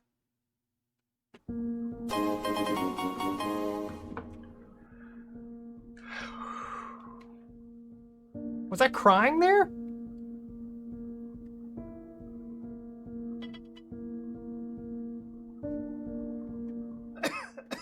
I was coughing a lot.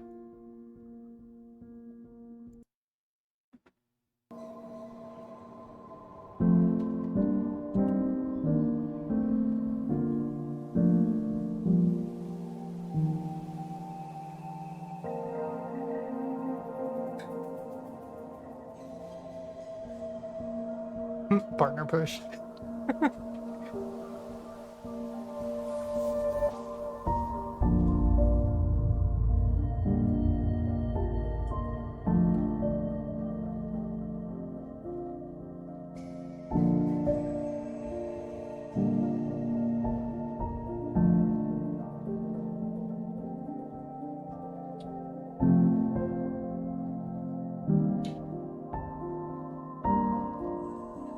Close that dropping jaw. Yeah, that's fine. With your heels there on the beach, woman.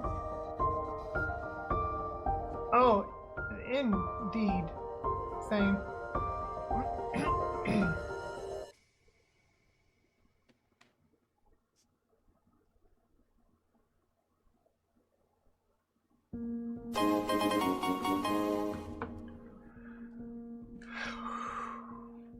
I mean, you can clearly tell I was emotionally exhausted.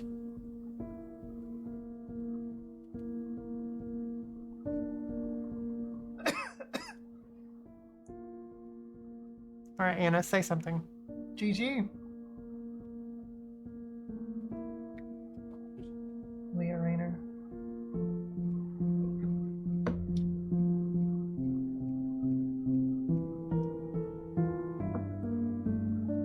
Yeah, GG's, thank you. The same, but yeah, Watcher and Blue were the same voice actor. Yeah. Goodness, what's going on with me? It is absolutely an experience, same. Yeah. Oh.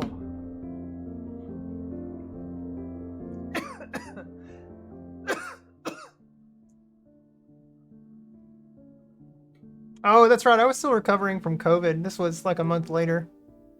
A month after getting COVID. I had that cough for a drug trip. A few months. Oh. Thanks for the GGs there, Dan. How you feel right now is how I felt at the end of Octopath 2. Yeah. Yeah. I mean, everything else that I'm going to play this year that's on tap, it's got some massively big shoes to try to fill. Oh. This was incredible.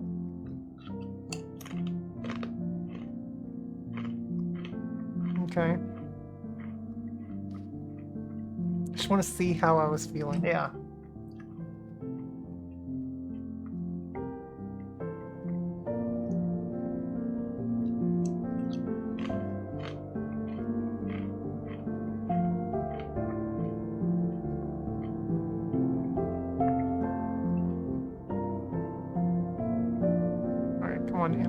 If you can't decide, you must make a random wheel spinner and put all three on his spin. Yeah. No, I'm gonna decide X. Metal Gear, yeah, MGS4 was pretty fantastic, but man, I did like MGS4. Not quite on the same level as this game, though.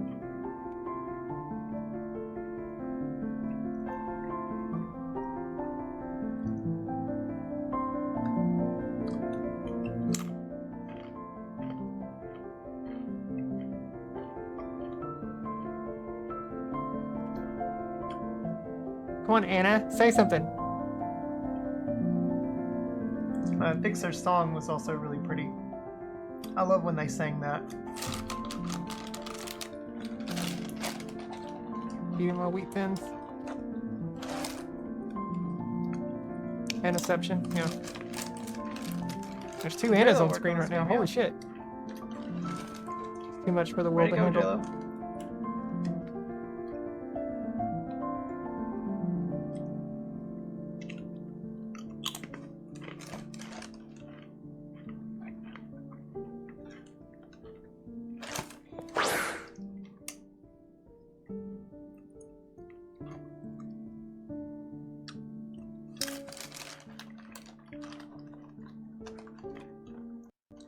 How did Iris have 1,000+ year lifespan? I thought you double tap to go 10 seconds forward. How will they all survive?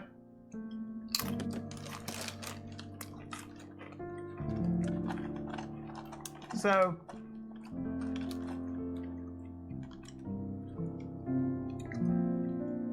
Talk, Anna. Man, I feel like there's a lot of this that could be open to interpretation.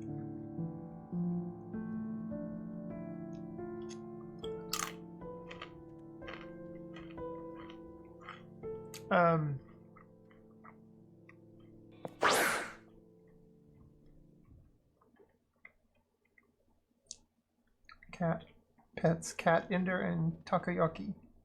And eating is enlightening. I mean, I used to eat wheat thins all the time on stream. I don't eat wheat thins anymore. I was pulling back on those just because. Yeah, she was. I might have had a gluten intolerance. She was immortal.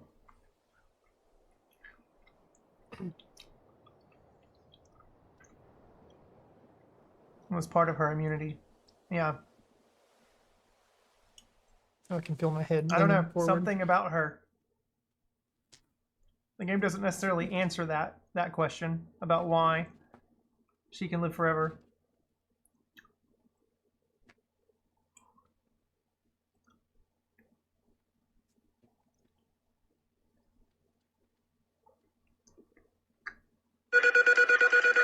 Wow. Wow. It doesn't show me my final time. No, it just starts me there at the end of that chapter.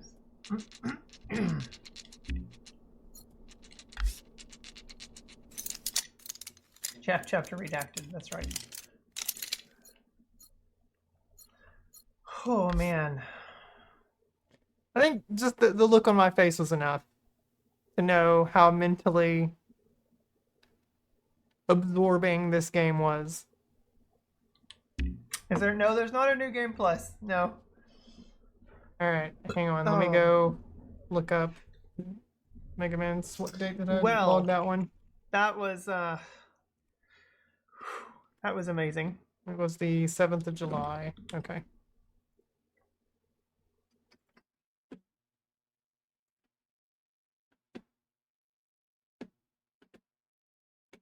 Okay. Nope, go back. Or is it just gonna keep going back? What do I do here? Sips coffee. Are you sipping coffee too? 7th of July. Okay, that's June. So it'll be the next page. 7th of July. The Mega Finale. Mega 64. Okay, Mega Man 64.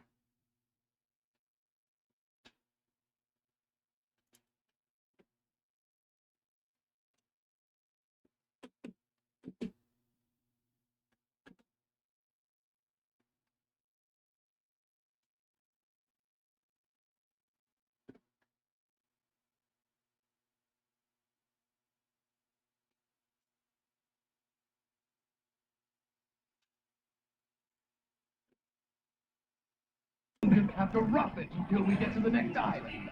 If we sell what we found, we'll get back what we lost and then some. We'll live like kings. Oh, they took that refractor. Who would have thought there was such a huge refractor down there? And all we had to do was just wander in and pick it up. I told you we'd have the last laugh.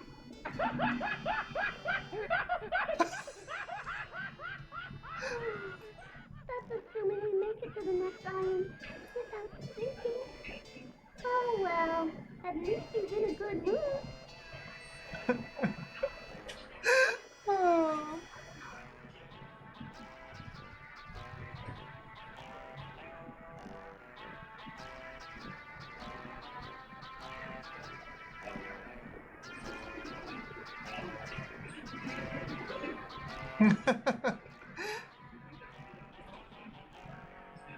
Her serve bot.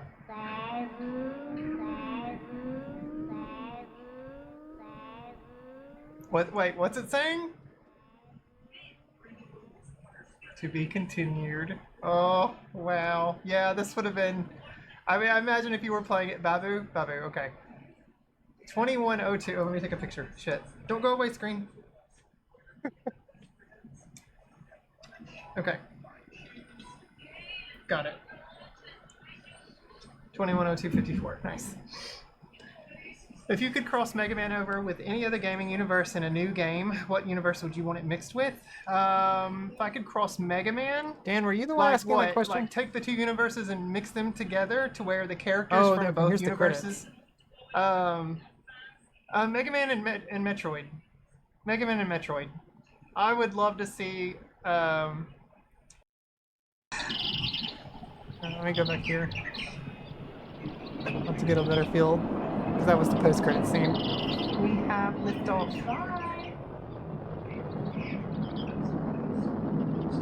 I did know that, Sappho. Yes, I did know that.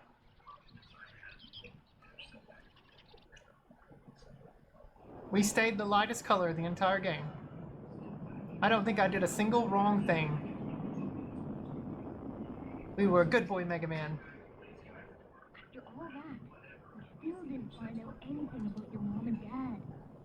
Or well, it can't be helped. It's not like we meant to come here in the first place, right?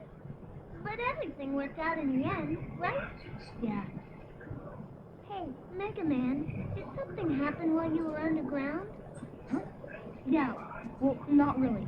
Don't worry about it. Well, I don't know, but don't ever forget that I'll always believe in you, okay? Her character design is so cute. Mega Man, roll! Look outside! The island! Mega Man? Okay. What about it? What is it? Whoa! Whoa, left! Left! Huh? Okay. Oh, everybody came to see me off. Did you ever do a bank robbery mission? No, I didn't do a bank robbery mission. I hope those of you at home are watching. Our brave heroes are taking on, heading for new. Oh, that makes me tear up. People in catalogs have come out to send them off and wish them well.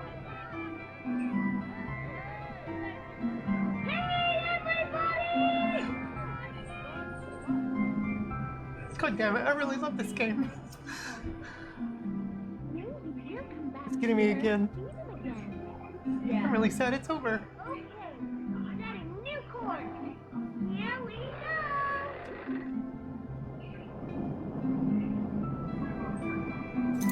go. I'm legitimately crying.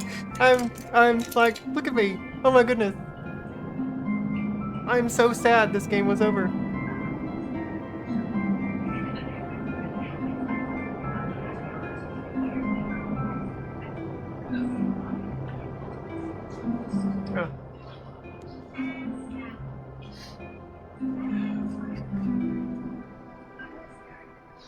Well, that's the first Mega Man game made me cry.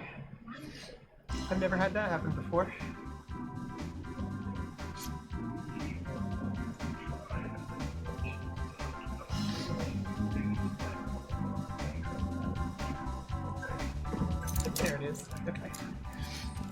What a game and a moving ending. Yeah.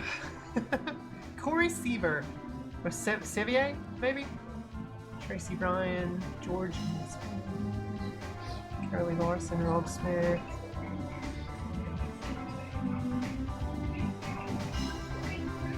Gone. Jeff Mallory, you need to have a better voice. You are very hard to understand. And kind of an important character. It's just so damn charming. They are! Oh my god.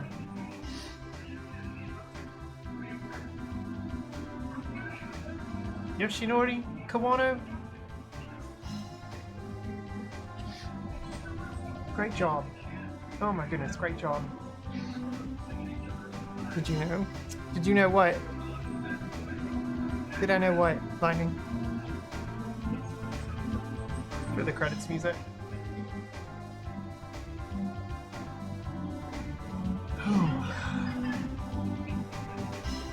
Wonder if Keiji Inafune will have a credit. Oh, also the voice of Pikachu? Really? I'm sure he will. Even if he had no part in the game.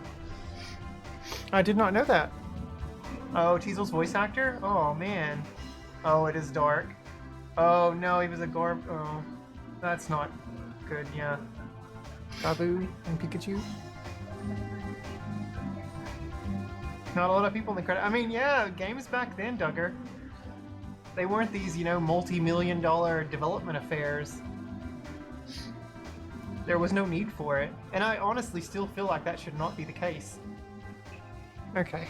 I think I got the response I wanted to see between the two games. Interesting. To see how they affected me.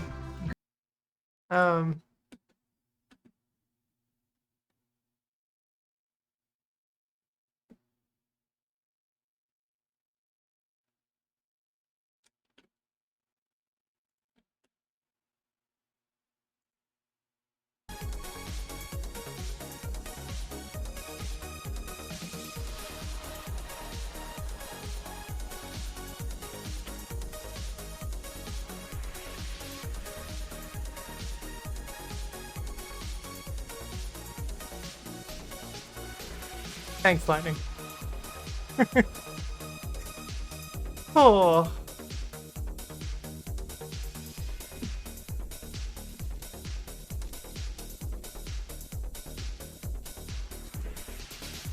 I'm gonna move them, sort these that way though.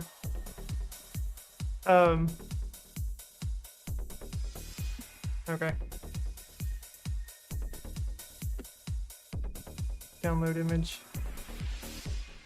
Okay, there we go. Let's see. Title of tier list. Game of the year.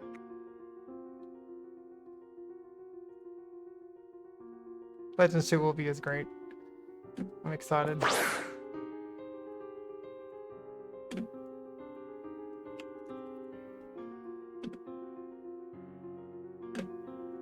Time for me to go to bed. Sounds good, Dingle. Yeah, I gotta get off here too so I can go to bed.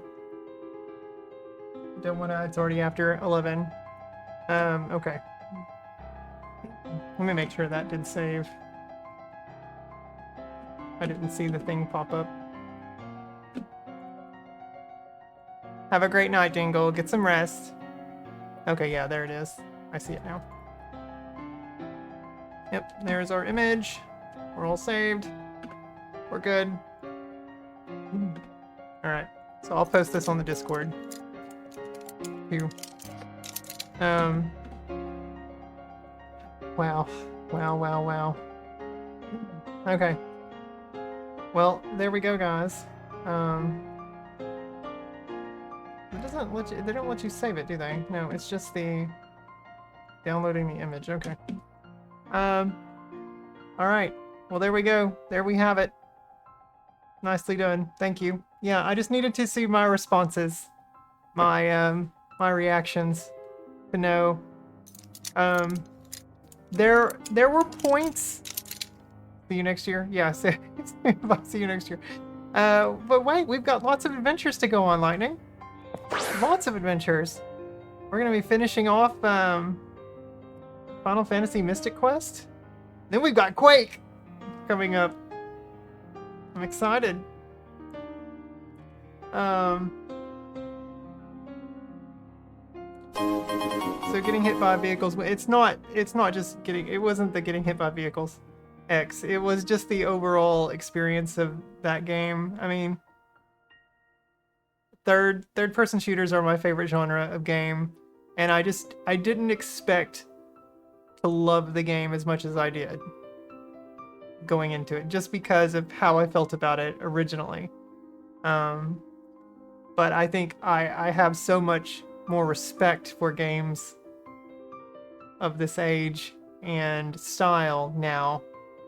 Now, don't get me wrong. 1000 Cross Resist is an incredible experience, and it was a very emotionally taxing game. You need to get that dum-dum to play that game. Oh, I meant see you next year, Chairmaker. Right. It's a kinky Pokemon, Lickitung, yeah. Wait, get what, CJ to play what game? You're talking about Battle Network?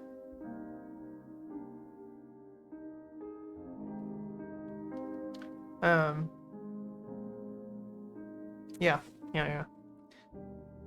Oh, CNS, not CJ, gotcha. Yeah. Oh yeah, Coffee and Scones needs to totally play Mega Man 64. Do you think you're going to play the free official 5th episode DLC with Quake? Did they release that also on the console version? Let's go back to the SAS board. Let's see what's going on.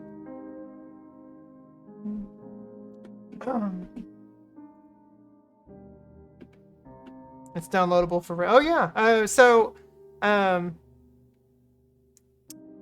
Well, yeah, whatever episodes are available for Quake, I'm just counting, like, I'm not running those as separate DLC or anything under the game. We're just gonna run it all as part of the main game.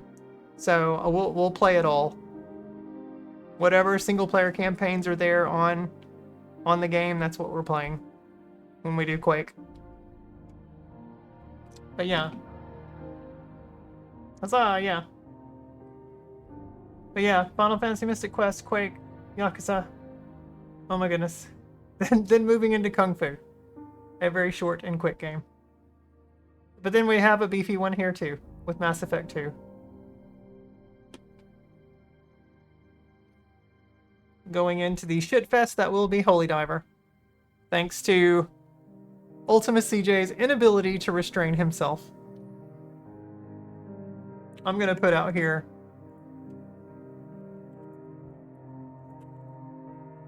He failed the test. So that way we know. CJ failed. He did. He failed miserably. Dingle's no longer the Coin King. Yeah, that's true. Yeah, Dingle spent a lot of coins. Went down to 47 now. Yeah, spent a lot of coins today.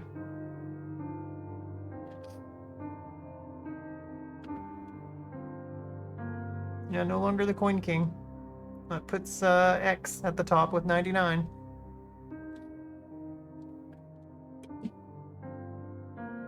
CJ chose poorly. Yeah. Man, guys, that was really difficult to choose. Cause like I'm still thinking about this game. I definitely am happy with my choice. But I love all 3 of those games immensely in 3 different ways. But like seeing my response there at the end, like I literally cried.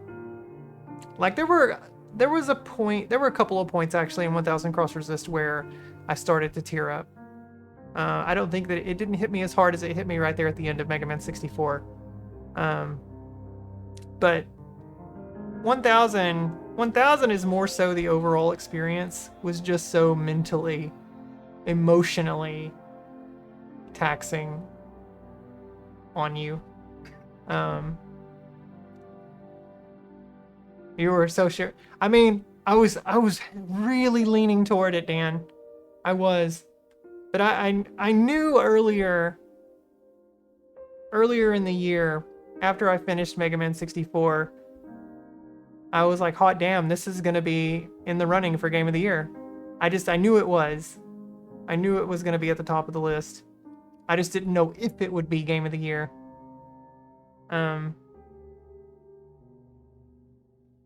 For me, that's really all.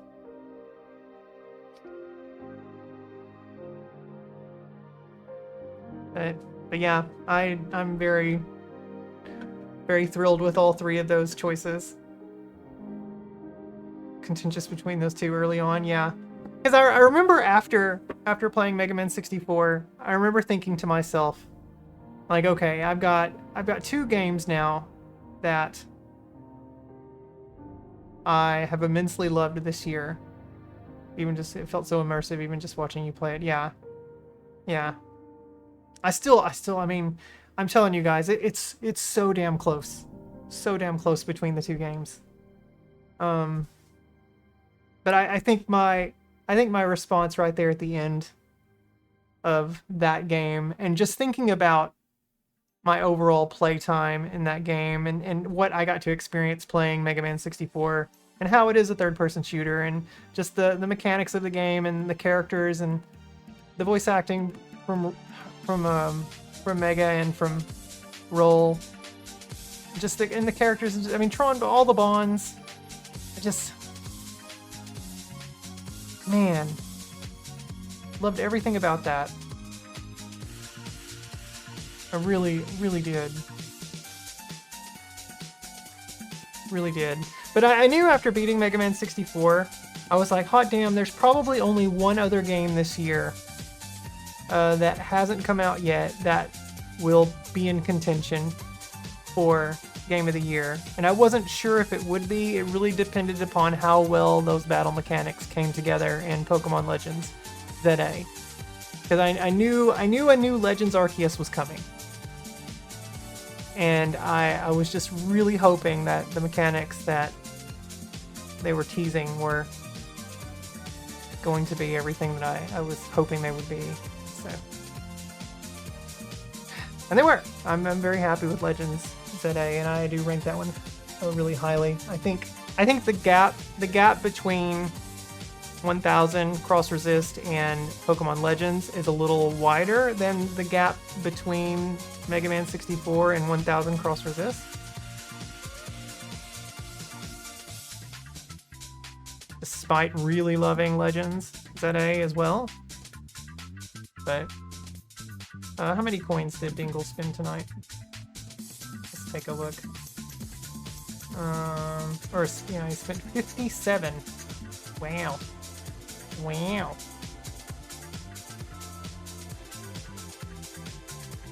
Oh, and Lightning. Lightning, you put your game on there. Okay. What did you put on there? I need to go add it to the backloggery. Battle Network 5, Team Colonel. Okay.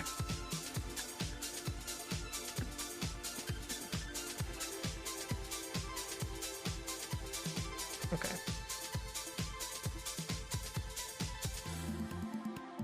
Despite the rough times, I'm glad you have a wonderful year. Thank you, Duggar. Yeah, my health being a pain in the ass this year, or this past year.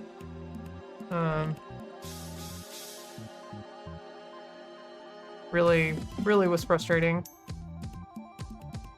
My homie spending that Dingle money. Yep.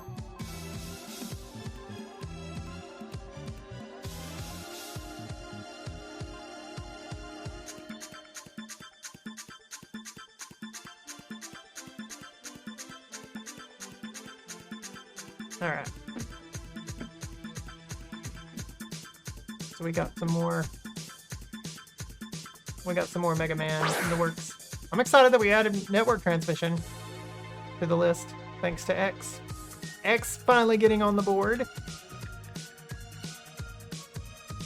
Really thrilled to play this one. This was a game that I remember renting one time and thinking to myself, this isn't as good as the Mega Man X games I remember from Super NES. And then I just kind of cast it to the side. But I have so much more patience now, and I think that, and I'm more understanding, more accepting of different gameplay styles and different premises in video games, that I think I'll really appreciate this game more going into it when we get there. And Tales of Symphonia. Holy shit. Excited to play that. We, of course, will be playing these games on my Wii because my GameCube's disk drive apparently is going kaput. So, that sucks. But we'll play them on the Wii.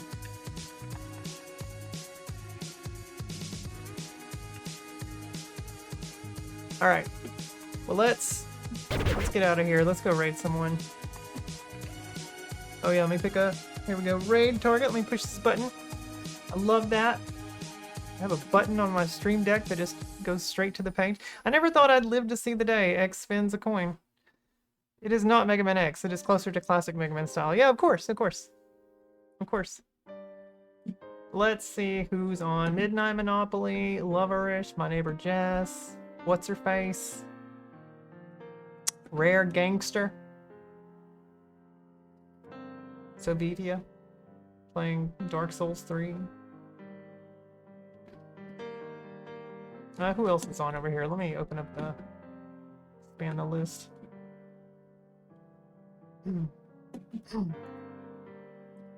What do we have here?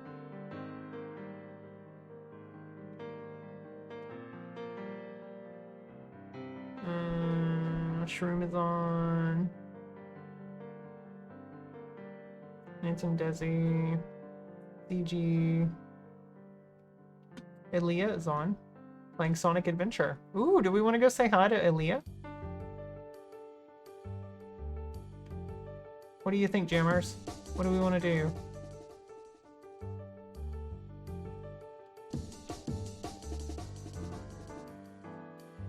Let me see who else is on.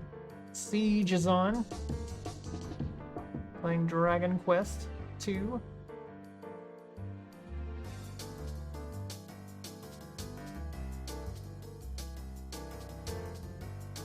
Thank you for the stream, Anna. Thank you, Diesel, for being here. Yep, there's your raid message. Thank you, Duggar, for posting that. It's an adventurous raid. Copying that right now. I have a few more games in mind on her list, even if she doesn't have Booger Man. I don't... Yeah, if you want me to own Booger Man, you're gonna have to buy that for me. So I'm not picking that up. I'll play it if you buy it. That's not really a game I care to add to my collection.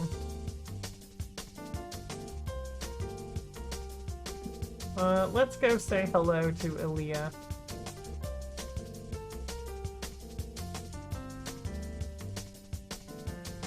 Share your thoughts and memories with us. Absolutely. Thank you, Duggar. I appreciate that. It took me having to go back and watch footage. I don't know your address nor how much. I need to get a P.O. box. I mean, we literally have a post office right across the street. I need to go get a P.O. box. Rent one. So that way, if you guys want to send me stuff or shit or whatever. Yeah, if you want to send me like a bag of shit, you can. That's fine, I suppose.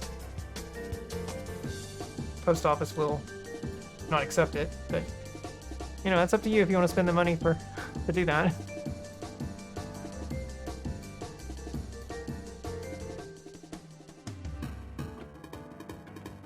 I know like Sconebone has yeah, don't give CJ ideas. Sconebone has a P.O. box. Yay! My order has shipped. I ordered one of my hoodies. My Anna Adventures hoodies. So I'll be wearing that on stream soon. I'm excited. I picked up the purple one. We know things he doesn't know, we know. Yeah. Are they gonna show me the hoodie? They're not gonna show me the hoodie. Anyway, I picked up the purple one.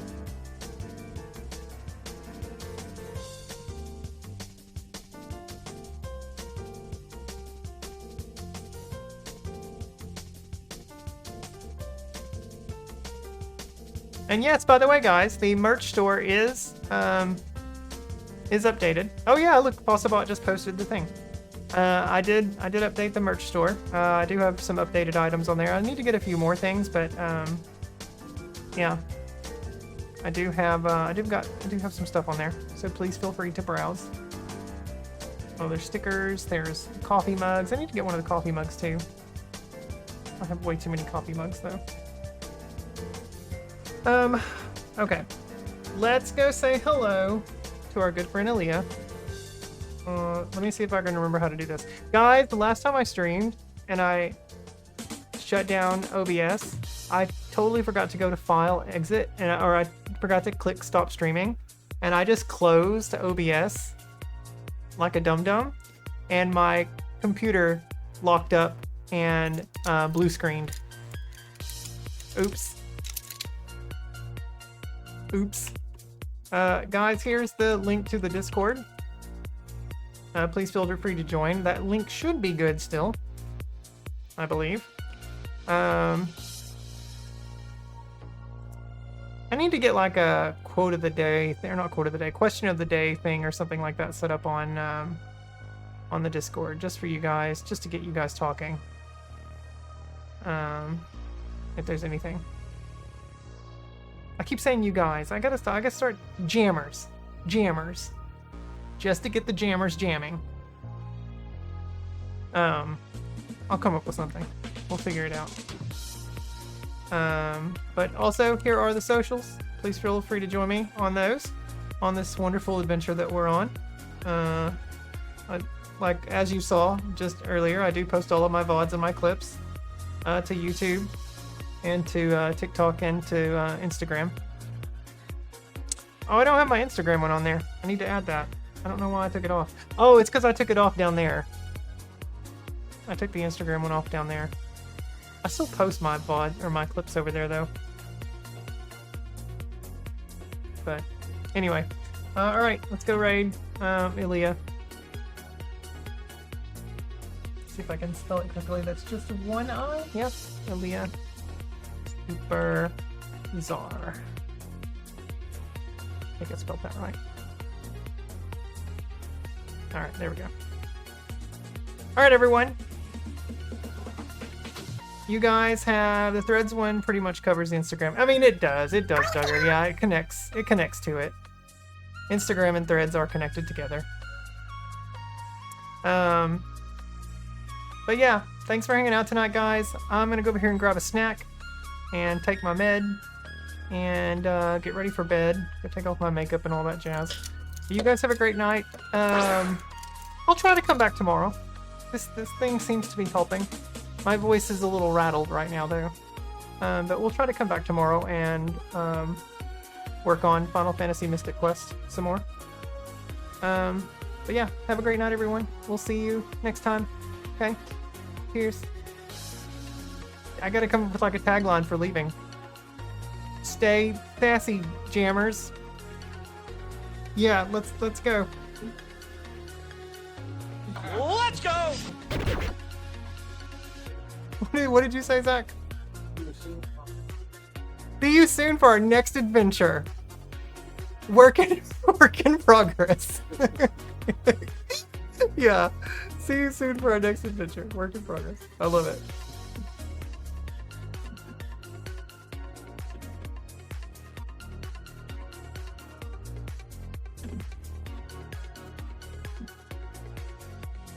I'm used to playing janky games, so like it's definitely janky as hell. Like I said, you know, just like the controls sometimes, the camera angle really fucks, like it really fucked you over so